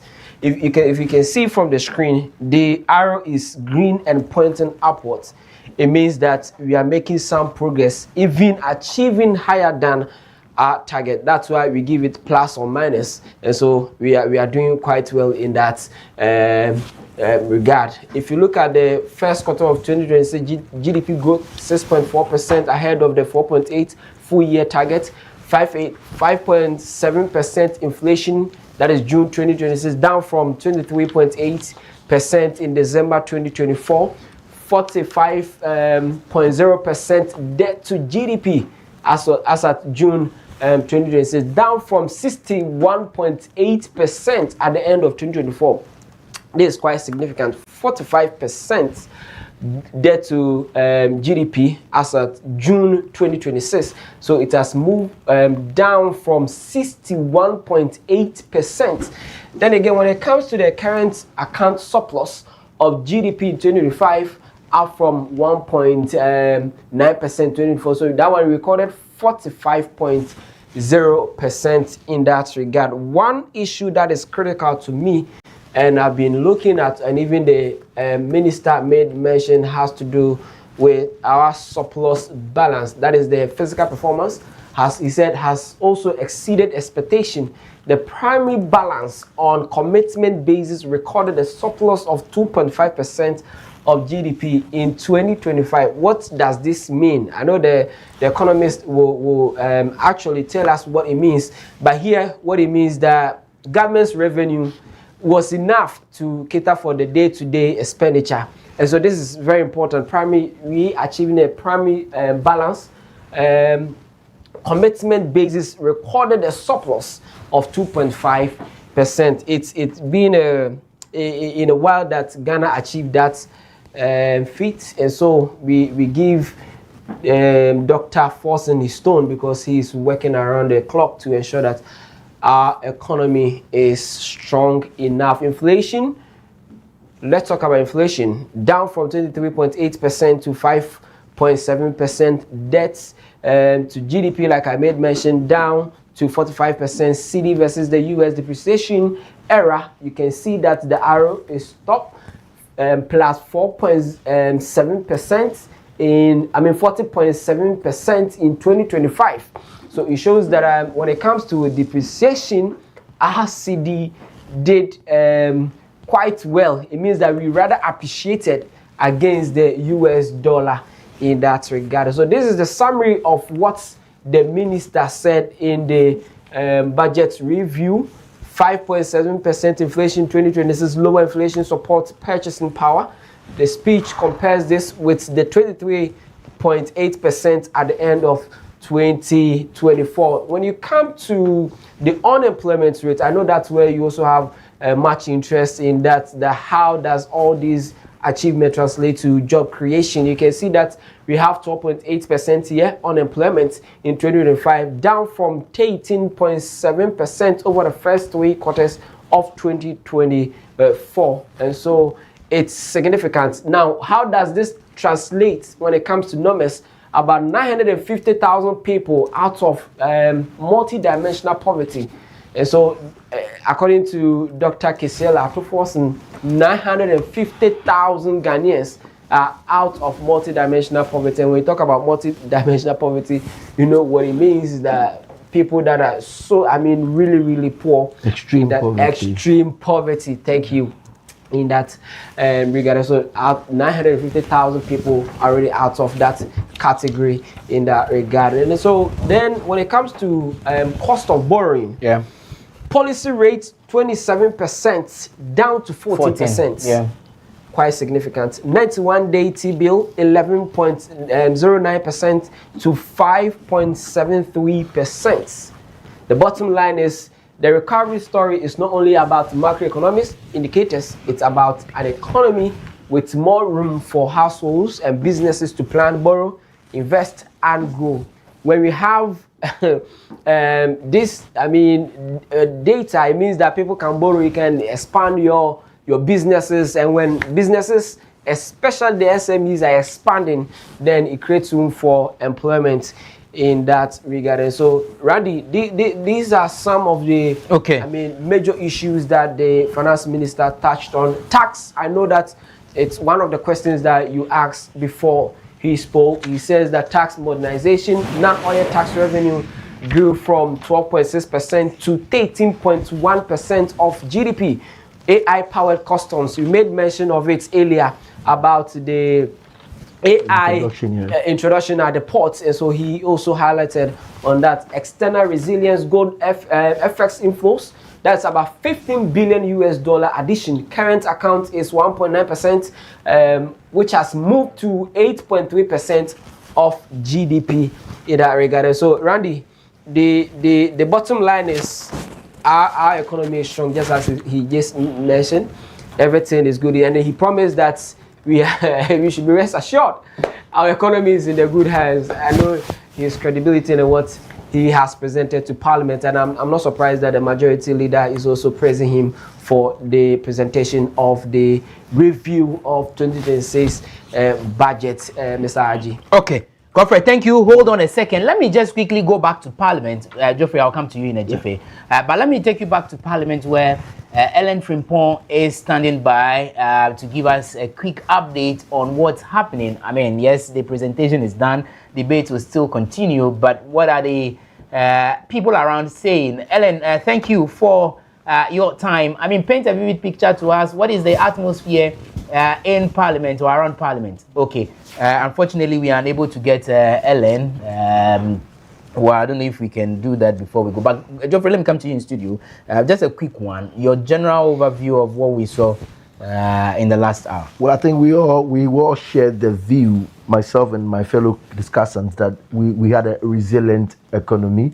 And if you listen to the finance minister, he said the truth. He said we've moved from the economy from emergency room to the wellness center. I would not have been that kind, but let's leave it like that. Because look, if you were with me when we sat down and saw our monies through a domestic debt exchange program go down the drain, and if you saw the people who were protesting, people who have served the state on pension, people who needed their money for drugs, I mean, it's so clear on the dashboard. On the dashboard again, I think his conclusion, I felt something from what he said, that it was a national gain and that we all need to be committed to the call. He put himself on the line, government on the line, and he said, look, make sure our fiscal spending is on course. Hold us to the fire. Pull us to the task. And I think that is about keeping the promise. When the person says, take me on, I'm open to discussion, that is a promise. That is a sign of keeping the promise. Again, when he just said, calling on the citizens again to hold government to the task, I was happy, yes. But then I will see this delivery as a fantastic delivery, very factual, well broken down into basic language, projects and programs directed. You could see, for it touched on sectors. What I loved about it is at the conclusion, when you were bored, he woke you up again with the facts and figures, telling you what he had given to District Assembly Common Fund, the NHIL, he went to the Free SHS, the Road Fund, he came to Youth Enterprise Agency, where we were talking about employment, and then that is another area he hit so hard, the energy sector, the petrol, I mean, he went to legacy debt areas, and LEAP. Look, in this country, some of the social intervention policies are going well, but I mean, for you to lift out of extreme poverty 950,000 people and have the figures for me is very significant. My brother, if I tell you this, you need to go and see it. There are people, not only in the hard-to-reach areas, in urban Accra, there are people that are going through a lot. So if you know, when you let me localize it a bit, you here, you want here, and you here, and you here, brubo. Or patches say, you go for mufi, you brubo, aba want you. You know, so yeah, you can have hardship where you can't get your lorry fare, but when you wake up in the morning, no jobs, you cannot get what to eat, that is extreme poverty. And LEAP was there again with a good release of 485 million Ghana cedis. Yes, some of the things fantastically I was looking at is the Women's Development Bank. Yeah. I would have wished if he actually could tell me that maybe October or November, last quarter, I know, but then to the close of the year, it's more like an open check. Yeah. I would have preferred if he had told me exactly when I would have gotten that for my women. And indeed, women-led businesses would have been smiling. I think they are on the edge. I mean, but again, something has been done. For him to be able to tell us that, look, the Women's Development Bank has been incorporated, 400 million deposited in an account at the Bank of Ghana is very impressive, and I was happy about it. But also debts settling. I mean, when he told us that internationally, 700 billion has been settled. He looked at about the local debts of about 21.5 billion debts, stock clearance. I mean, and even the domestic debt exchange program. Yeah. And when he was speaking, look, you can accuse me someday, but I hold it to the bullet. He kept saying national. He made me feel that I was part of the payment. You know, that side of it. And then he said, look, we've been able to, we are looking forward to clearing the debt.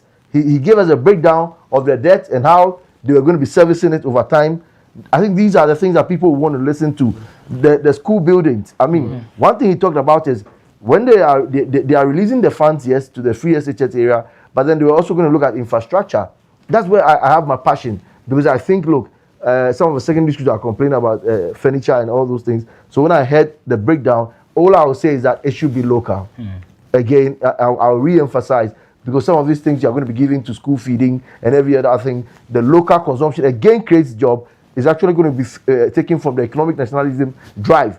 You are ensuring that you are protecting your local production by giving them the jobs to be able to supply their products and ensure that you put a little higher tariffs on the imports. I think my brother will also be smiling because the minister has accepted that their sector, the ports, has actually been good. I mean, but plugging the loopholes was key, and I think it's very, very important. Eliminating the trees, schools under trees, is one thing that passionately I thought, you know, and I heard a little bit about things about TVET. You see, let me tell you, Koku, I mean, look at TVET. Let's be honest. He blessed you with all the raw materials. So, yes, I respect the other courses, but skills training should be core. I mean, you are talking about industrial growth as well. So, what do you need? You need industries to add value to all the raw materials you have. So, you need to have the skill to satisfy the industrial needs. So, this is a three-sector connection that I've gotten from his speech. You are going to be doing TVET education to the increase. Industries are going to be giving support to absorb the people who have been trained. And then all these skills and industry will be hipping their efforts on the raw materials you have. List them: gold, diamond, bauxite, this palm initiative. Another sector he's talked about is the agric. Yeah. I think the palm initiative, we've been singing over the years that Malaysia persons came here, their experts came to study or took the idea of palm growing from Ghana. And, you know, I hear when you go next door, La Côte d'Ivoire, when they are talking about a palm farm, my brother, I hear you take a long drive. So it's about a good drive of about 20 minutes drive, and you see on both sides of the road, palm plantation. That's what I'm dreaming about. So if you added value, the value chain of that palm alone, he talked about cocoa sector. In the cocoa sector, he talked about something that they were not going to be giving, they're looking at the other things that we'll be using our monies for. Because once a big push is running, and any other support runs alongside, then you reduce the cocoa road thing that has taken a lot of our money that we are crying today. So, yes, but he's also told me that, look, he believes that spending is important, but he will spend what he has and make sure there's going to be prudent spending. So, again, you heard from the minority side, pay, push payment. No, he said, no, I'm not doing that. I pay when we have the money, and that is forcing me to ensure that I look through everything else where the paying must go. And then he talks about the cutting expenditure. From that I got a lot of we knew already. So it means that there was going to be that maintenance of from 30 ministries to 23 ministries. Okay, Joffrey, hold on a second. Ministers. I'll come back so we wrap up on this. But as I mentioned, let's go back to Parliament quickly. Ellen is on now. Ellen, can you hear me now? Yes, Randy, I can hear you. Can you hear me? This is the atmosphere in Parliament as at now. Yes, Randy. So we just had the Honorable Dr. Kesewa Forsen bring the comprehensive mid-year budget presentation, and it was in fact very comprehensive. Currently, we are having most of the members of Parliament after both minority leader and majority leader give their take on it, and we managed to speak to Honorable Isaac Adongo, who is the Bolegatanga MP, and he was very happy with the progress that the Honorable Dr. Kesewa Forsen delivered the presentation of the media budget. We are still expecting more people coming in from the Parliament House, and we are interviewing some of them to find out that if the presentation of the budget by Dr. Kesewa Forsen met their expectations in the way and manner in which it was delivered. Indeed, they gave us the 2026 prediction. Hold on, I think we're struggling to hear you. I can only hear pardon me, but that's what we are hearing, right? We give you at the background. I don't know if you can just move away a little bit from that enclave so we can hear you. I think he walked away actually. Yes. Okay, so let's try it again. Ellen, if you can hear me, I think the sound was quite bad earlier. All right, so I think we'll just work on that and then come back to you on that. But Geoffrey, let's again, one side, like the royalties, when you talked about scaling, the sliding scale about it. But you see, that is where I want to make a clarion call to my big brother that look, for the royalties angle, I still think that, you know, we should have a good discussion in the mining sector, the gold sector especially, because he's talking about negotiating with the big large scale miners to actually sell 30% of the gold from their gold production to government, which is good anyway. But then I've been moving from royalties to direct benefits, where I don't look at foreign direct investment, but I'm shifting to local direct investment with massive participation locally for us to all bring our money together for a Ghana Gold Company, where it looks at we taking our mines ourselves, just like the engineers and planners have done. We're gonna have a conglomeration of some local mining companies to also establish something, and then government taking a bold step through the Securities and Exchange Committee to list some stock that will have all of us go and put our money there and then operate our own gold mining and make sure that he said something too about the 60% value addition. You know, I think it should cut across from every other raw material. That he said it for the palm, but I think for the cocoa, I think it should be for all other raw materials, at least 60% value addition. It will be okay.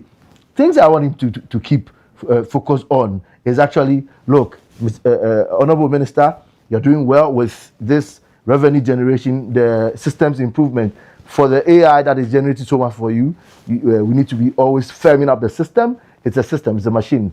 People can still take advantage of it. So let's police it very well, ensure that, like, you know, we build capacity of those who are actually operating the machines, and ensure that it's always going to be giving us that it's become a cash cow, but let's make sure it gives us all that we deserve to get. I think one of the things that I'll also be pushing for us to look at very well is, look, while all this is working, there's still room, and he accepts that they are looking at expanding the tax net rather than coming to overburden us with any other new tax, which is wonderful and very, very good. Unemployment has reduced from 13% to 12%. I think that's a very good thing, that we are closing the poverty gap, and it's a very significant one we cannot put aside. And I think if you look at the debt stock that is reduced, it's good. But all I want to see again for us as we look forward is actually the fiscal prudence. At every point I tell people, whether being an individual, a nation, a company, an association, how much you are making is important, yes. But when you've gotten it, how much you want to spend is very important. As I sit here, if I get into any financial crisis, I decide maybe instead of eating 3 times a day, I reduce it to twice a day or once a day. It's excellent for us to do that one. I mean, so let's make sure we cut that one very well and make sure we are moving very, very, very safely. But if I look anywhere again, I would ask my honorable minister that for the pro-poor policies, those social interventions, we should follow it well and properly target them.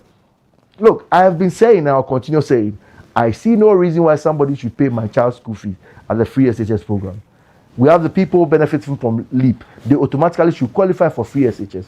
Those of us who can pay, why don't you introduce something that we can have a fee paying system where those who may want to go to certain schools can also pay and go to those schools. That's the one arena that we've been already, we actually have an exemplary one happening already with the tertiary education. But if it comes to secondary education, for the rest of us who can pay, we should pay so that they target those who are in need and then properly target to them. I think it's about time we also have a good discussion about allowances to teacher trainees and then nursing trainees as well. Look, the allowance was there to motivate people and to draw people in. Now the people really want to come and they are not even getting the space. So it has outlived its use, especially when you have upgraded that system of teacher training and nursing training to tertiary status. So they should join their other tertiary colleagues and apply for the student loan, which I think we should do, and then have a very nice. You know, one other area that I really loved was actually when I heard about the national banks like NIB, CBG, and ADB, the recapitalization for them. We are here. We've been here, and we are still here. When it came to crisis level, the measure of banks and then the dissolving of some banks, right? And so that bad experience, and the other banks sitting aside were made to pay also for the losses. So again, beyond the 3 national banks that were mentioned again, sardonically, these are the ADB, our Great Development Bank, a bank that should be developing your agri sector and making good money, was in crisis.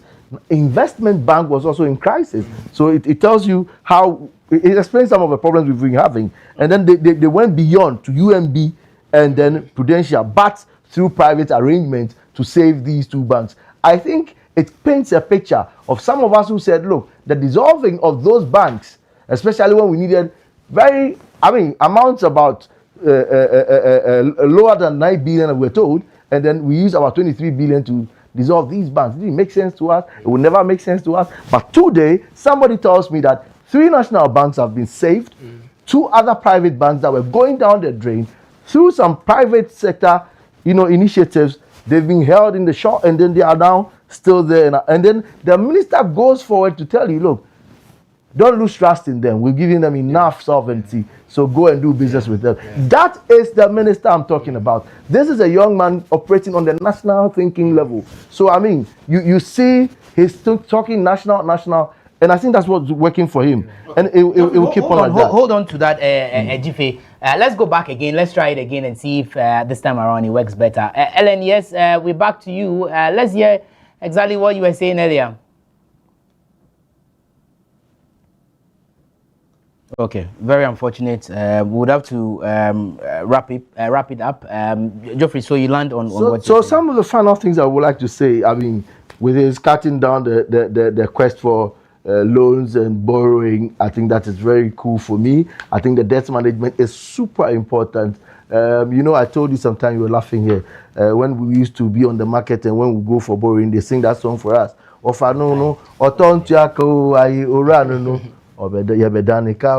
remember that song when we were little? Yeah, when we went on the stock market, that's what they were singing for us. We were just going there to borrow, and we were not ready to pay.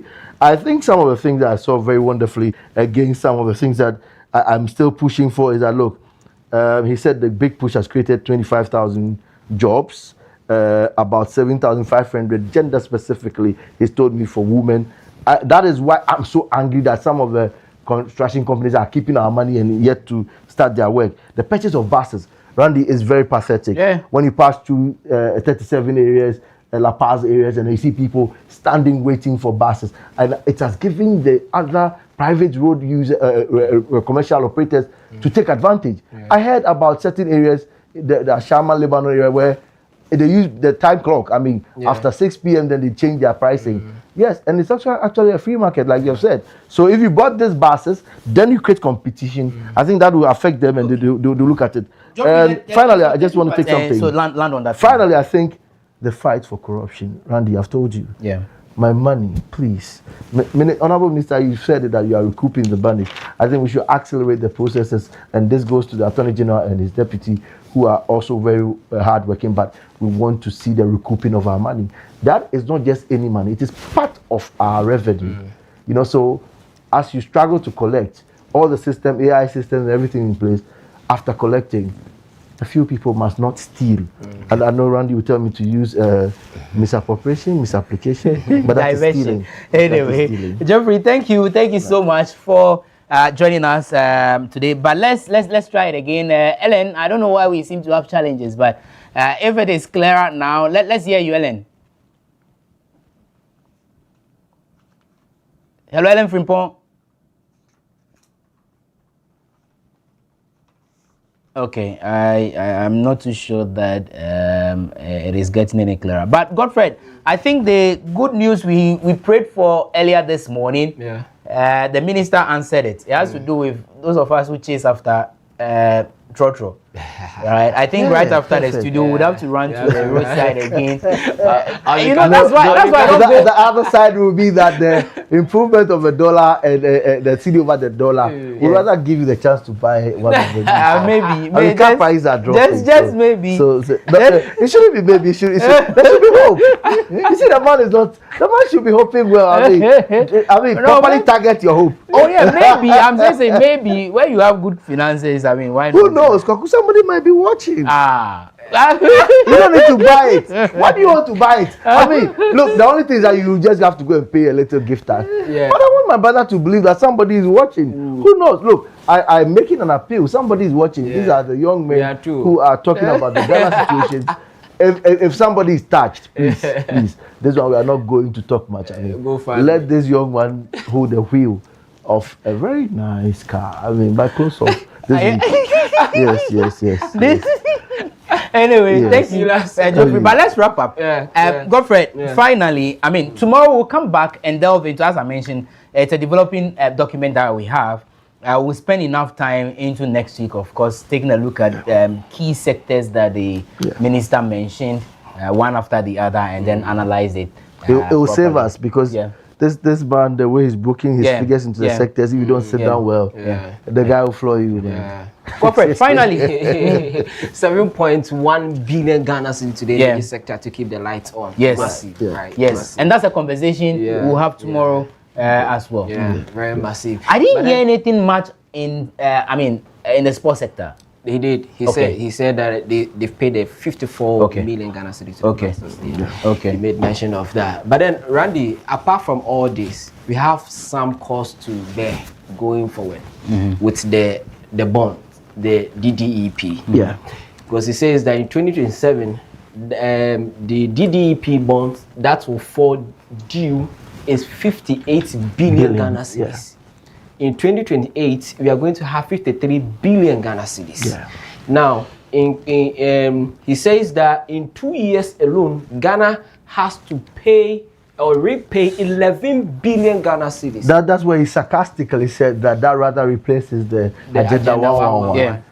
Yeah, that's a brilliant say. It's a brilliant say. I mean, that young man is actually hitting real hard, man. He says because the DDEP was not designed to solve Ghana's debt problem, but to create problems.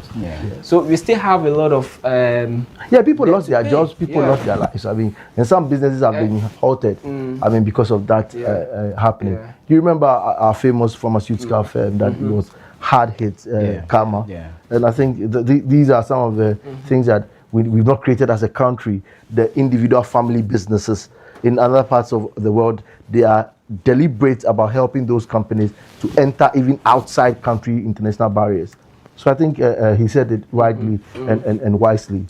Okay. Anyway, thank you. Godfrey, is that your final word? Yeah, but then he says that we are on course to accumulate 30 billion cedis in the sinking fund by the end of 2026. And the sinking fund, the purpose must be really good. We should actually be good at explaining it to people that they saw the danger, and then this actually going to be servicing the debts that they are seeing ahead. So for the first time, somebody thinks that, look, let's create a buffer and put all the money in there, and then when it's time for us to pay, we don't go singing or go begging. You know, the previous administration begged and came to clap for themselves for negotiating the cut of debts. I mean, but this man says, look, we need to keep some national pride. So let's keep some money in the sinking fund and then make payments when they are due. I think it's a very good initiative. At least our national pride is kept in good check. The last one, Randy, says the government is also introducing the first port duty rule.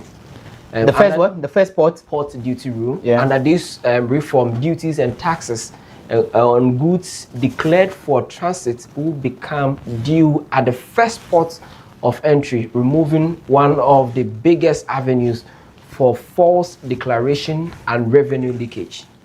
So that's where he made mention of the full stop or something.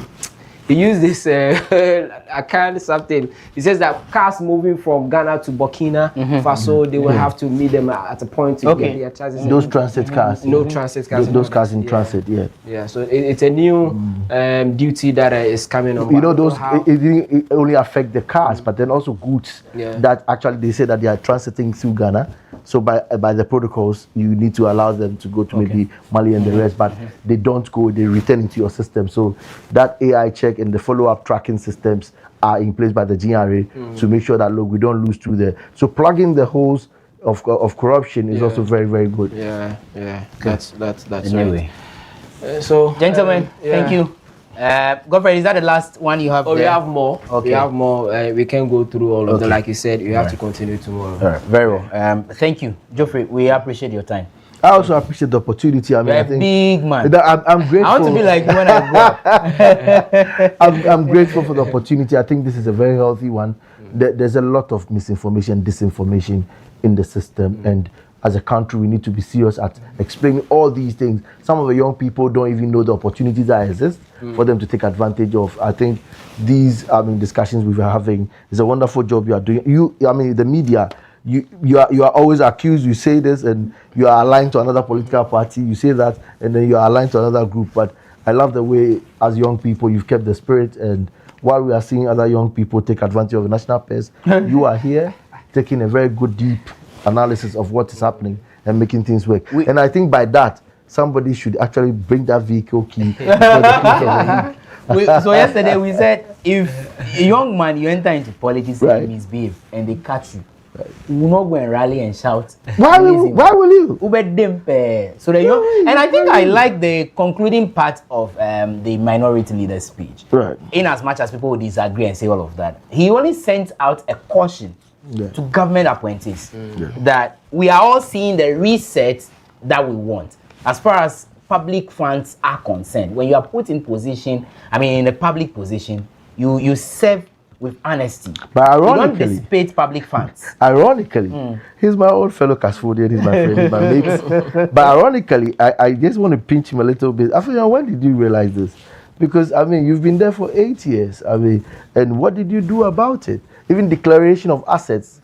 Bahama has declared his assets. Ministers who did not, he punished them. Okay. That is how to fight corruption. Okay. You need to show interest. In another case where another president said, look, my people didn't do this. Another president said, I don't confuse myself that maybe somebody from my home can't misbehave. All I'm saying is that we'll crack the whip when the time comes. And I think we need so much of what he said, because the president on the chair is saying that, woe unto you, the first man who is caught with a corrupt issue. That is what I needed from any other president. And then for records, he's done it before a year. He's doing the whipping. But the line has been drawn, you have said. Yeah. Anyway, thank you, Geoffrey. Okanse Kabute is the Executive Director, Revenue Mobilization Africa. He's a regular or an in-house guest that has been with us. In fact, he's a pioneer. That's true. Yes, when we are counting the people, of course, Geoffrey and the others come first. Thank you so much, Geoffrey, for joining us. I'm humbled. Let me say a very big thanks to Dr. Peter Tekpe. Unfortunately, we are unable to establish contact with him after the presentation. Hopefully in our subsequent programming, definitely you will have him on. Dr. Peter Tekpe is an economist, and also Albert Derek Fiatui. He is the Executive Director, CIMAC. He also joined us earlier. But of course, as I mentioned, in the coming days, we'll do more of the conversation on this presentation. Godfrey Amwafu, Charlie, thank you. Yes, sir. But tomorrow, the jacket. Tomorrow, we wearing jersey or we are wearing jacket. This jacket, you say you got it at Medina, right? No. Where? Kanta. Okay, Kanta. So Kanta. Thank you so much. It's always nice having you, Godfrey. And also a very big thanks to the team, right? Yeah. Thank you so much for helping put this one together. Steven, Frank, Shaw, Kevin, Sami, Dixon. Who did I leave out? Clenham, Jonas, Ellen, Belinda, and the rest of the team, right? We say thank you so much. Tomorrow, we shall be back with the BFC and also the dialogue. The continuation of this will be on tomorrow. So make sure you brace yourself up and continue to watch yours truly, WoezorTV. Very fascinating programs lined up for you. My name is Randy Ahaji. Here we draw curtains on today's special coverage of the 2026 media budget that was presented by the Finance Minister, Honorable Cassiel Ato Forsen. It's a wrap for now. Thank you.